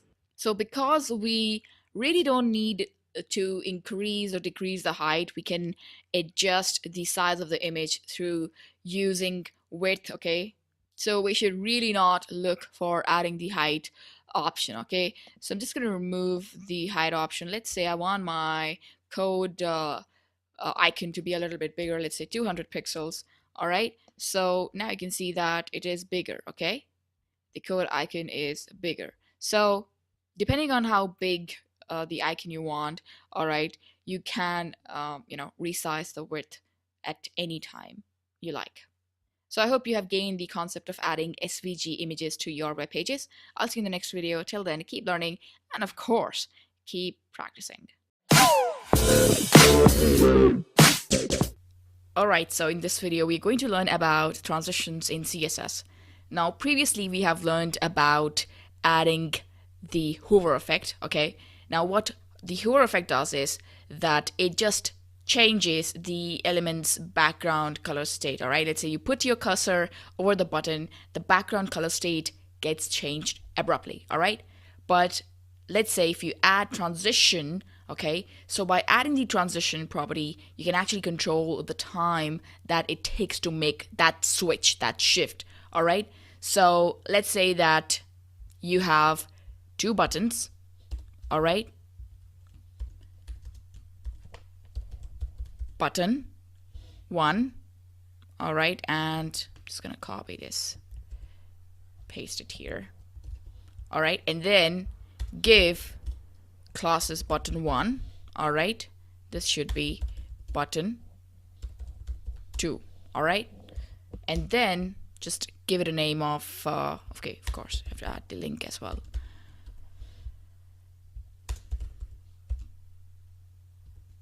All right, there we go. Okay, so name it as button1. All right, and button2. Oh, there we go. All right, save it, and then just pick the class. All right, and go to style sheet and add that class here, and then simply say that the background should be none. All right, and width should be, let's say, 300 pixels. All right, border should be 2 pixels, solid and black. All right, and the color of the font should be black. All right, so this is our button1. So upon hover, what I want is, I'm just gonna copy upon hover. All right, I want it to change the background to light blue. That's it. Okay, so let's do that for button2 as well. Simply copy all the properties. All right, and paste it underneath, and this time just give it button2 class, which is the second button. Okay, but what I'm doing is I'm trying to add transition here. All right, so button2 with background none, width should be 300 pixels, border should be 2 pixels solid. All right, and the color inside should be black. All right, but now this time I'm going to add the 4 main transition properties to this button. All right, so that you can see how I can control the time it makes to make that switch from one color to another. All right, so I'm just gonna add transition. All right, so the very first property which comes is the transition property. Okay, so transition property basically asks for the property that you want to change. Okay, so when we use the hover option, we give the property name, which is the background that we need to change. All right, so similarly we can say this is the background that we are asking for. We need the background to change. All right, so we'll always add background as our transition property if we want to change the background color. All right, next thing, the transition duration, how long it is going to take to make the transition happen. All right, so always remember that the duration is always measured in seconds or milliseconds in measuring the time unit for the transition to happen. All right, so let's say I want 0.5 seconds to take. All right, so to make that transition happen will take about. Next thing is the kind of effect that I want to apply. So transition timing function. Okay, so let's say I want an ease or ease in, cubic bezier effect, ease in out effect, ease out, linear step in, step start. So we'll just go with the very basic one at the moment, and I'll just pick ease in for now. And last but not the least, out of the 4 properties, the 4th one is the transition delay. All right, so transition delay basically decides, let's say if you hover your cursor on the button. Okay, so what will happen is that, let's say if you want to make a delay for the transition to happen, all right, although it's very optional, it is not used that much, all right, but still, if you want to make a transition delay, you can enter the time here. All right, let's say you want 2 seconds to wait, or 3 seconds to wait, you can enter the time here. But in my case, I don't want to wait, so I'll just put 1 ms just to put a value. All right, if I just add one more thing here. All right, after adding the transition, hover. Okay, for button 2, I want the hover to be background. All right, so what this is going to do is it's going to, upon hover, my background will change to the color that I want to change. All right, so let's say I want the color to change to light blue. All right, now you can see is that once my transition will start happening, it will fetch the transition property details from upon hovering from here. All right, so let's see what happens. There we go. So we have two buttons. All right, and button 1, if I just hover over it, it just abruptly changes it to light blue. All right, but if I hover on button 2, you can see it just goes slowly, ease in, ease out, ease in, ease out. All right, so that's how you can add transition by adding the transition property that we want to change. All right, and I mean you can add the transition duration, etc. Now there's one more thing that you can do, that is you can add just a one-liner for for making all the transitions happen. All right, so instead of writing 4 lines, you can just add 1 line. All right, so let's say that it's a lot of work, and remembering all the names of the transition. So just write a shorthand which is known as transition. All right, and then the name of the transition property, first of all, which is, in our case, we want the background to change, so I'm just going to write the background. Then I'm going to write the transition duration. All right, let's say I want 0.5 seconds to 0.5 seconds to make that transition happen. All right, and then the transition timing function. All right, what kind of effect I want to use. So in this case, I want the ease in effect. All right, and last but not the least, the transition delay. All right, how much I want to delay. So I'm just gonna write 300 ms, microseconds or milliseconds. All right, so just save it now. All right, and see what happens. All right, so there we go. So button 2 is, first of all, showing a little bit delay now because I've added the 300 microseconds delay to it as well. So always remember that the order in writing a transition shorthand is very important. All right, so you can't write the duration first or the effect first or the transition delay first. It has to be in this order. First the transition property comes, then the transition duration comes, then the transition timing function comes, and last but not the least, the transition delay if you want to add. All right, so let's say if I really don't want to add it, fine, I can still operate it. All right, so save it. There we go. So it's still working. All right, so remember, transition delay is optional. If you really want to utilize it, you can add it, but it's not that important. Okay, you can target more than one properties to make transition to. All right, so in this case, upon hover, the transition is happening just for the background, which is fine because I have chosen background. All right, but let's say that you have a margin. All right, upon hover, let's say I want my button to move 200 margin left, I guess, margin left, or sorry, margin right, because I want the button to move towards right. All right, so let's say I want the margin right to happen for about 200 pixels. I want the button to move about 200 pixels. All right, so in this case, I'm not going to add background and margin like that. In fact, when I have more than one property to make transition happen to, then I'll select all. All right, and if I save it and then run it, then you can see that upon hover, what will happen is that what's wrong? It's not moving. Oops, I think I should type left here. All right, move away from left, not right. So if I just refresh it, there we go. So it's moving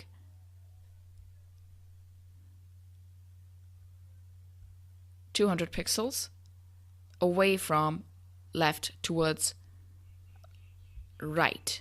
All right, so you can add transition to more than one property by utilizing the all option. All right, which is right here. Okay, so again, it's all about practice. Okay, let's say you want to, and of course you can apply transition to not just buttons but to any element that you want. All right, so button was just an example. All right, I'm just gonna paste this code in the style sheet, inline style sheet, so that I can get it. All right, there we go.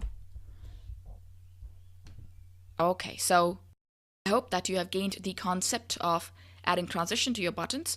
All right, see you in the next video. Keep learning, and of course don't forget to practice, because practice makes everything perfect.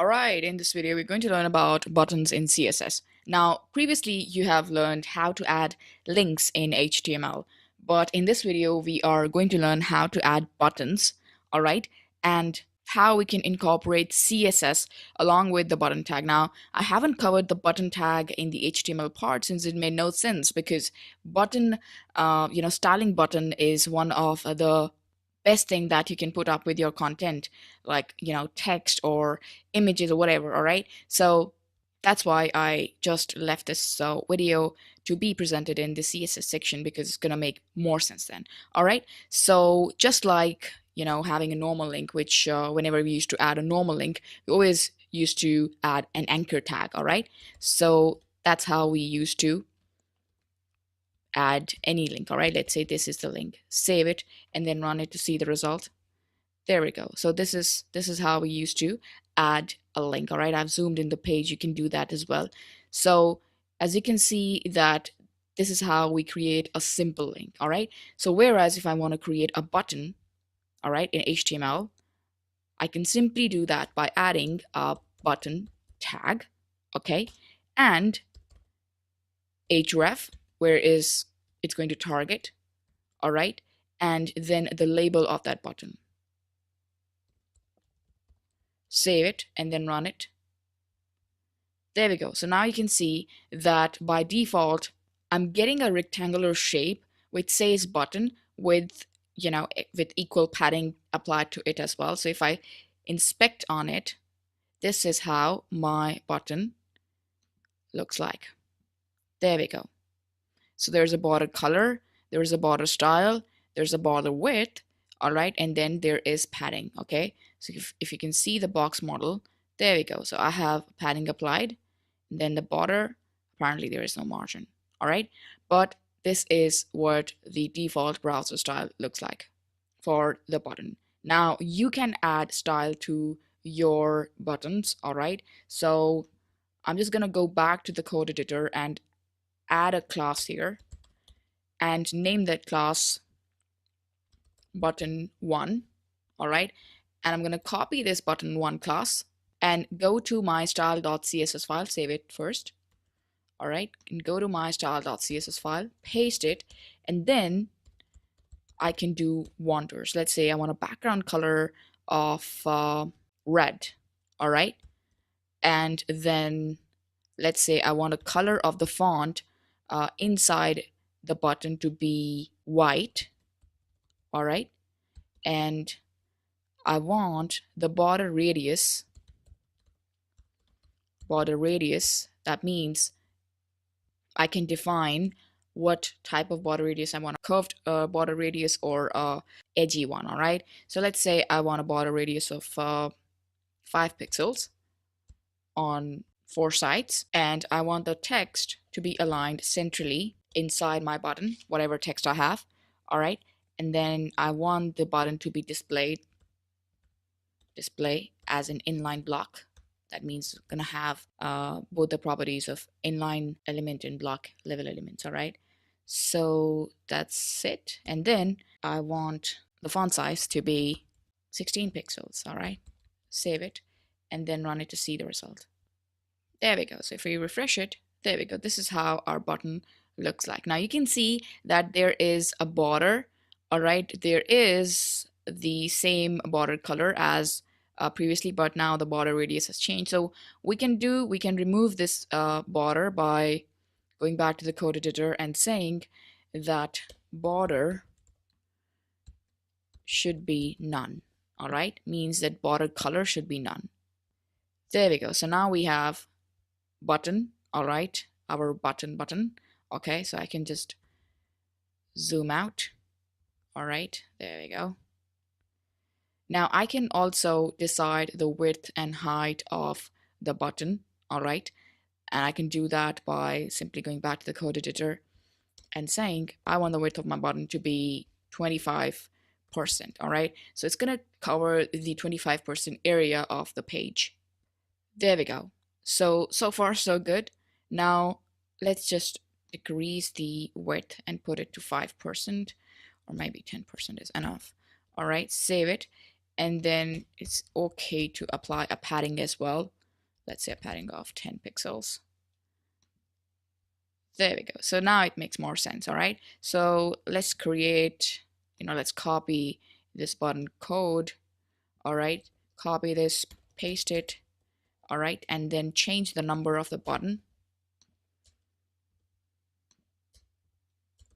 All right, and simply copy this class and its properties, and then simply change the color.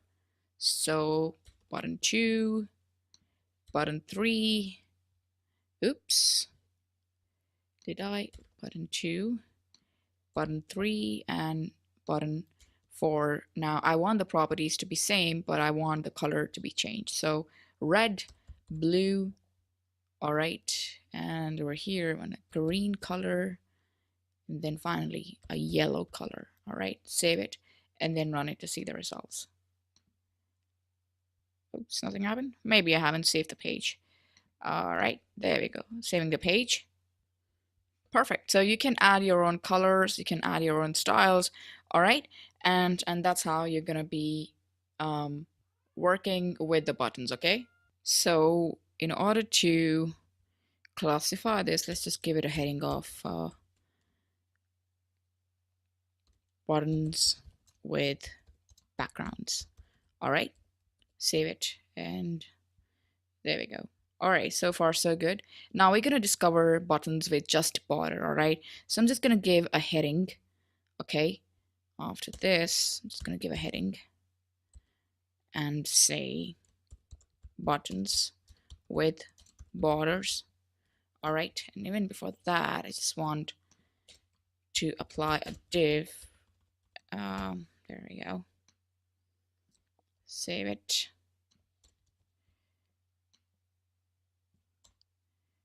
Perfect.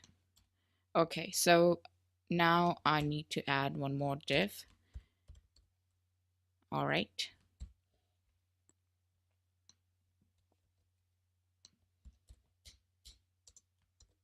there we go. All right, so I'm just gonna copy everything, all right, and change the class name. Okay, so let me just move it a bit on the right side. Okay, so now what I'm gonna do is I'm just going to change the class name and say border button 1, and copy, copy, copy, and copy. All right, so what I'm gonna do is I'm just gonna pick one class. All right, go back to my style.css file, and right here I'm just gonna paste the class name, and then I'm gonna say this time I want the background to be none. Okay, means no color. All right, and I want the font color inside the button to be black.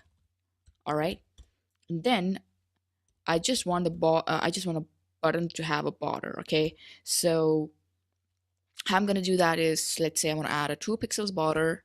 Okay, and I want solid red color. All right, save it, and then if I just paste it thrice, 1, 2, 3, all right, I can just simply change the number of my class. All right, and also I can simply change the color. All right, there we go. So save it and then run it to see the result. Perfect. So that's how you add buttons with borders. So what I'm going to do is I'm just going to add the width part. All right, go back to my code editor, and from here I just want my buttons to have a width and padding of 10% each. So pasting,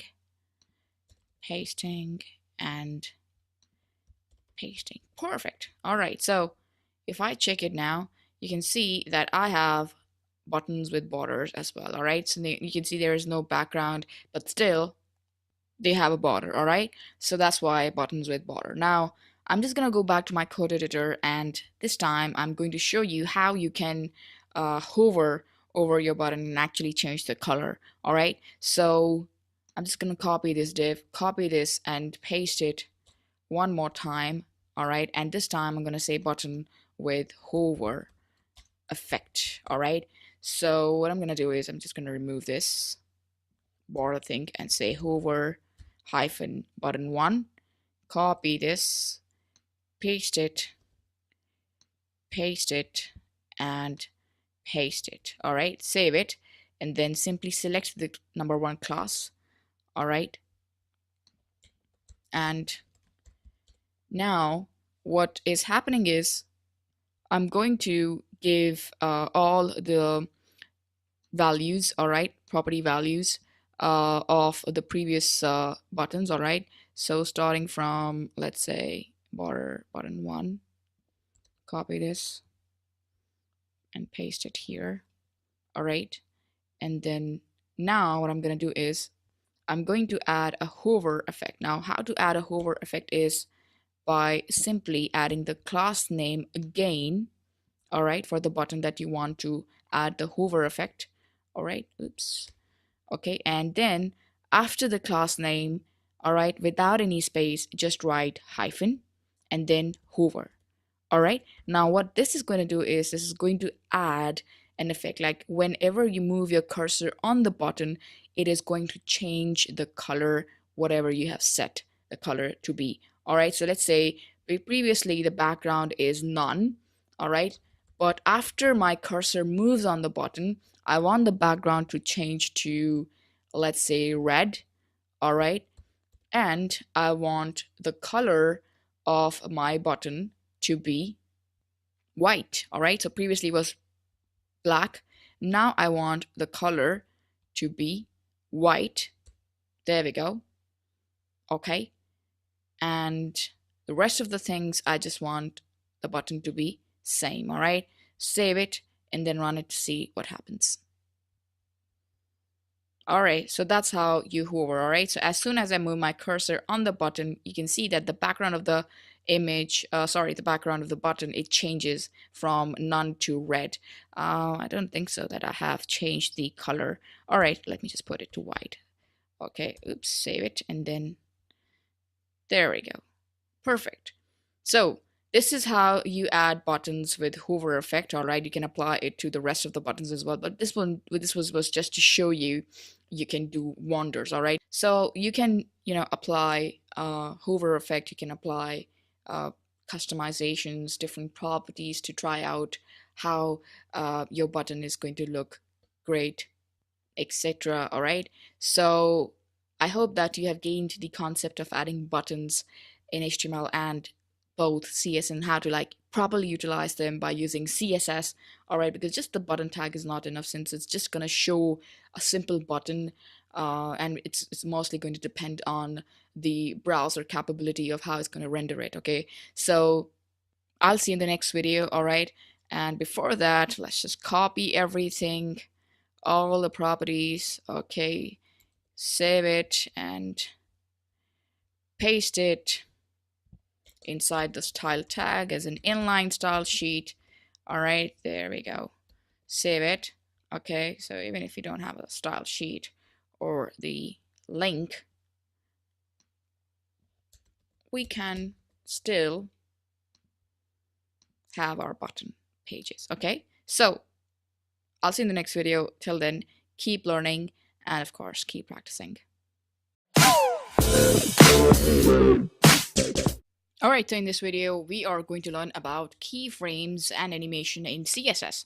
Alright, so keyframes and animation is not a rocket science. In fact, now you can add animations with CSS as well, and you can actually let the element gradually change from one style to another by applying animations in CSS. Now you can apply changes to as many CSS properties as you want and as many times you want. All right. Now, in order for us to make an animation occur in CSS, we need some keyframes for the animations. Now, keyframes, they're going to decide what styles the element will have at certain instances. All right. So let me show you what I'm talking about. Let's just create a div and give it a class of ball, okay, and choose that class name ball in our case, paste it, and add a background color of red and a width of 200 pixels, height of 200 pixels, so that I'm basically aiming for having a square. All right, and if I run it, save this, save this. If I run it to see the result, it will look like this somehow. There we go. So I have a 200 by 200 pixels box, okay?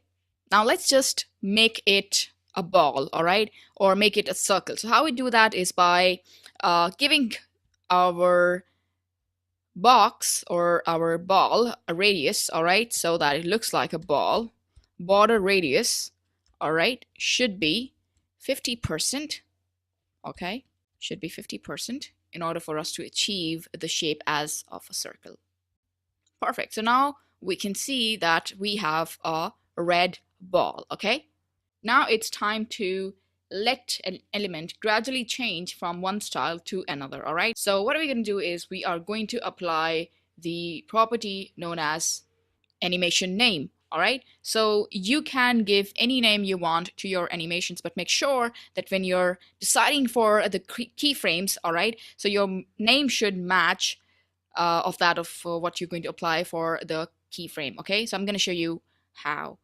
So for example, you want this ball to have an animation name of, let's say, bounce, all right? Because I really want the ball to bounce. Now, this is not some value which isn't built in the name of the animation name property, but it's just something that I have given on my own, okay? And you can give any name that you want. Next thing, animation duration. Oops. Animation duration. All right. I want the ball to bounce and take about 5 seconds to bounce. All right. And then that's it. So far, so good. Let me just close the bracket. So far, so good. Now, in order for us to make our ball bounce, we'll add keyframes, all right, which will decide the ball should go to what instances, all right? So I can do that by adding at and then adding keyframes keyword and then the name of the animation, all right? So in this case, I have bounce. So I'm going to write bounce, okay? So in order for you to understand how keyframes work, that there are two positions, all right, which represents 0%, that is the start, and 100%, which means that that's the point where the animation will end, okay? So 0% will be our starting position, okay? So we'll write 0%, all right? And then it's going to say, what do we want at 0%?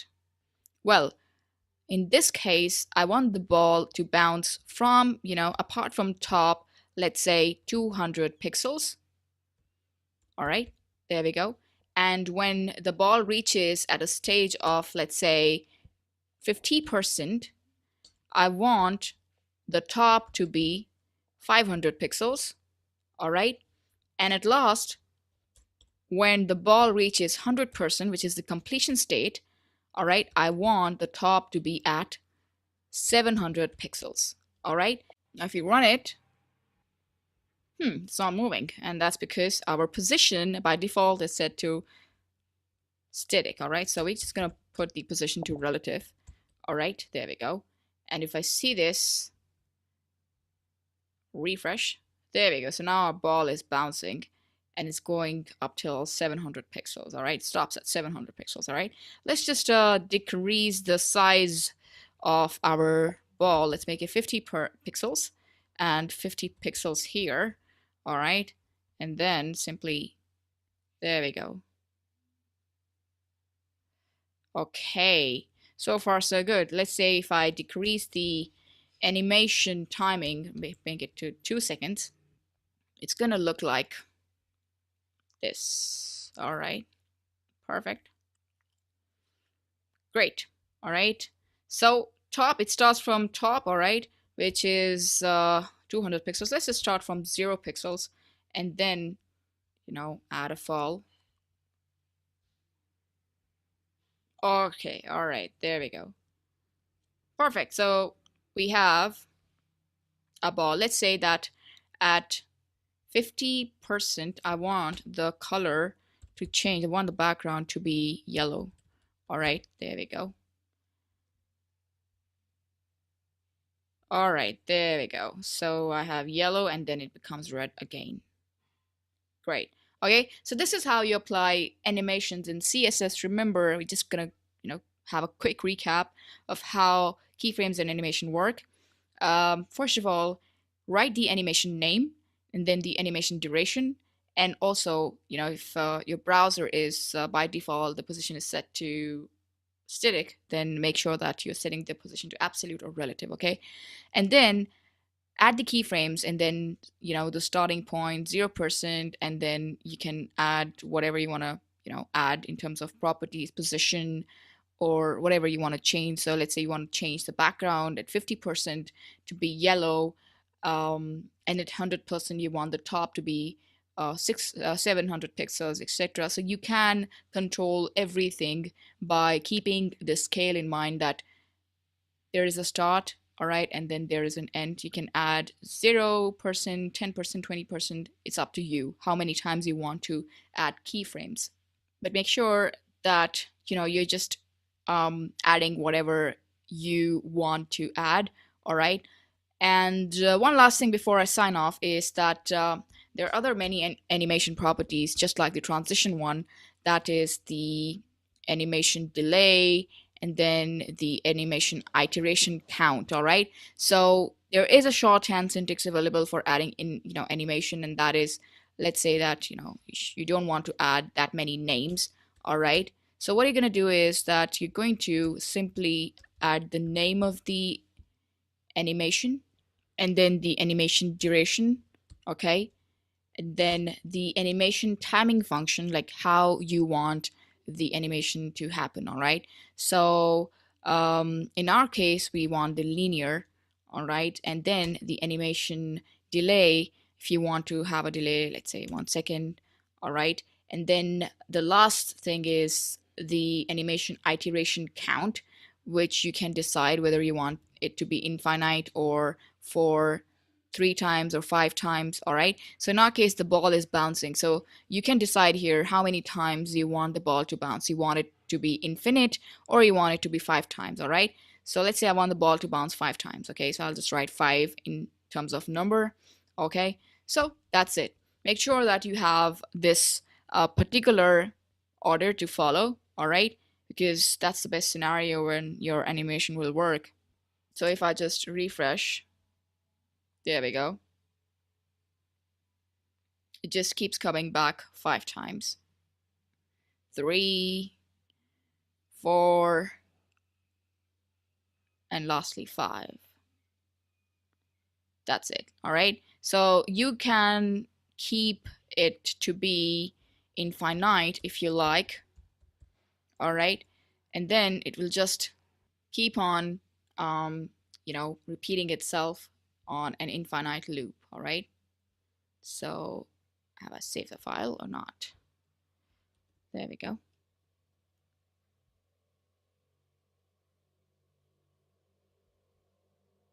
Oops, I think I just made a mistake here. There, that should be the infinite value. All right, so there we go. Now it's going to repeat itself on an infinite loop and it's not going to stop, all right?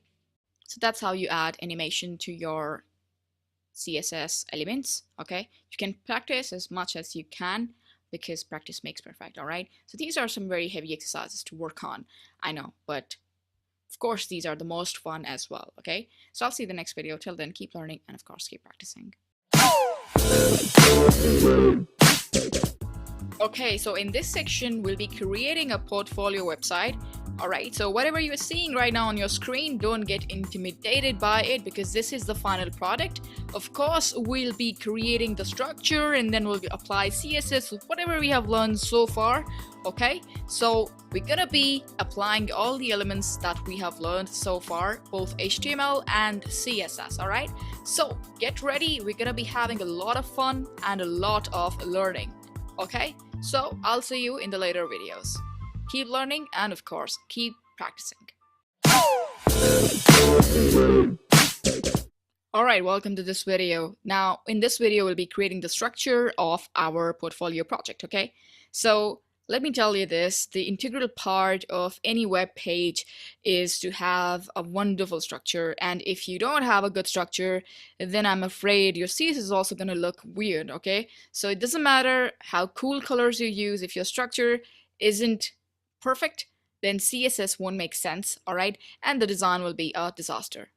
So in order to get something like this, okay, which you can see right on your screen, alright, we need to work on the structure first, alright? So let's go back to the code editor, alright? I've created one project CV template file, alright?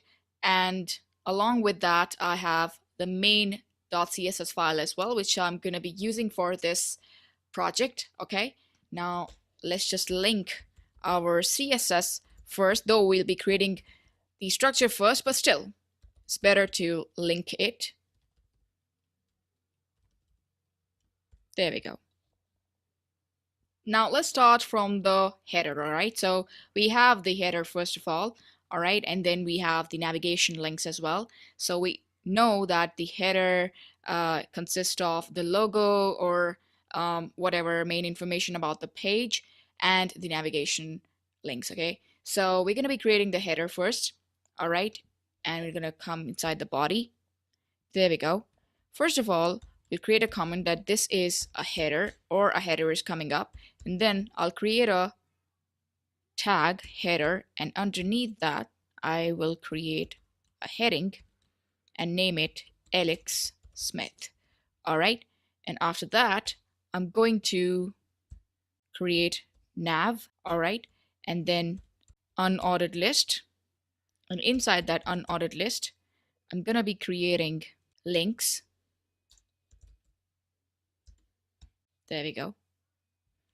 So over here, I have home, about me, my work, and contact me. All right. So first link is going to be home. All right. I'm just going to copy this whole thing. All right. Save it. Now, if you're worried about the fact that, oh, what is this? Well, we have learned everything previously. All right. Now we're just applying it. Okay. So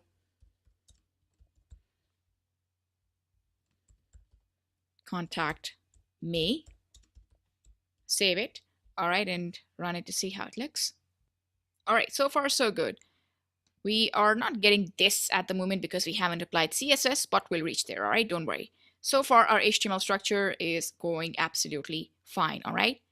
Now comes the second part, which is this part, all right, this heading and the button right here, all right. So going back to the code editor, we are going to create another section and name it as intro. All right, because this is an intro about the developer, all right, of what he does or how, you know, for what he's famous for, all right. So over here, I'm just going to create a new section. All right, and inside that section, I'm going to create one more div, not give it a class right now. All right. And inside that div, I'm going to create one heading and say exactly this. Copy this and paste it inside the h1 tag. All right. This text right here, the small text is a span tag. I've utilized it in the span tag. All right. You can add paragraph if you like, but let's just go according to the format. All right. So this span tag is inside the h1 tag, all right? We're going to figure this span tag later in the CSS, all right? But for now, we're just focusing on creating the structure. All right, save it and see how our structure looks like. Brilliant, okay? So far, so good. Now, the next thing is adding the button, all right? So in order to add the button, we need to add the button tag and say, see my work. Save it. All right, we're going to be adding classes and IDs later on. Don't worry about it. Now, let me just add this right here. All right. Okay. So far, so good. All right, so our intersection is also done. Next is the turn of another section, which is about me. All right. And what here, this section will have a heading, who am I? All right, just like this web page says right here. All right, who am I? Now, if we just inspect this element right here, you can see that this is H4. All right, so we're going to be creating H4 after H1 inside the about me section. H4, and I'm just going to copy this information. All right, I'm 24 years old and I'm a creative web developer. There we go. Let's check it. Okay, so far so good. Who am I? I'm 24 years old, creative web developer. So far we are going in a fine direction. All right, now it's time to add this image. All right, so what we're going to do is we are going to create a div. All right, so that we can create, add add two divs. All right, because this is a separate div, this is a separate div. All right, so I'm just gonna create a div after the heading. All right, and inside that div I'm going to create another div, and inside that div I'm going to create an image, and source should be profile.jpg. all right, save it and then see the result. There we go. So we have pretty big image. Okay, that's fine, but we're gonna be, decreasing the width, so don't worry about it at this point. And the next thing is we're going to create another div, which is going to say, all right, this paragraph, or let's add two more paragraphs. Copy this, paste it. There we go. Once more. There we go. So we have the image and then we have paragraphs. Okay. Now, just to, make sure that my image is not disturbing other things, let's just give it a width of 300 pixels for now. All right, 300 pixels from the inline style option. Okay, so there we go. We have an image and we have some text.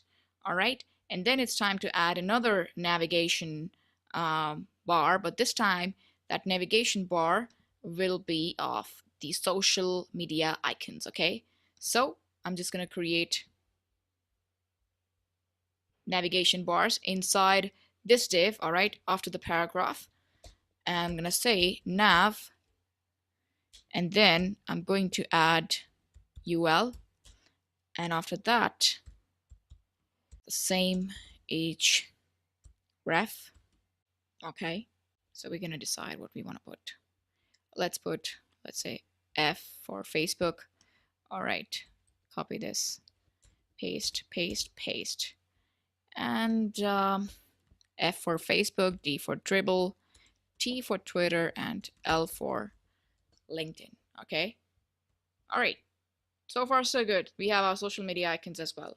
All right, now it's time to create another section, which is the work section. Okay, which is right here. There we go, the work experience. All right, so after ending this section, all right, we're going to create a new comment and say work. All right, work experience. There we go. And after that, I'm going to create another section. And inside that section, I'm going to create one more div and give a heading of my work experience. All right, there we go. And after that, you can see I've added one HR as well. So I'm gonna add one horizontal ruler. There we go. Save it and run it to see what's happening. There we go. So my work experience, and then there is a line you can see, and we're gonna style this line as well. All right. So far so good. Next, we're gonna be adding one more comment. All right, just we're done with this. Okay, we're gonna be adding one comment and say, all right, experience 1, and we're gonna add a div, and inside that div I'm going to say h2 Google Analytics. All right, and underneath that I'm gonna say h3 2000, and let's just copy this from here. All right, 2000, and there we go. And after that, I'm going to create a paragraph. It's going to say this information, lead generator.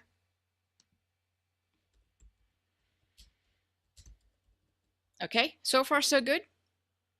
Perfect. All right, so let's create another div in order to add this paragraph. Okay, so we're going to create one more div, and inside that I'm going to say lorem ipsum twice. All right, save it and run it to see what happens. There we go.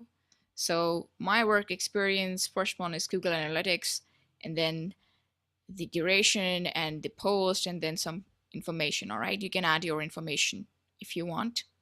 Now let's copy this whole thing like this once more. All right, so starting from here, all right, this experience 1, starting from here till the last div before the section, let's just copy it once and type experience 2, and this time write whatever is written here, IBM.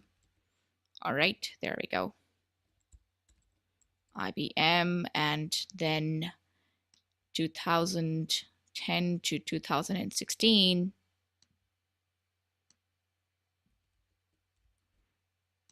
And what else? We have web manager. Oh, there we go, web manager.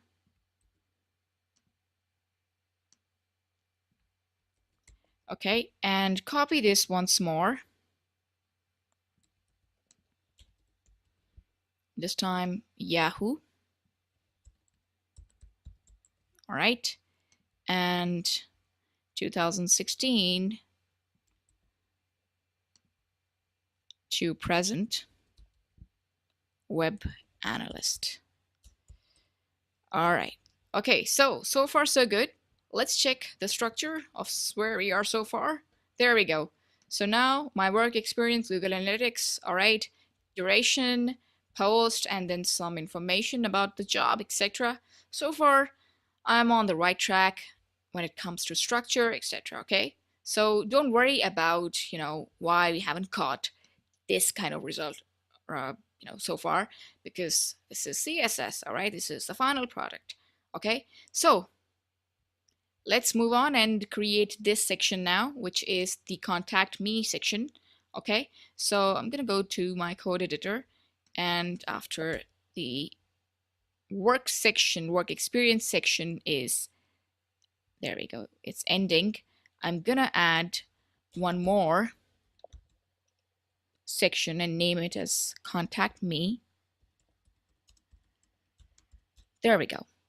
And after that, create a section, and inside this section I'm going to create one div, And inside that div, I'm going to say, all right, contact me. Go on. Okay. So after that, I'm going to add one paragraph. And after the paragraph, what else we have? We have a button. Okay. So what I'm going to do is I'm just going to copy the button from here. Where is it? There we go. All right. Don't worry. We're going to add classes later on, but right now we're just adding the structure. Okay. So I'm going to add a button right here and say contact me, or whatever it says. It says download PDF. So I'm going to say, okay, download PDF. Save it and then run it. There we go. So we have the contact me section as well. Okay. And the structure looks absolutely gorgeous to me. And last but not the least, we have the footer. All right. So we're going to be adding the footer at last. Okay. And just after the contact me section, I'm going to add footer section. All right. And say footer and create a div. Okay. And inside that div, I'm going to create a paragraph. All right. Not that much of a paragraph because I really don't need that much text. There we go. That's more than enough. And after that, H5 copyright coho.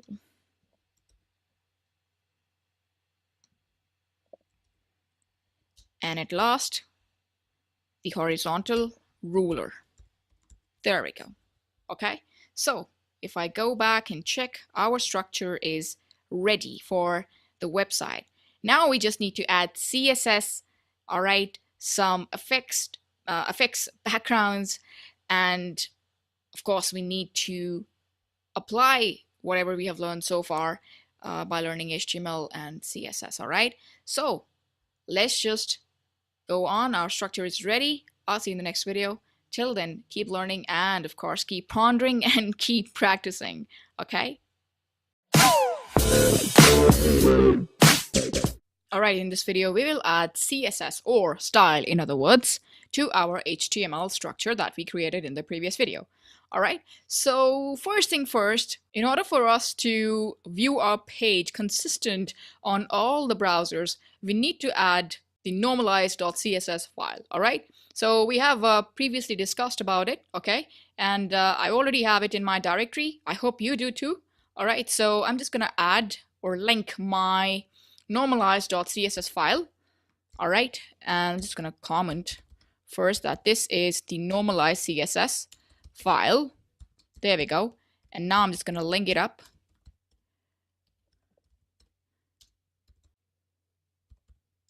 Okay. All right, so what it will do is that no matter what browser you're using, it's going to display consistent and default layout on all the browsers. All right, so in order to confirm that, it's better that we run the page on Safari as well. There we go. So this is Chrome, all right, and this is Safari, and you can see that everything is consistent now, all right, in terms of the buttons and everything, okay? So let me just show you here. There we go. All right, so that means my browser is going to display the web page in one consistent style. All right, so now it's time to apply CSS, and we're going to start with the very basic, that is going to our CSS file. And of course, since elements are all about boxes, so we want the boxes, all right, universal boxes, to have a box sizing of border box. Okay, so all the boxes, whatever I'm going to use, all right, all the elements, they're going to have the box sizing of a border box. All right, if you're not sure about border box or box sizing, you can go back and recap about the box model fix. Okay, now the next thing is to add Google font. Okay, now because it's a very convenient option to utilize Google font directly from the Google font website, we're going to use that for our project. Okay, Now I have already opened fonts.google.com. You can go to this website, and for this project, I have chosen Railway font. All right, and there we go. I'm going to click on customize as well. All right, regular one is selected, but I want the bold one as well. So I'm going to select this as well. All right, go back to embed. Okay, copy this link and go to my code editor. And after the normalized file, I'm going to create a comment and say Google font railway. All right, there we go. And then underneath, paste the link. Okay, so far so good. Perfect. Now, if you go back to your structure, all right. Oops, I think I haven't declared it in my CSS, so I'm just gonna do that right now. My body is going to have the font family. All right, I'm just gonna copy this specification from the Google Font website and paste it in my CSS. There we go. All right, now I'm gonna check. There we go. So now my railway has been applied. All right, so moving on, we want to create icons as well. All right, and in order to add icons like these, all right, we need to get some link, just like the Google Fonts link. Now, there is more than one way to do that. All right, there's fontawesome.com, which recently updated itself. All right, and then there is Ionic Cons, okay, which pretty much is a similar thing like Font Awesome, but since Font Awesome has recently updated itself, it's kind of a tough thing for you to use it, all right, in terms of adding the code and stuff. But if you click on ionicons.com, if you go to ionicon.com, you can simply click on CDN, all right? No need to download it. Just copy this code, okay? It's a CSS code. Go to your code editor, and in your HTML sheet, copy this font. There we go. And link it.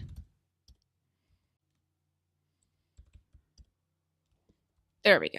So, done. Okay, so now I can add fonts like these, all right, to my project. Okay, so going back to the code editor, now I know I can easily add it. I just need to know how to add it inside HTML just to make sure. All right, so what I'm going to do is I'm just going to go back to Ionicon's website, and over here you can see that I have almost all kinds of icon. All right, so what I need to do is I'm just going to search for Facebook. There we go. So I have Facebook. I'll just select Facebook and see. All right, this is the class that I can utilize for Facebook. So I'm just going to select this class and paste it right here. All right, but with an I tag.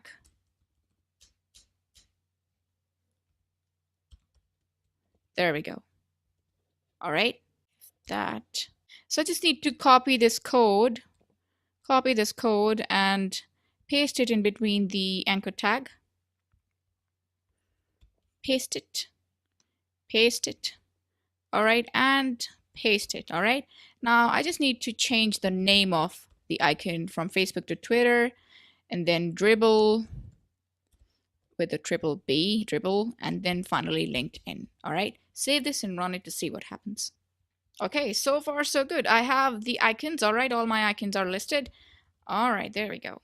So you can see the icons. Well, they're not styled yet like this, like these. All right, but we will reach there step by step. Okay, but finally our icons are there. Okay, so now let's just start by styling our header. Okay, now let's just give a class of name to our header. All right, since we want the font to be a little bit bigger than H1 heading, so I'm just going to copy this. All right, go to my code editor, CSS, sorry. All right, and simply add name. Okay, should have a font size of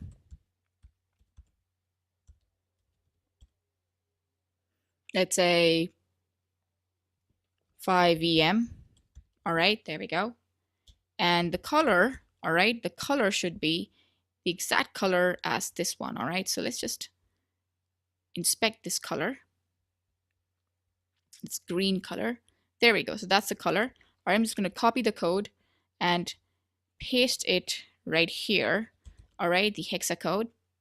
And of course, the font weight should be 900. Let's see what happens. All right, let me just zoom out. There we go. Okay, so far so good. I'm actually getting there. And one more thing I wanted to do is I wanted the body to have the text alignment to be in center, all right, so that everything comes in center. All right, there we go. So everything is in center.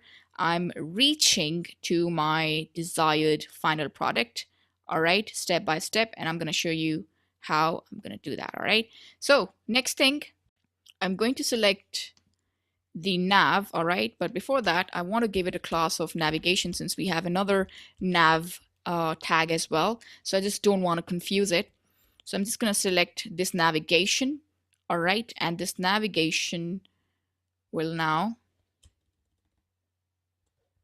be added here, all right, and I want the navigation unordered list to have a list type, list style, sorry, to be none. All right, so that the bullet points get removed. Oh, did I just use different brackets? There we go. That's why it wasn't reading.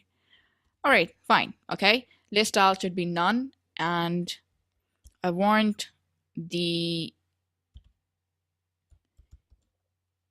nav bar to be to be in the center. So I'm just gonna apply 0 and auto. There we go. All right, so let's just see what happens. All right, so far so good.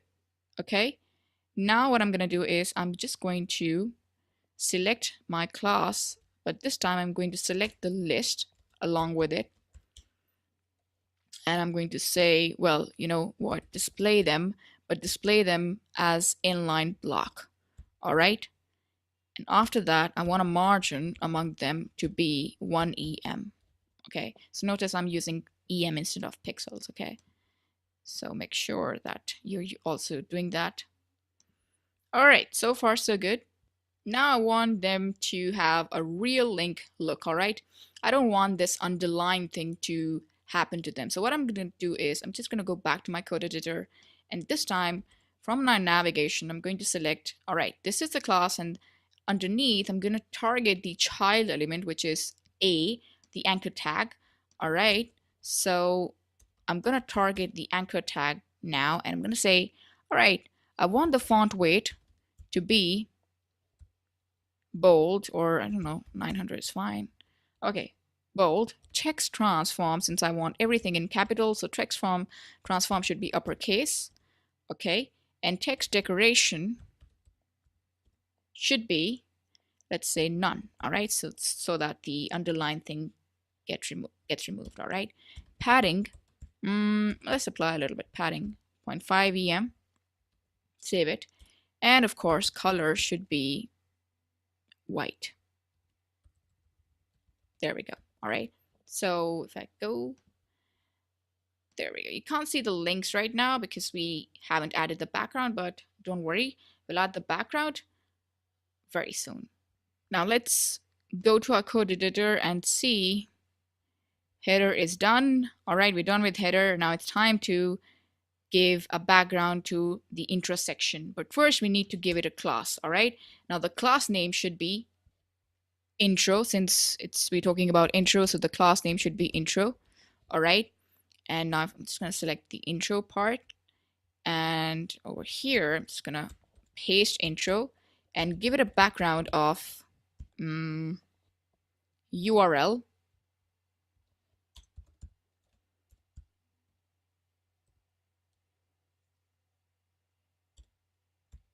I hope that works. Main BG. All right, there we go. And I want the background repeat to say no repeat. Okay, And of course, the background size should be cover. And then background position should be center and center. All right, there we go. So let's see and check what happens now. Okay, so far so good. We have the picture, but unfortunately, because the padding is not applied, so that's why you can't see it. All right, let's apply a padding of let's say 10 em top bottom and 0 left right. All right, so and also the font color should be white. There we go. Save it and then run it. There we go. All right, so now we have a pretty much decent view of what was previously there. All right, like I said, we are reaching to our final product. Okay, but what I really wanted to understand is that well, it's a fantastic picture, but again, the text is not visible. All right, because of the picture, because there's too much light in the background, so I really can't make any head or tail for my text. Okay, so it's difficult to read. So what I'm going to do is I'm going to apply a linear gradient, okay, to my background. So I'm just going to go here, all right, just in front of the URL. I'm just going to type linear gradient.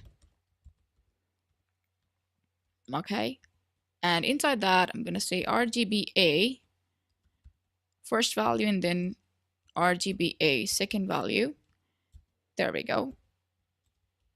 Okay, so now I just need to put some really interesting dark values, 0.5 to let's say 0.000.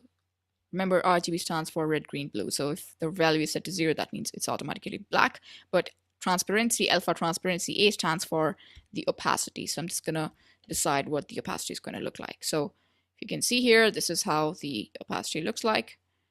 Here and over here, the opacity looks like this somehow. All right, so far so good.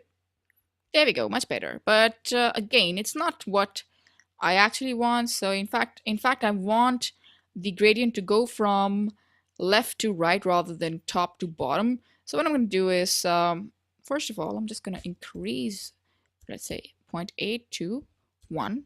All right, so that I can, get proper opaqueness. And then I'm just going to say 90 degrees. There we go. All right, now let's just see what happens. Okay, I think it's pretty dark right now.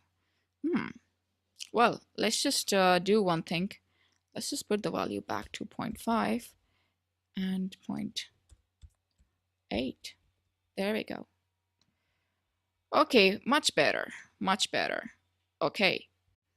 Now, before we style the other parts of this section, what we have done in this web page is that we have added the header inside the section background, all right, the intro background. So how we do that is we have studied about the positions, all right, positioning in CSS.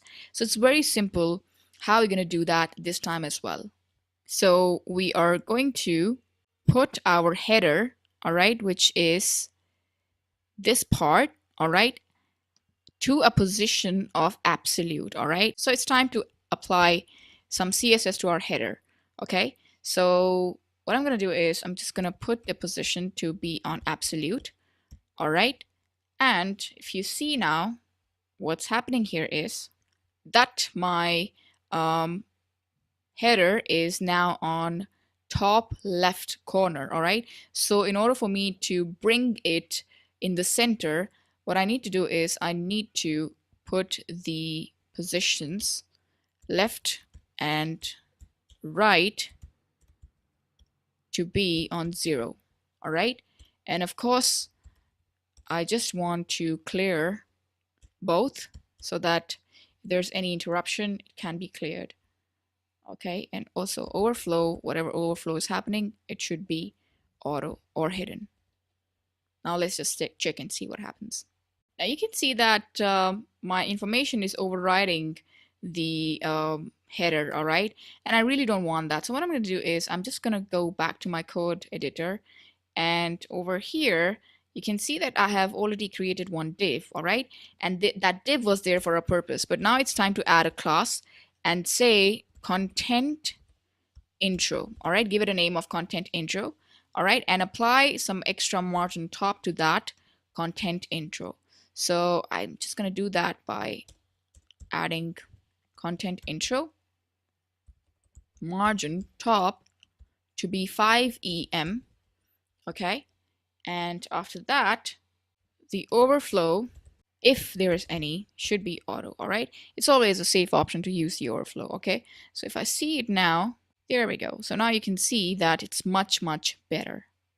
All right, so I don't know why the margin is not getting applied. Maybe it's getting applied, but we need to make sure that we fix this, all right? There's too much space between Alex Smith and the list, all right? So we need to go back to the code and see where we are wrong.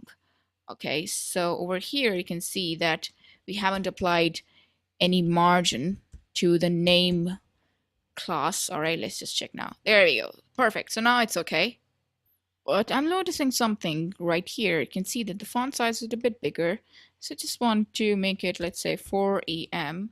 Also, you can see that the list is going a little bit on the left side. So I need to know if there is some extra padding applied.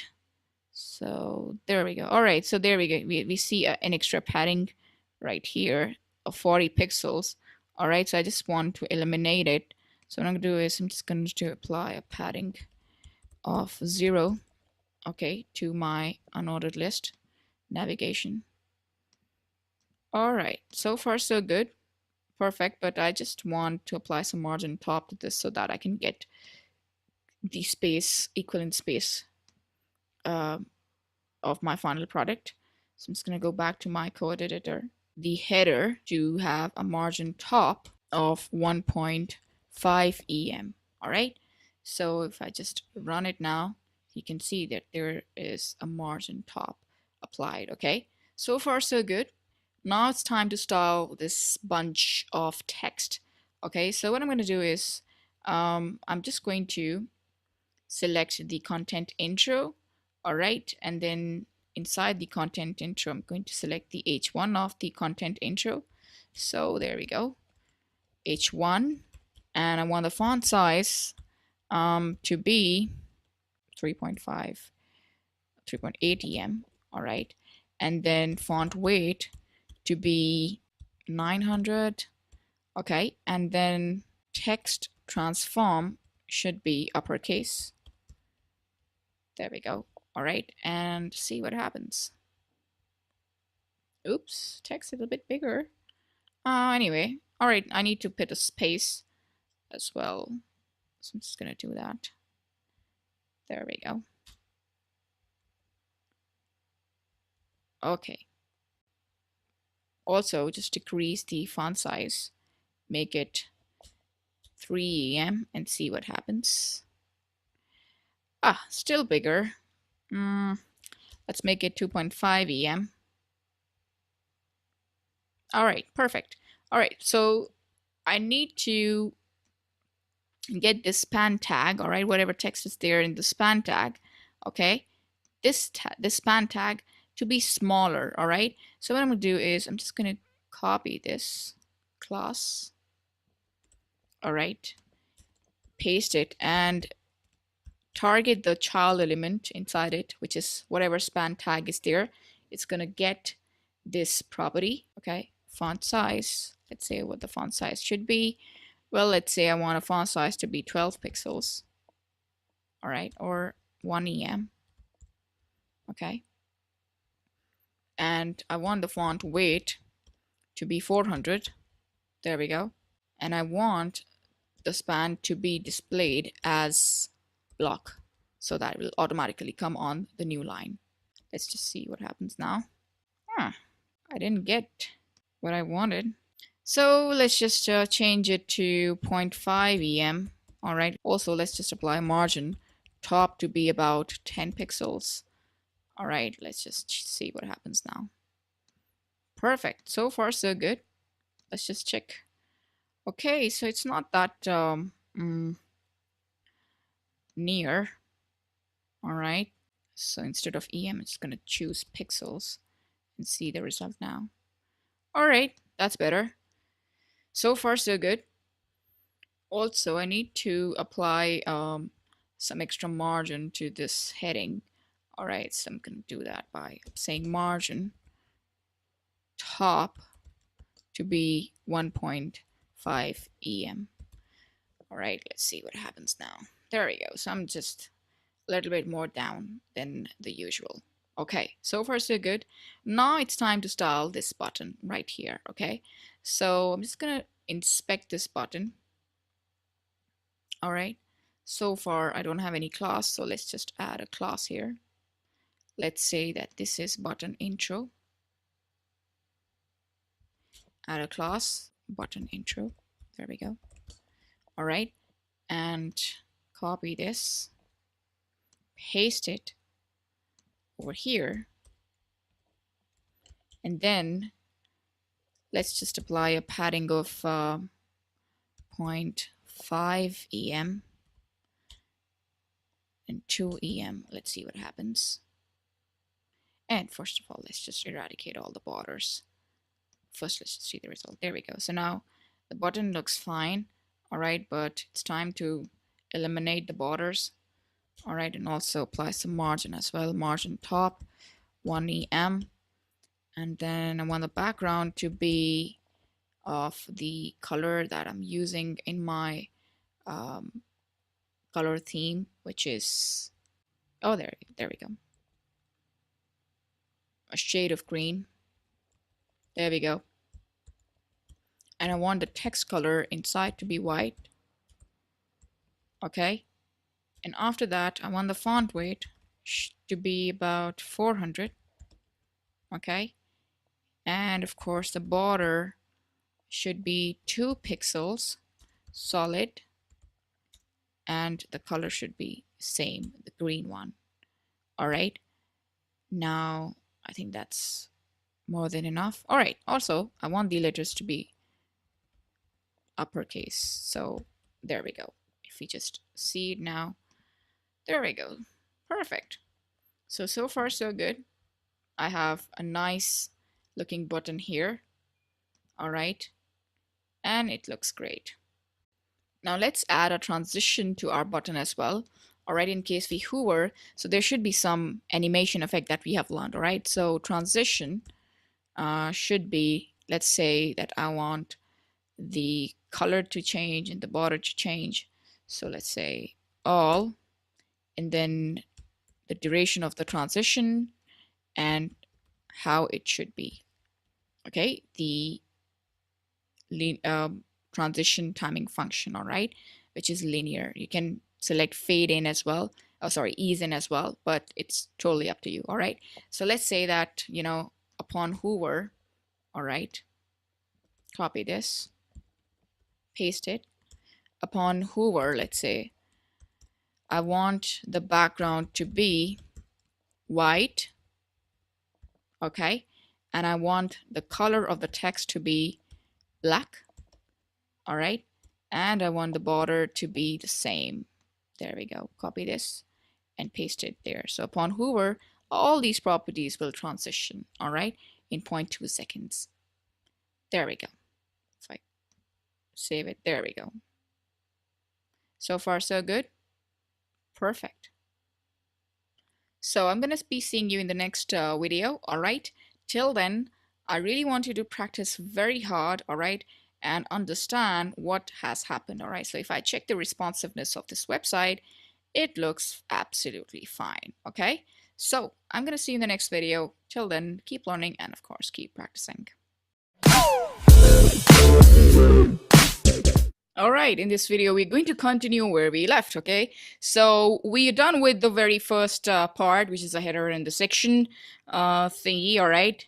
And we designed something like this, all right? Now it's time to style this area, okay, and make it look like something like this, all right? So let's just start, all right, without wasting any second. Now let's go back to the code editor, all right? And over here, I just need to go to the About Me section, okay, and then add a class name as about-me, all right, and apply a padding to it, the top and bottom padding. There we go. Oops. Top and bottom padding, 5 em and 0, left, right. All right, and then also the overflow should be set to auto. Okay, save it and then run it to see the result. Perfect. There we go. So now I have a fine space between top and bottom. All right, so if you see the section box, all right, I'm just going to inspect it. There we go. Inspect. So I have a padding applied to this section, and you can see the box right here. All right, so padding 80 top and bottom. All right, now it's time to style this line right here. All right, and because we have applied a green color to it, so I'm going to apply the green color that we've been using over and over again. All right, so this is the green color. All right, so I'm just gonna say about me, whatever the heading is. There we go, H4 heading. Copy this heading. All right, and say H4 should be of color semicolon. There we go. Save it and then run it. Perfect. So far, so good. Now, the next thing I want to do is I want this image to be on the left side and I want this text to come on the right side. All right. So how I'm going to do that is by going back to my code. All right, and over here you can see that I have one div, and inside that div I have another div, and that div contains the image. All right, now I'm going to give it a class of, let's say, content wrap, and this class is going to be used in this project over and over again because it's going to set the rules of having a width like this. All right, since it's not having full width, you can see that there is some space left. All right, so what I'm going to do is set a width to the class of content wrap. All right, I'm just going to copy this class, paste it right here, and say the total width should be not 100%, in fact 90%. All right, and after that I want the margin, means to center the content, I need the margin to be top bottom 0 and left right auto. All right, so you can see now that margin has been applied. All right, this is the blue box. All right, so margin has been applied and this text has moved from left. All right, and from here as well, it's moved from the right, so it's in the middle somewhere. Okay, now it's time to move this image on the left side. All right, so what I'm going to do is, because we know that our image is inside a div, all right, so let's just name that div as column narrow.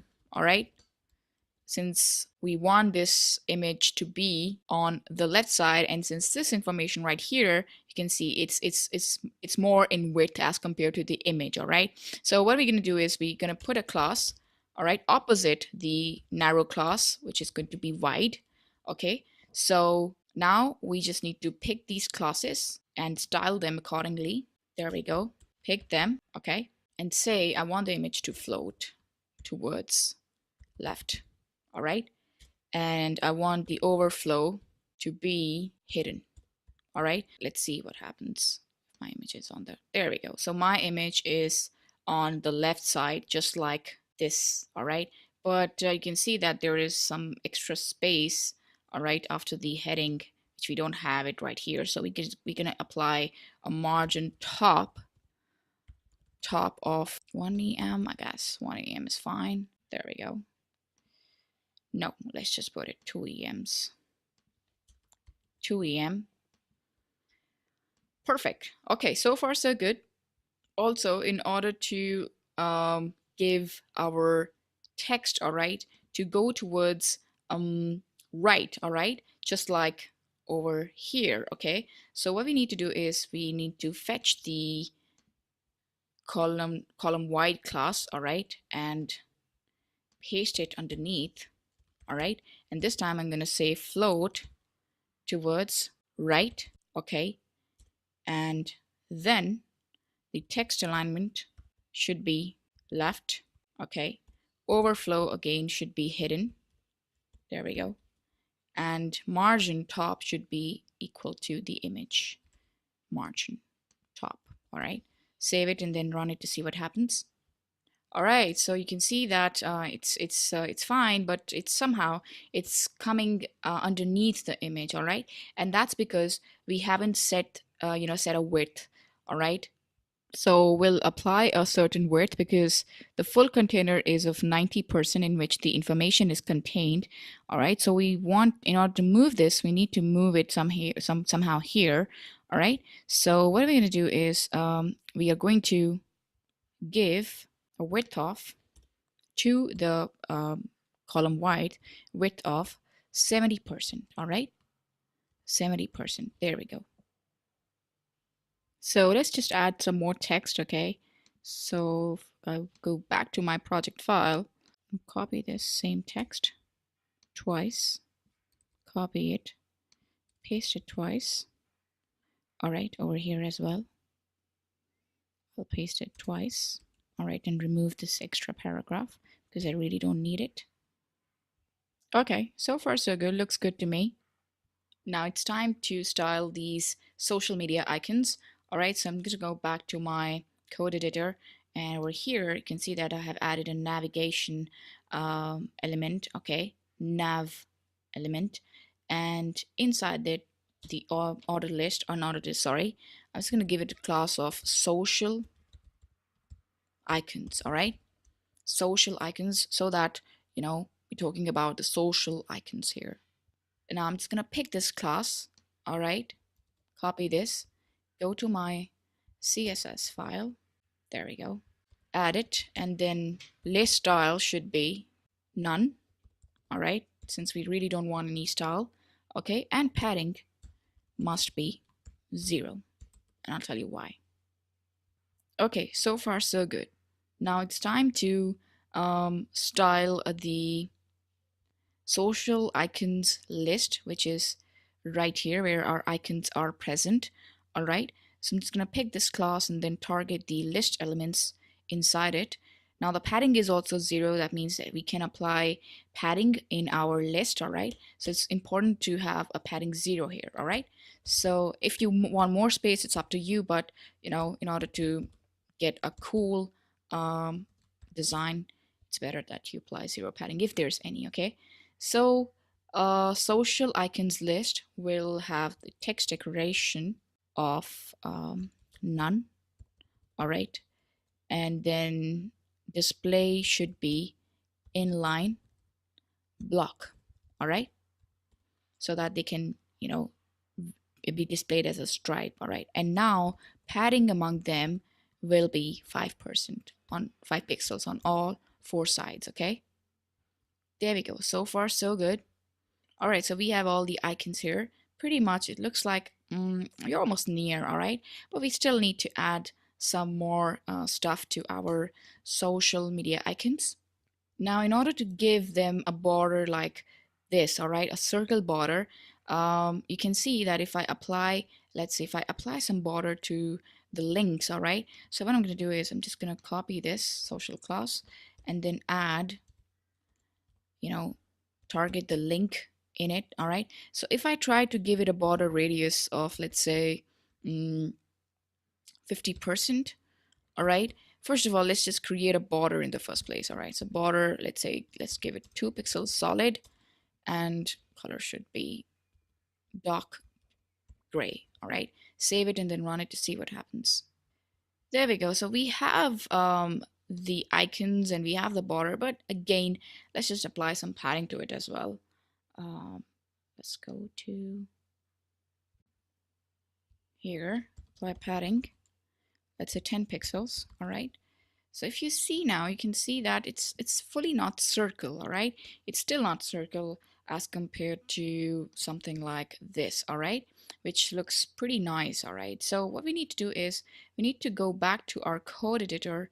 All right, and first of all, make the social icons a square. So that means that the width and height should be same. Okay, so let's say I'm putting 40 pixels as my width, and height should be 40 pixels as well, so that it's a square.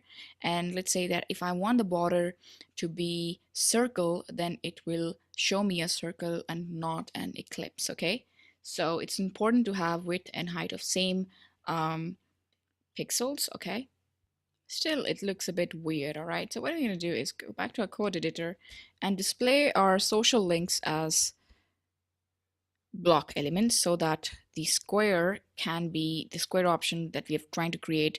Width should be 40 pixels and height should be 40 pixels. All right, so that should be, that should be fulfilled. Okay, so let's make this border 1 pixels. Previously it was 1 pixel, 2 pixels. Let's make it 1 pixel. All right, and see the result. There we go. All right, so our icons, they are not aligned centrally, so let's just align them centrally. Text align should be center. All right, and there we go. So now we have the icons in the middle, but it's just the line height issue that we need to cover. All right, so the line height property basically decide how the line height is going to work. All right, what kind of line height should be there.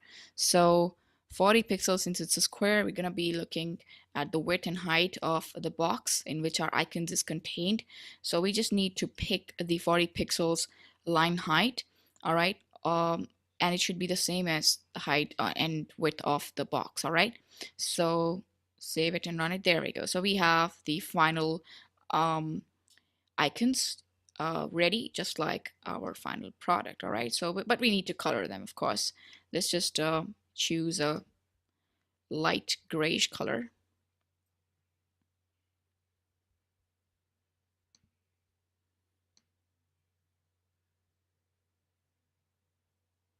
Four, four, four. All right, there we go. So that's the gray color, gray color. All right, so I'm just gonna color it as 444 444. All right, and then the border should be of same value. There we go. Now I'm just gonna apply the transition. All right, so I want the transition to be applied to all. All right, and then duration should be 0.2 seconds, and effect should be ease in. All right, and now if I hover over my social icons, all right, there we go. If I hover over it, all right, I want the color to change to this color right here, the green color. All right, so copy this. Also, the border should be 1 pixels solid, and the color should be green. All right, so if I hover over it, the transition will happen to all the elements. Okay, run it.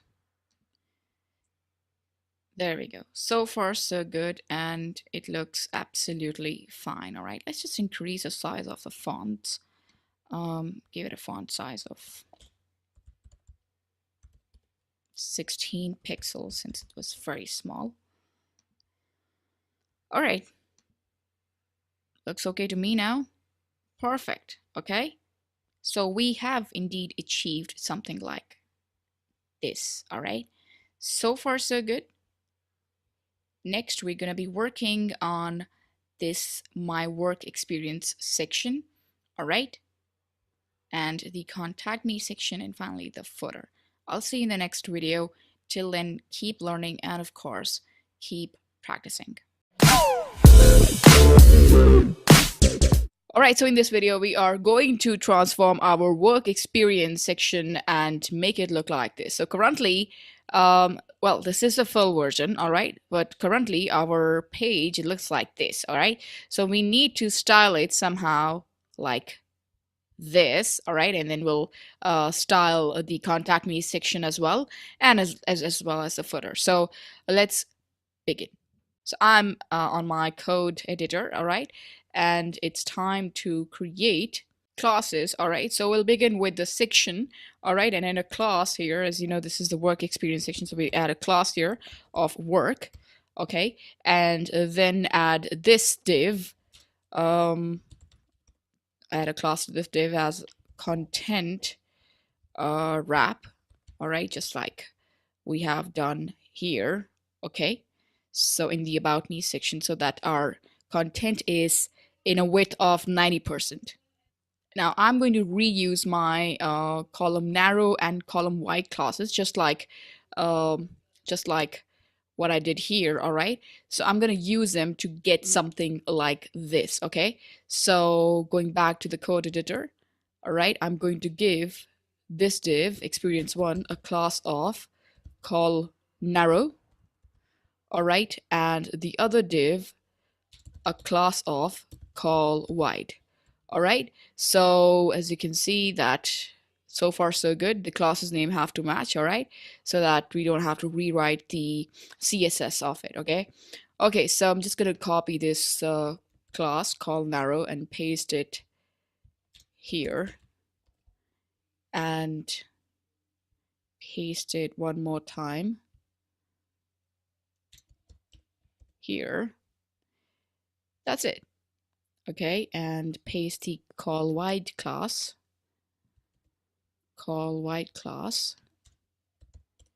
here and as well as here. Okay, so basically I haven't added any CSS yet. I've just added the classes which have already been predefined. Okay, so what I want to do here is I'm kind of seeing the repetition. Oops, yeah, got it right. Experience3 here. All right, so far so good. Let's just see and have a look how our page looks like. All right, so it looks pretty disturbed right now, and that's okay. Don't worry about it. We're gonna settle it once we add some extra CSS to our column narrow and column wide. Okay, but first we'll style the work class. Okay, so going back to the code editor, going to the work class, selecting work, copy this, go to the CSS, and underneath just paste this class, all right, and add a padding of 5em 0 left and right, then a background of linear gradient, all right, linear gradient, then RGB A, and then RGB a second value, all right, and I'm gonna tell what I'm gonna use here. Add the background code PNG. Let's see if that's reading it. All right, it's reading it. Save it. All right, and I'm just gonna add white here. Sorry, I'm just gonna add black here. All right, with an intensity of alpha 0.7 opacity. All right, and also just save it and run it to see first what happens. Nothing is happening because we haven't added the RGB or the other color. All right, so we need something like this. All right, we need this color, so I'm just gonna inspect this work background. All right, I'm just gonna copy this RGB value. All right, there we go. Just gonna copy this, okay, and paste it in my code. Now you can see that this is RGB value, all right? It's not RGBA value. So we'll not be, considering the fact that we have opacity here, all right? So I'm just gonna save it and then run it to see the result. Perfect, there we go. So we have a background, all right? But there is a slight problem that in our full product, all right, full portfolio, we have this slightly going from left to right. It's not going from top to bottom. So we're gonna adjust that by adding degrees. Okay, so I'm gonna say 19 degree comma RGB, and now there we go. It works absolutely fine. Okay, so after that I'm gonna add some other properties. So I'm gonna say background repeat is set to no repeat. Okay, background size should be cover, all right, and background position, of course, has to be center, all all right, because always there are two values for background position. The color of the text inside this div is going to be white. And of course, in order to, let's just say, in order to minimize this problem, this overflowing problem that we have a lot of content, oozing out of the div, okay, so we're going to say overflow should be hidden, all right, or auto, depends on your choice, auto or hidden. Perfect. So there we go. We have this div now, and it's almost looking like our final product. Okay. Now let's just style the HR element. Okay, the line horizontal ruler. Okay. So we're just using a horizontal ruler like with the same width and height. All right. So it's going to be consistent throughout the design. So we're just going to give it one style. All right. So I'm going to go to the code editor. All right. And in the beginning, after the body, I'm just going to give it a style of, let's say, I'm going to give it a border of 5 pixels, solid and white. All right. And then a width of 10% is fine. Let's just see. Okay, so we have it, but it's slightly, it's slightly a little bit thicker. So I'm going to go and change it to 2 pixels and see. That's better. All right, that's better. Okay, so 2 pixels. All right, let's just give it a width of 100 pixels instead of 10%. All right, so there we go. That's better. Okay, so one more thing is that this disturbance which is happening here, all right, so we need, like, Google Analytics experience to come in forward of this paragraph, all right, and for some reason we're not able to do that. So how to eliminate that problem is, so since we have using floats, all right, and we're using float in our column narrow and column wide as well, so we need to clear floats as well, all right. It becomes necessary at one point to clear them, all right, so that they don't overlap each other. So it doesn't matter whether you have set the overflow to hidden or auto, but you need to set the you need to clear the float. So for that you use this property called clear and use the value both. Okay, so after that you're going to see that now that problem is sorted out. All right, so let's just align the text to left as well. Text alignment should be set to left. All right, and there is a slight issue, that is the margin. All right, it should be 90%. All right, so I'm just going to go back to my code, and there we go. So this div must end here rather than after the heading. It should end just before the section. All right, so that's better. Okay, now if I check it, there we go. It's perfect. It's absolutely perfect, looking good. All right, so that's how you add floats and clear them as well, so that your content doesn't overlap. So we're done with our my work experience section, all right, and it's looking like this, though there's a lot of text. So we're just going to copy this paragraph and just paste it in our code as well, so that it looks good. There we go. Paste it. All right, and paste it. Oops, there. That's not the place. There we go. Paste it, and then simply paste it. There we go. So now our text looks fine. Now there's one slight issue, that there's a lot of space between the attributes, all right, the years and the post. So I'm just gonna remove that, all right, and I'm just gonna give it a margin of column narrow paragraph, a margin of 5 pixels. All right, so there we go. H2 and H3 and paragraph should have a margin of top bottom 5 pixels, and left right I'm just not going to touch it. There we go. So if I just click now, there we go. So now you can see that it's absolutely fine. Okay, brilliant. All right, so let's just style the contact me section now.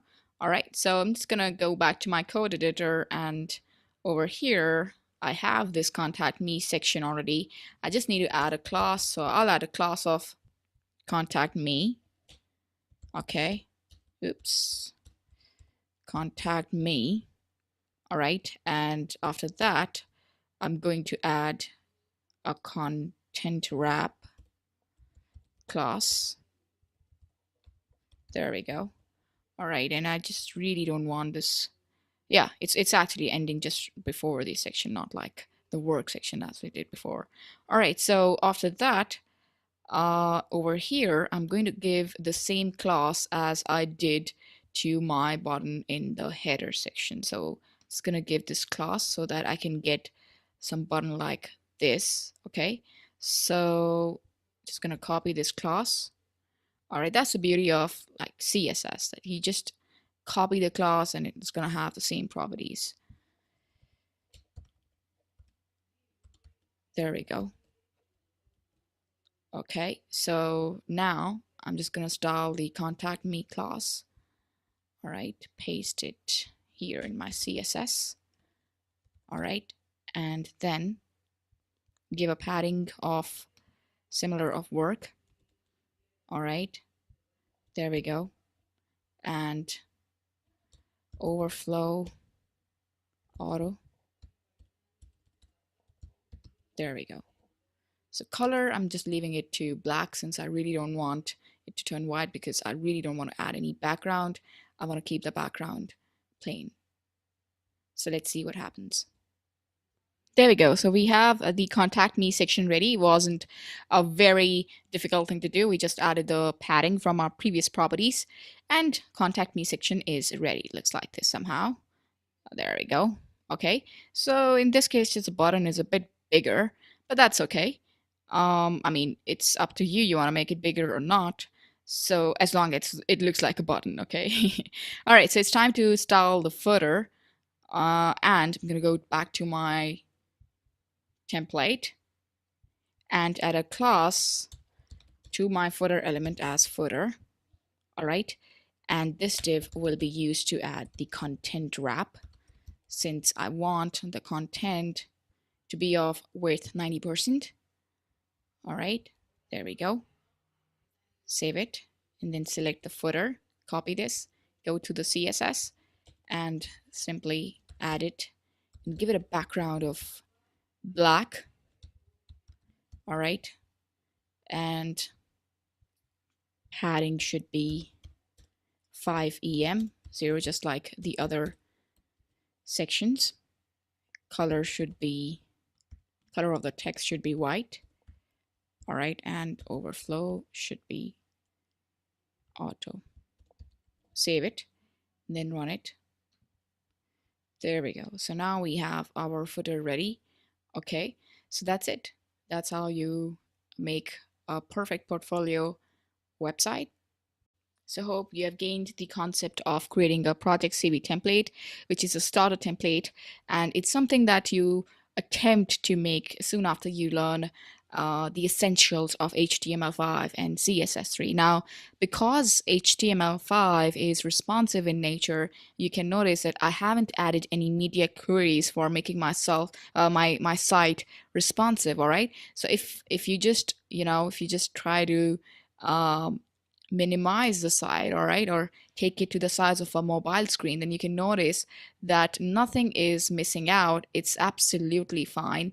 This is how the site will look like on the mobile. All right, now you can still make some changes to it, but we'll discuss that later, how you can do that. But overall, the site looks good. Even if you open it on your mobile, the site will look good and readable. All right, so this is the desktop version, and I hope that you have gained the concept of creating awesome design as your starter template. Okay, so I'm gonna see you in the next videos. Till then, keep learning and of course, keep creating great stuff.